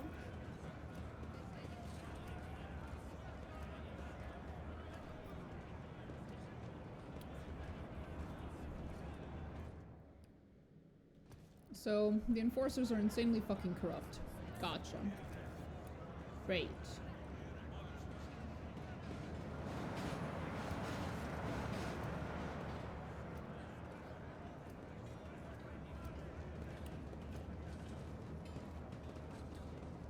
Us and a rogue trader up close, they say. So I came from there, we've cleared that area. And then I think the next way is through there. Right. So we'll stay down here for now. And there is also here. Greetings, your ladyship, she says. Workers beaten within an inch of their lives are returning stolen power panels, wire, and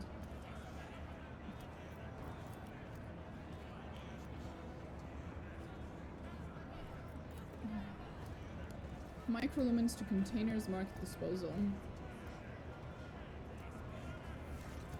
When I binge games, I like to get food to better immerse myself in the world. Like Fallout, I got canned food and packaged snacks. Skyrim, I got cheese wheels. Makes sense. That's pretty cool.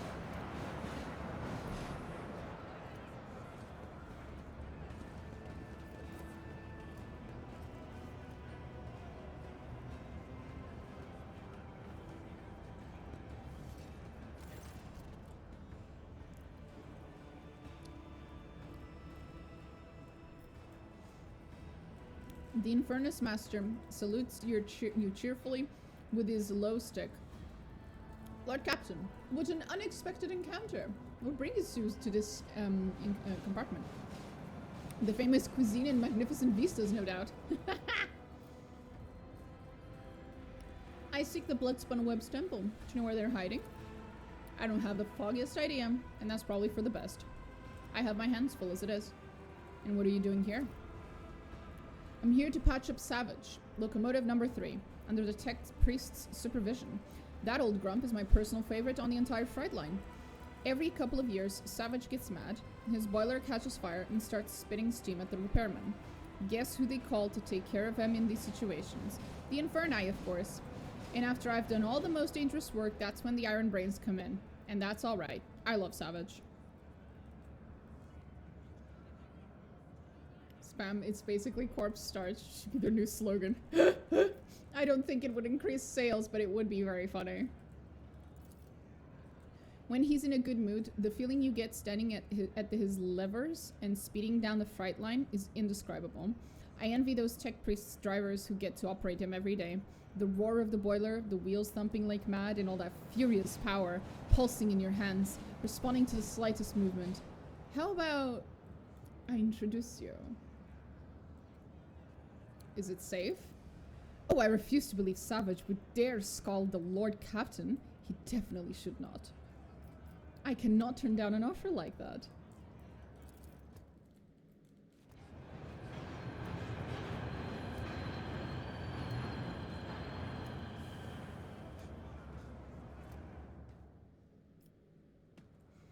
The panel before you is covered with technical runes, lumens, and levers. The platform shakes with the boiler's mighty vibrations as the iron beast beneath your feet growls and snorts ferociously. The machine is angry and refuses to obey. Right now, Savage is powered only by the auxiliary maneuvering engine. We will need to start the main rotor if we want to take a trip down the freight line.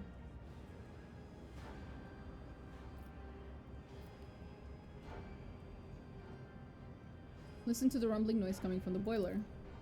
The stubborn machine does indeed seem remarkably similar to a wild beast. The roar of the mechanism resembles hoarse growling, and the scarlet glow of the lumens on the control panel make you think of the malicious glare of a predator. The spirit of this machine is vicious, strong and lively. What should I do? Put your hand on the big lever and gently give it a pull. Very gently. Heinrich's face is focused, but his voice has not lost any of its playful cheer. Savage does not like being hassled.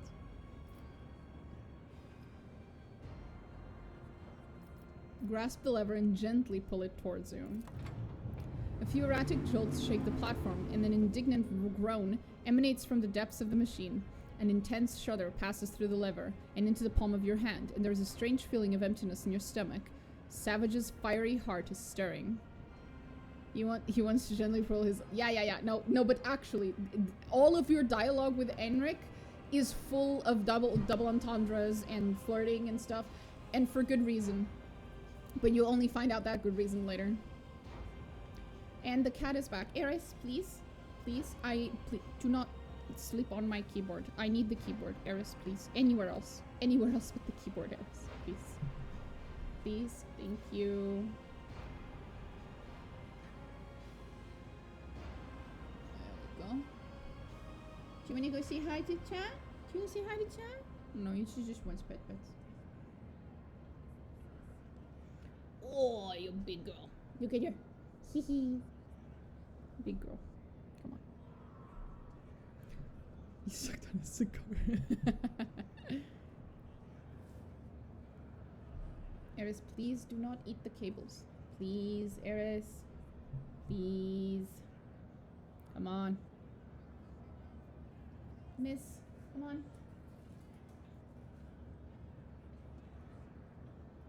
Come on. Out of there, you goofball. You absolute goofball. Come on. Out. Eris, move. Eat. There we go.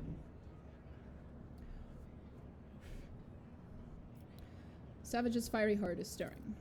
Do you feel it? There is so much energy and defiance in him. This is a rocket, not a locomotive. Unruly and enamored with speed, but quite willing to submit to a strong hand. There is almost a loving tenderness in Heinrich's voice. Pull the lever towards you, smoothly but firmly. Then, pump the fuel with this command room. Smile at Heinrich, unruly and defiant, but submits to a strong hand, much like yourself. God bless you, Rogue Trader! The subtlety just whoosh! Fucking hell. Zero subtlety. A roguish gleam appears in his eye. You don't say. Pull the lever and pump the fuel. A new explosion inside Savage shakes his iron body, causing your eyes to see double from the vibration. Now you are feeling his real power. He can run down the entire fight line in a minute, given the chance, and kill everyone who rides him at that speed. Now try applying some thrust to the main rotor, grab those paired levers, and give them a firm tug. You should show me how it's done. Exciting, is it not? With an intrepid smile, Heinrich places your palms on the controls, covers them with his own, and pulls the lever down in a confident motion. Don't be afraid. I won't let him hurt you. I always said, I like women who make me whimper, and I like men who beg. Lol, he can get it. A torrent of steam, that's funny. A torrent of steam bursts from the slit in front of your face, but Heinrich let me guess, you're a big fan of Karlach in Baldur's Gate 3. Well, either Karlach or, what's her name? The Dark Elf, I forgot her name. She'd fucking kill me. But Heinrich deftly covers you with his shoulder. A moment later, you realize that you cannot hear a thing, or rather, you hear only one thing, the roar of the engine. How did you know? Triumphant and powerful. Looks like Savage has agreed not to kill us both. His tech priest guardians will be pleased.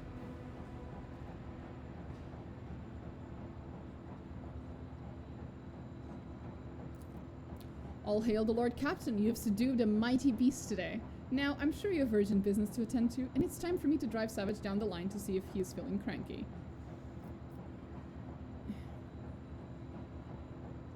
A change of plans, full speed ahead. We're heading down the freight line. Oh, that'd be funny. Yeah, that is basically how I feel about Karlach as well. Yeah. She's not my favorite romance in Baldur's Gate 3, but that is pretty much how I respond to her. That is also how, what's her name? Shadowheart reacts to Karlach, which I think is very funny. Full speed ahead, we're heading down. Let's fucking go. Freight line, let's go. Not quite, your ladyship. I said Savage is not dangerous, but not dangerous ends right here. He might just pull a stun and bake us both to death during the ride, and it would be better if the ship did not lose another Lord Captain. Fair enough. That was most intriguing. I'm pleased. Could I wish for anything more, your ladyship? Have a good trip. Everything's going to be alright. Savage would never fry me. Right, Savage?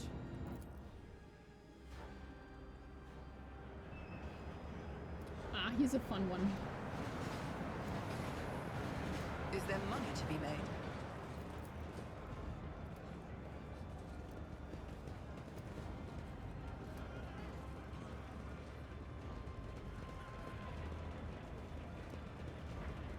Okay, we're done with that.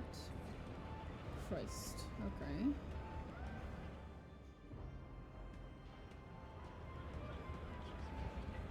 Like, I know Lae'zel's a bit much, touch too evil. When she kicks your ass before a bit, fireworks. Lae'zel is there precisely those kinds of people. Nothing's impossible for this old officer. Pretty much all the women in Baldur's Gate 3 that you can romance are quite strong-willed. I guess Shadowheart being probably the most traditionally feminine one out of them. Pretty sure all the other ones can kick your ass. Minthara, that's the name I was thinking of. Minthara is the other lady. I really like Minthara. Minthara's based as well. I love Minthara. Keep your wits about you. A group of gawkers are crowding around a makeshift stage. Never realized it right. Shadowheart is the most bottom. That's a very mean way to say it. But yes, pretty much. Next to him sits a stack of crates supporting some kind of game board. A scruffy rat is rolling small glass balls around the board. Well, maybe Gale. Gale is a complete and total romantic. He's adorable. Next to him... Okay, watch the game.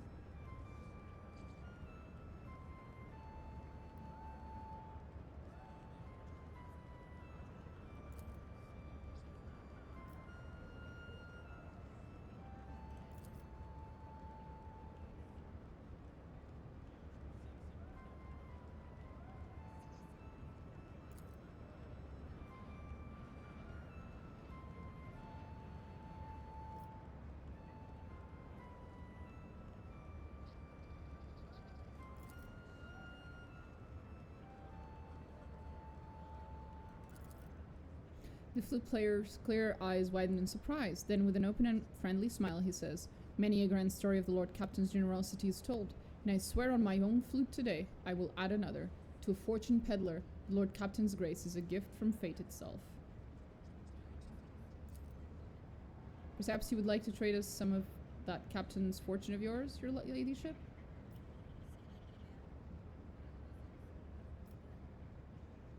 I constantly fell in love with everyone in that game, except the dog lady in Act 3. Yeah, she died. She died. She fucking died. Rip. Who are you?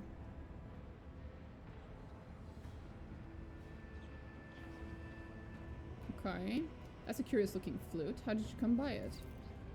My mother loved music. She used to hum beautiful melodies to me, and when she passed away, I carved this flute from her hip bone and learned to play, out of sorrow and respect for her memory. Play one of the local favorites for me.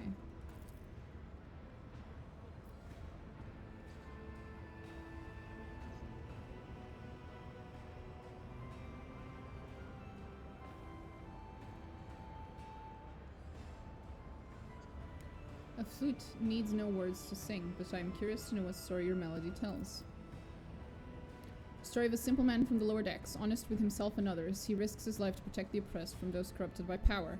He takes from the rich and gives to the needy. He helps without asking anything in return. Nemesis, hero of tales, admired by children and grown folk alike.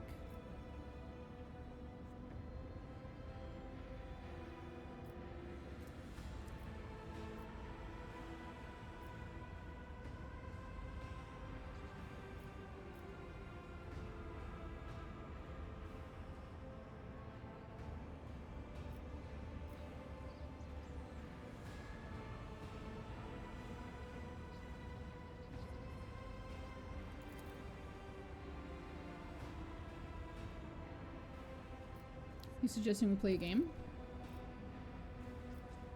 Explain the rules of this game to me. You play with fate. Choose a ball and give it to Bolts, my rat. If she rolls your ball into a pocket marked in red within 3 minutes, you win. If she doesn't, you lose.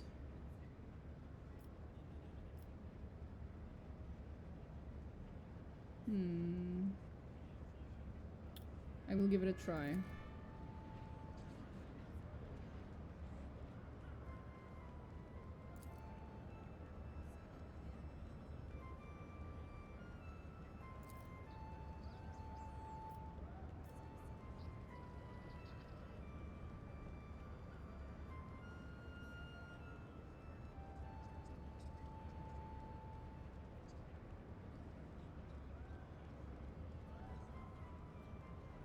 You are cheating, though.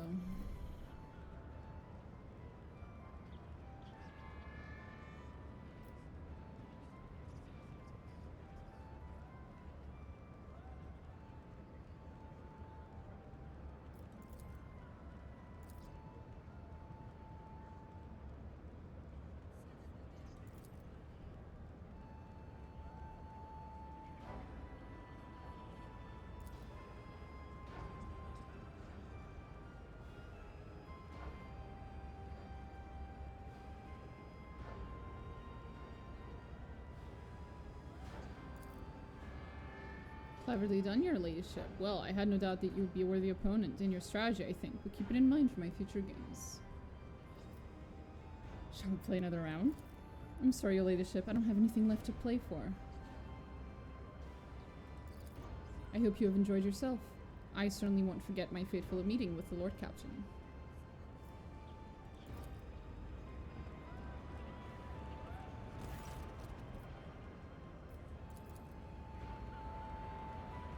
I always have a backup plan.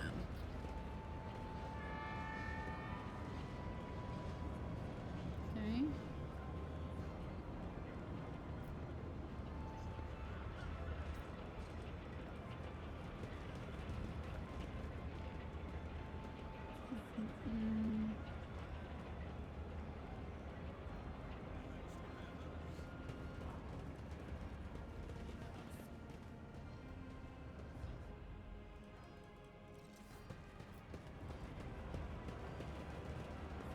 I always keep my options open.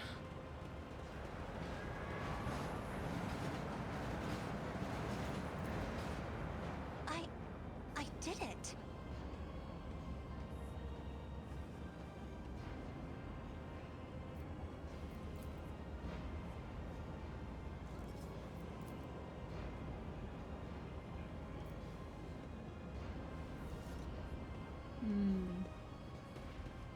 So is chapter 1 just the jail, castle station, the other planner, or is there more after that before chapter 2? No, I think chapter 1 is just the everything you do inside of this system, I think. And because you get to the other planet, but then you also meet Henrix, and then you do a bunch of stuff on the other planet, and you do this like back and forth until you have to make a pretty big decision, and then that's the end of chapter 1, I believe. But I guess now, because of this DLC, this part of the DLC is also technically part of chapter 1. Always keep your eye on the prize. Nothing escapes my sight. Cast your eye there.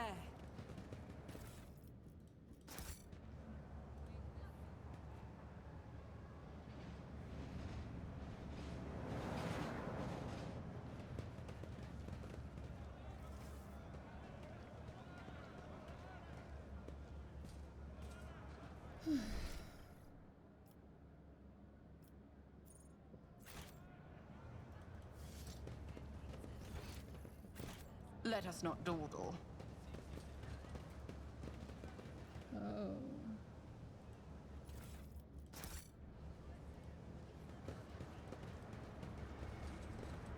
Here we go. Is it normal to hit level 15? No idea. Probably. You can go pretty high in levels in this game, I'm pretty sure. No, there's like 5 chapters. And the biggest ones are chapter 2 and 3. 2, 3, and 4, I guess, are fucking huge. Chapter 1 and chapter 5 are pretty short, so don't worry. Chapter 3 is my favorite.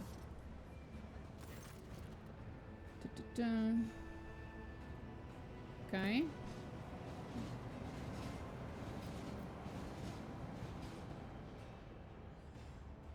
What do you think you're doing? What? I didn't. The man starts and almost falls, but manages to keep his balance. Look at the man's scars. Death cultists bear similar marks on their bodies. Your eyes always return to that blood symbol. What do you know about it? I come here every watch, but it hasn't been here before now.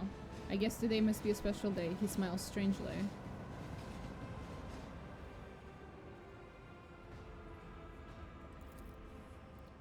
Have you come to take me to the other side?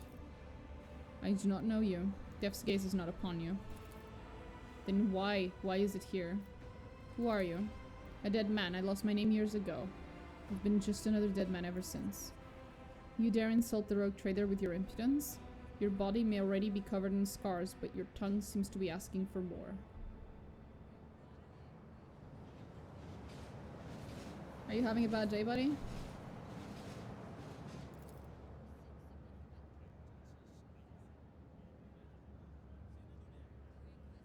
Are you a spinner? I was, but I failed to complete my final assignment, so I was exiled from the cult. The Vizier told me to kill the one who would be at a certain junction of the utility tunnels at a certain hour. I went to the appointed spot, then I waited. An hour, 2, 5. The junction was still empty. Nobody came. After hours of waiting, I finally realized the person at the junction had been me the whole time. It was my turn to go to the Undying One, but I was afraid. I couldn't do my duty. I ran.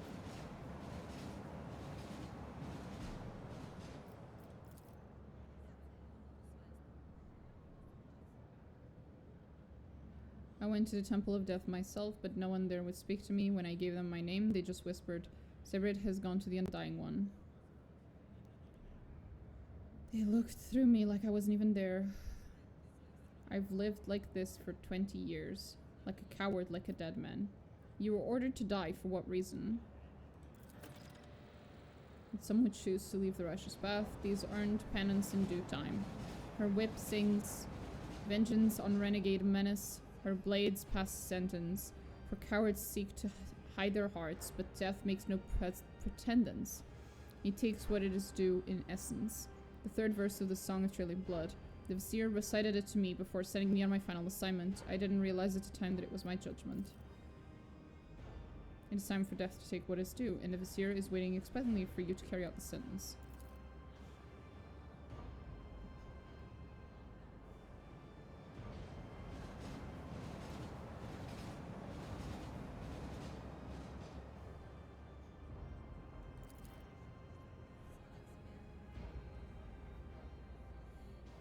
You don't sound particularly remorseful.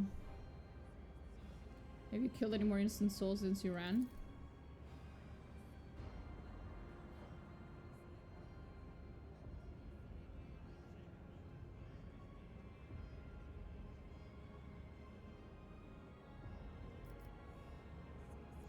You are disgusting. I will not grant you the release you crave so much. May you live on in suffering, fearful of every shadow. Oof.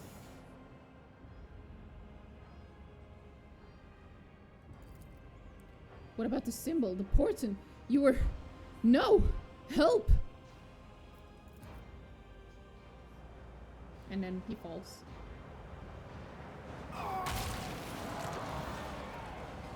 Truly, it is better to die for him than to live for yourself. This he forgot.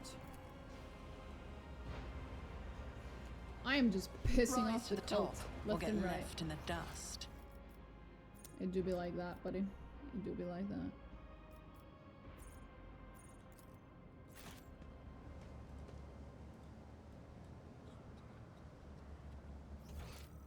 No, no, no, no, no, no, no, no.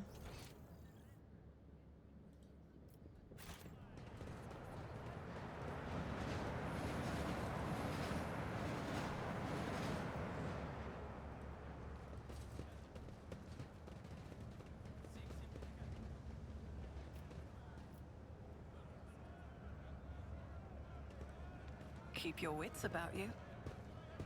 That's the rogue trader. True. That is me. Oh, mistakes must be paid for. Oh boy.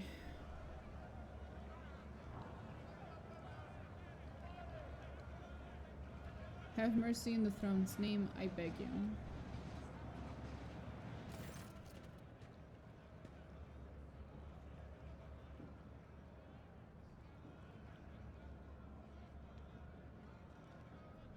Your gracious ladyship, hand of the god emperor, save your unworthy servant. Get lost. The enforcer's heavy baton pummels the man's back and shoulder several times. The sound of breaking bones, the man's cries, and the enforcer's hateful laughter remind you of what you went through yourself too vividly and too painfully. And now I just got another debuff. Echo of Torment. Duration permanent. Oh god! Implying the throne of the emperor does not have mercy. Sounds a bit heretical. Oh yeah. My sincerest apologies, Lord Captain. Your boot. I'll clean it right away. A murmur of discontent breaks out among the gawkers who have gathered around. None of the other workers dare come closer, but the anger of their faces is plain to see. I intend to hear this man out, and you're probably going to end up dead, buddy. Your ladyship, I work hard, never even taking breaks to rest, and all I earn is 7 ration cards with 15 mouths to feed back home. The enforcers shake me down every shift, just like they do every other honest hard worker who... Enough whining. You and your pals lifted a box of Nutribars a few watches ago, and 2 canisters of water before that. I didn't beat the life out of you because I took pity on you, and this is the thanks I get? You quarantined the hub for 20 watches and refused to give out rations if we didn't have cards. Cards we had no way to earn. And today you earned 15 cards in a single shift, because you do the work of 3 people, right? Or did you take your pals to a dark corner somewhere, do them in, and take their share?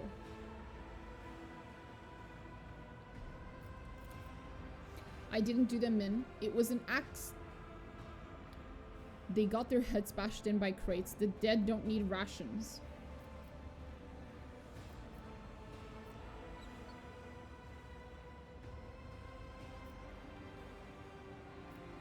Am I to understand the enforcers are appropriating earnings from the workers after their shifts? We appropriate nothing, we just monitor and redistribute. The rebel are a lying and thieving lot. We have instructions to stay alert for people holding more than the standard amount of ration cards to prevent supply embezzlement and famine. They do take our cards, your ladyship, and then grow fat using them for themselves.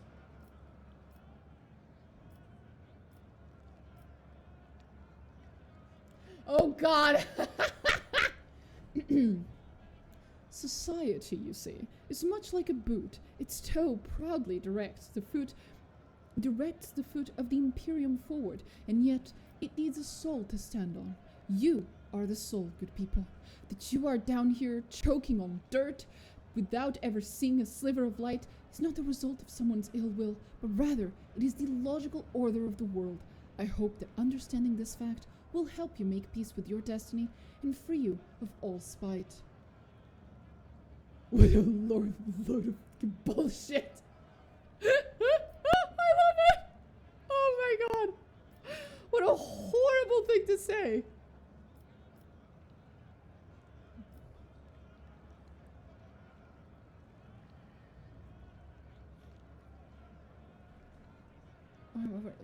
Warhammer 40k is one of those things that I absolutely love the lore, but there's so much of it, I just don't know.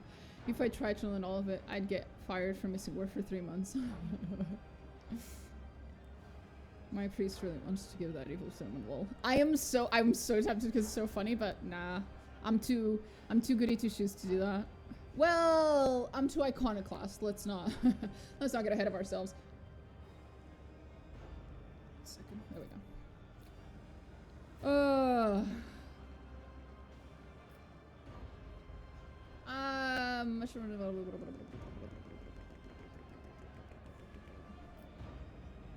Do not dare abuse your position again.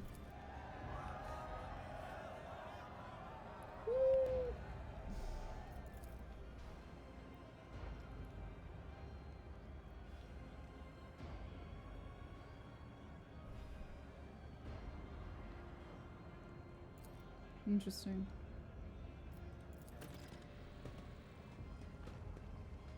Ah, look at that motherfucker walking away like I didn't just see him. You are very sneaky, bro. Very sneaky. That sounds like heresy to me. Well, yeah, pretty much. If you...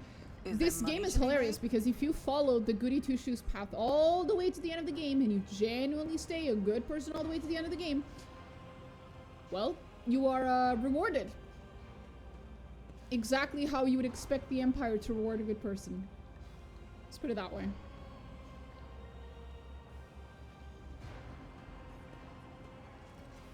Let's review on the fan theory that the Emperor is immortal and the Empire's entire function that relies on the Emperor living solely because the orcs actually believe it. No, it's incorrect as a theory because there's a bunch of lore about the Emperor from before humans met the orcs, which means the orcs couldn't have possibly known about the Emperor, and the Emperor was already quote unquote mostly kind of immortal back then. Also, technically the Emperor isn't actually immortal. He is undying, let's put it that way. He did miss our orc talk from earlier, yes. Always keep your eye on the prize. That was very funny.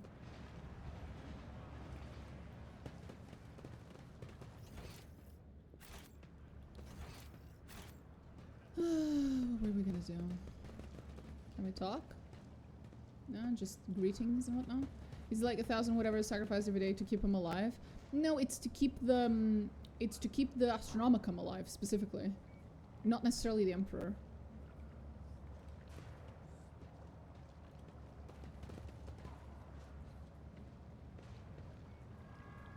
But yeah, kinda. Let us not dawdle. But yeah, it is like 1,000 a day or something. 1,000 cyphers a day or something to keep the Astronomicum alive. I also know bits here and there, but it's a lot. Compared to naval service, that was barely a challenge.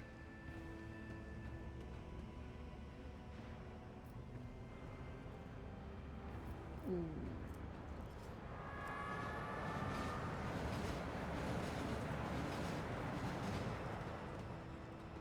Fine. I always keep my options open.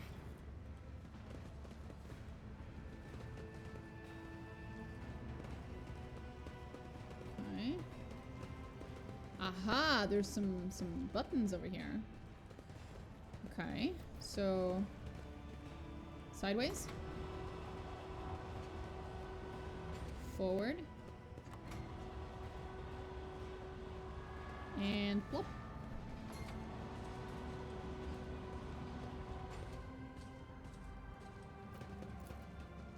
Okay, let's go secure the container.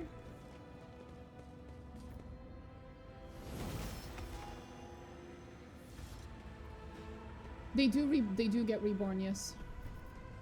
That is also a thing. Keep your wits about you. Turning his shift.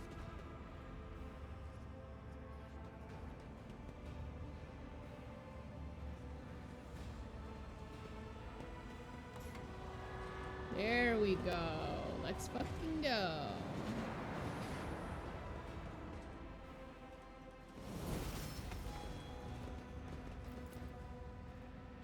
Someone has sketched a hasty portrait of a worker with a red scarf over his face. The artwork still reeks of chemical pigment. Judging by the layer of flacked off paint, it has been removed several times already. Hello? Are you okay? Who are you? No, shh, don't make noise. They shot everyone. Please don't tell them. Tell who? The web serves. That's all you're gonna tell me. Okay.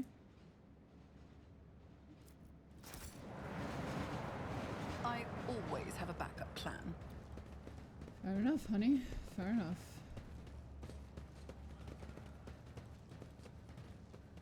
I once listened to a YouTuber talking about orcs and the color red, how they like believe it to make everything better or something, so they paint everything red. Oh, yeah, different colors make different... So, for example, I think red makes things faster, and purple makes things invisible or something.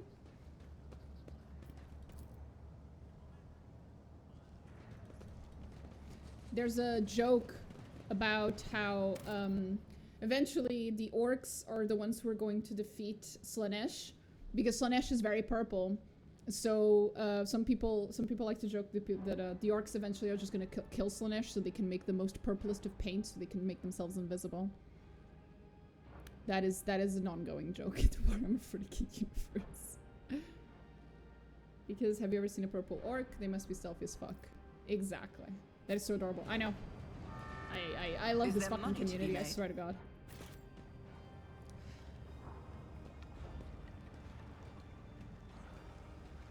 Okay. Let's go forward. Pay attention. There we go. It's a rogue trader. Unexpected result.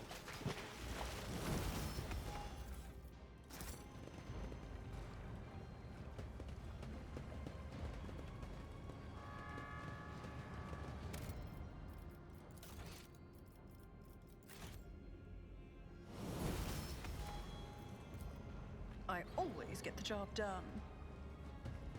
Is that so? Let us not dawdle.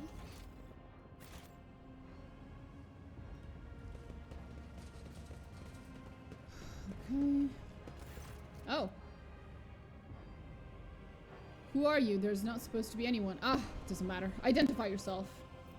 Take a closer look at the suspicious individuals. Makeshift armor peeks out from beneath the ragged clothes, and their battered weapons display a patchwork of crude repairs. The group stares longingly at the rack where the good plasteel gleams, restlessly clutching their humble weapons. You notice that the little finger on every person's right hand has been cut off. It is hardly a coincidence. Abelard, help these wretches realize the full extent of their unenviable position. Before you stands Lord Captain Domina Dienters von Valencius, mistress of this vessel and everything on it, including those goods you are pawing at with your unwashed hands and your miserable lives as well. The people turn to stare at you in disbelief and exchange heated whispers. The excitement is interrupted by the leader's roar. What are you gawping at? Hurry up and bend your backs as is right and proper. Your ladyship, you must excuse these blockheads. I was taken aback myself. It's not every day you see the rogue trader in the flesh. And as for this... The man cast a grim glance at the rack. I won't insult you by denying it. You've caught us red-handed.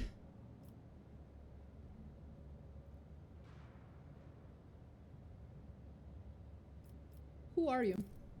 The Hard Nines, a gang. I mean, a brotherhood. From Transport Bay 9. Don't think we're parasites. We do our bit for the prosperity of the ship. We sort of, assistance to the enforcers. Self-appointed. We make sure that order is maintained in compartments where the enforcers are too lazy or greedy for bribes. We put a stop to robbery and free thinking, and, well, we accept a small contribution as a show of thanks. Why do you want my weapons? Are you going to rebel? To do business. We're no rebels. If anyone blasphemes against your ladyship, we call the troublemakers to order. And we shed blood for the flagship without fear. I suppose that makes us defenders of the ship? Why stop there? You might as well call yourselves saints and say this fate of the whole dynasty rests on your shoulders. You obviously did not expect anyone to be here. Are the enforcers providing cover for you? I wish. Franco, the newly appointed captain, had our informant strung up. He's tightening the screws. Damn it. We can barely breathe. Today's the last time we'll come to pick over this compartment. You all have your little fingers cut off. What does it mean? It's our gang initiation rite, a fine tradition.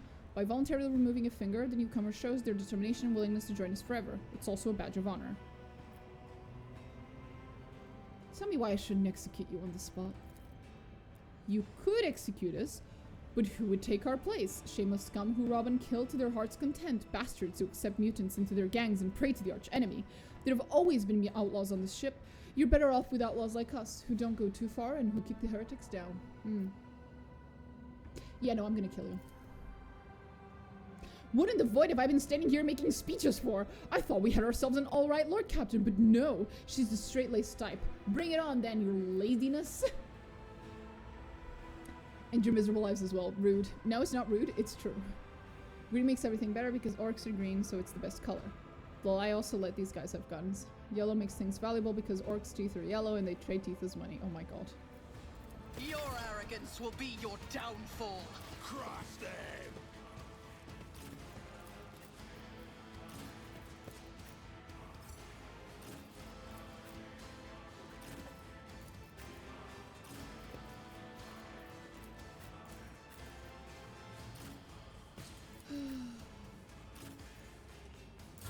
Here we go. What you've got. Pain cleanses the body. Rude. I'm here. Very rude.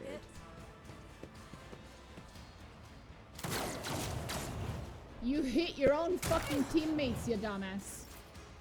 Bless.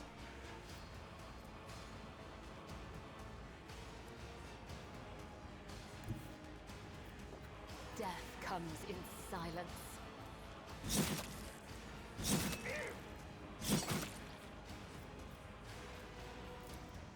I shall not fail.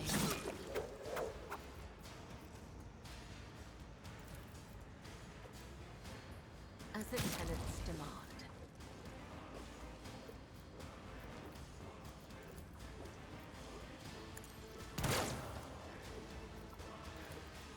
We're gonna turn him into mush. I'll see to it personally. Or we're gonna miss. That's also possible. It's as good as done.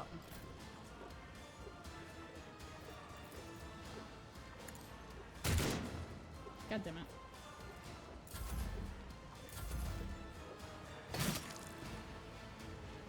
My faith shields me.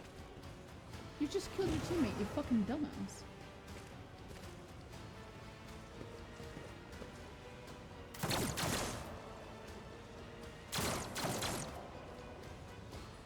They're fucking retarded. Here we go.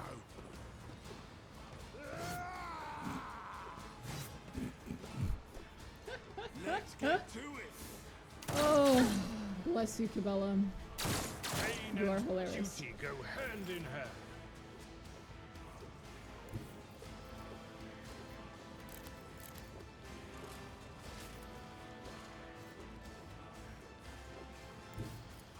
My place is at the fore. Boom.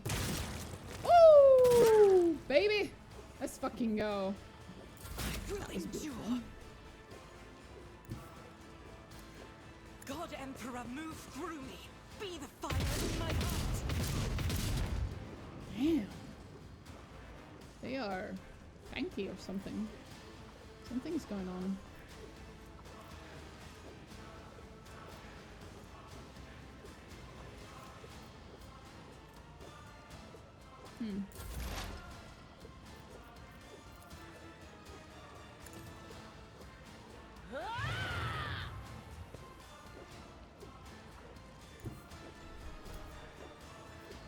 I know what is to come.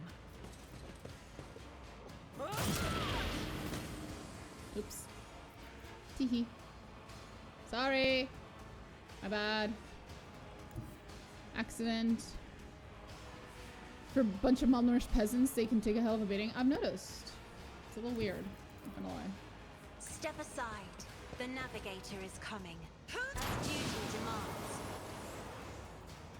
That dealt a little more damage. I appreciate that.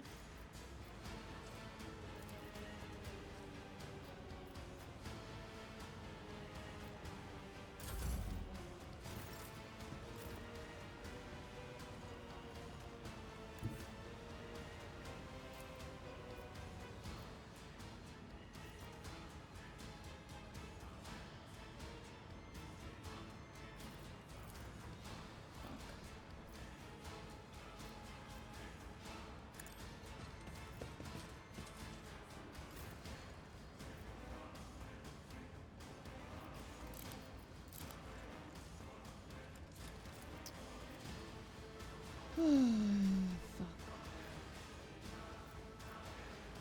It will be done. Indeed. At your beck and call.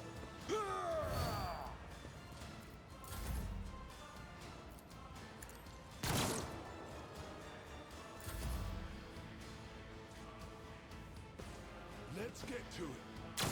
We're at a tactical disadvantage. Aim for the heart next time.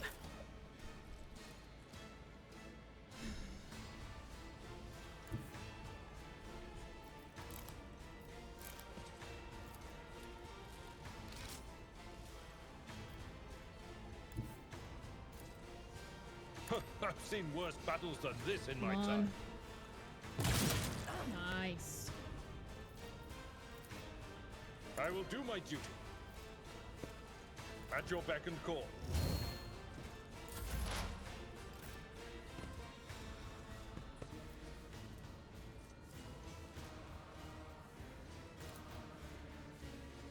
If I may. Isn't this a job for the serfs?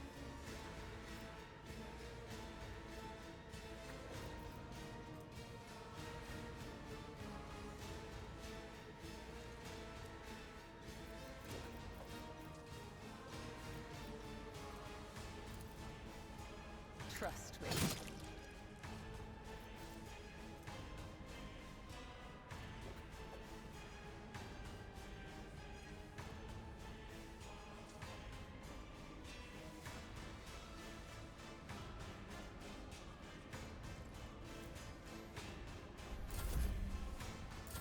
Time to slaughter someone. Emperor, deliver us. My heart still beats. Cassia's not having a good day. A dance of blades and shadows. My blade whispers your name.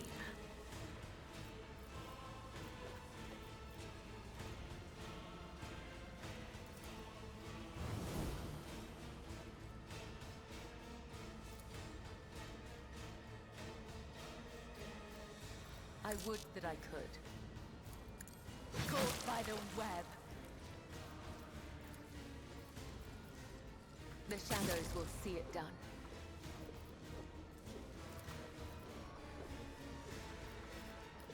I'll make it happen.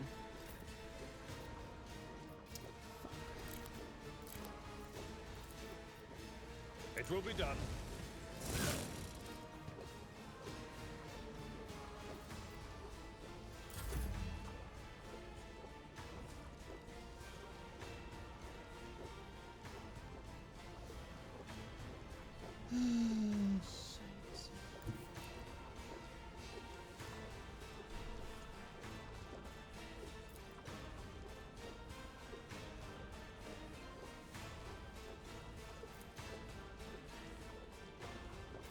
On it. Your end was inevitable.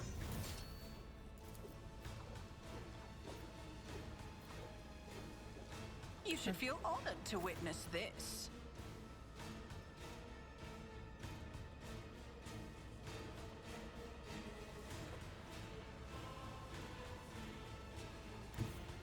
I will leave footprints of scarlet.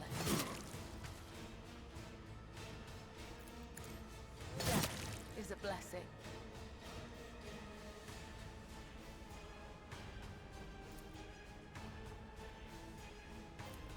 I shall not let your soul be purged.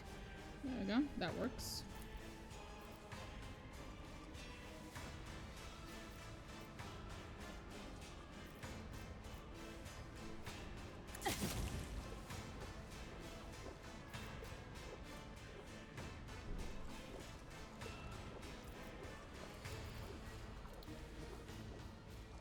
Let me see. Where's my girl? Wait. Is she dead? Oh shit, she's dead. Didn't realize it. Oopsie. Who, if not me? It's as good as done. Hold on. Stay with us. Fuck. I figured. Hold on. judgment. He actually killed me.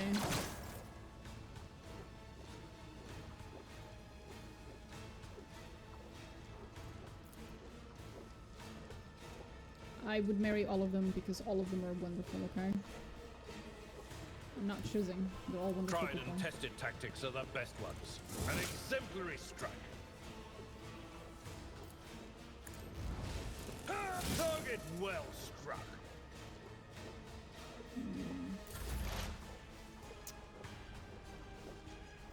But of course.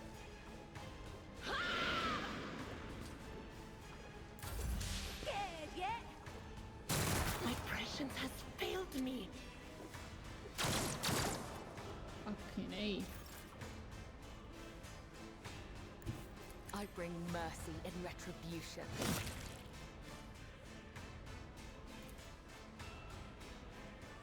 As the tenets demand.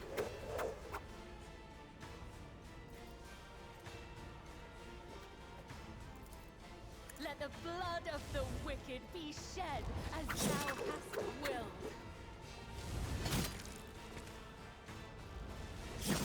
There we go.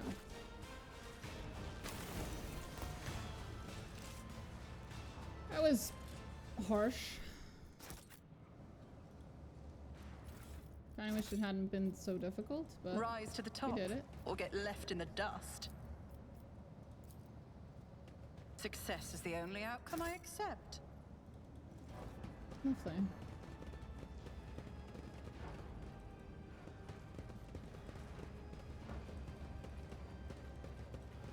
That did not need to be so damn hard. Holy shit.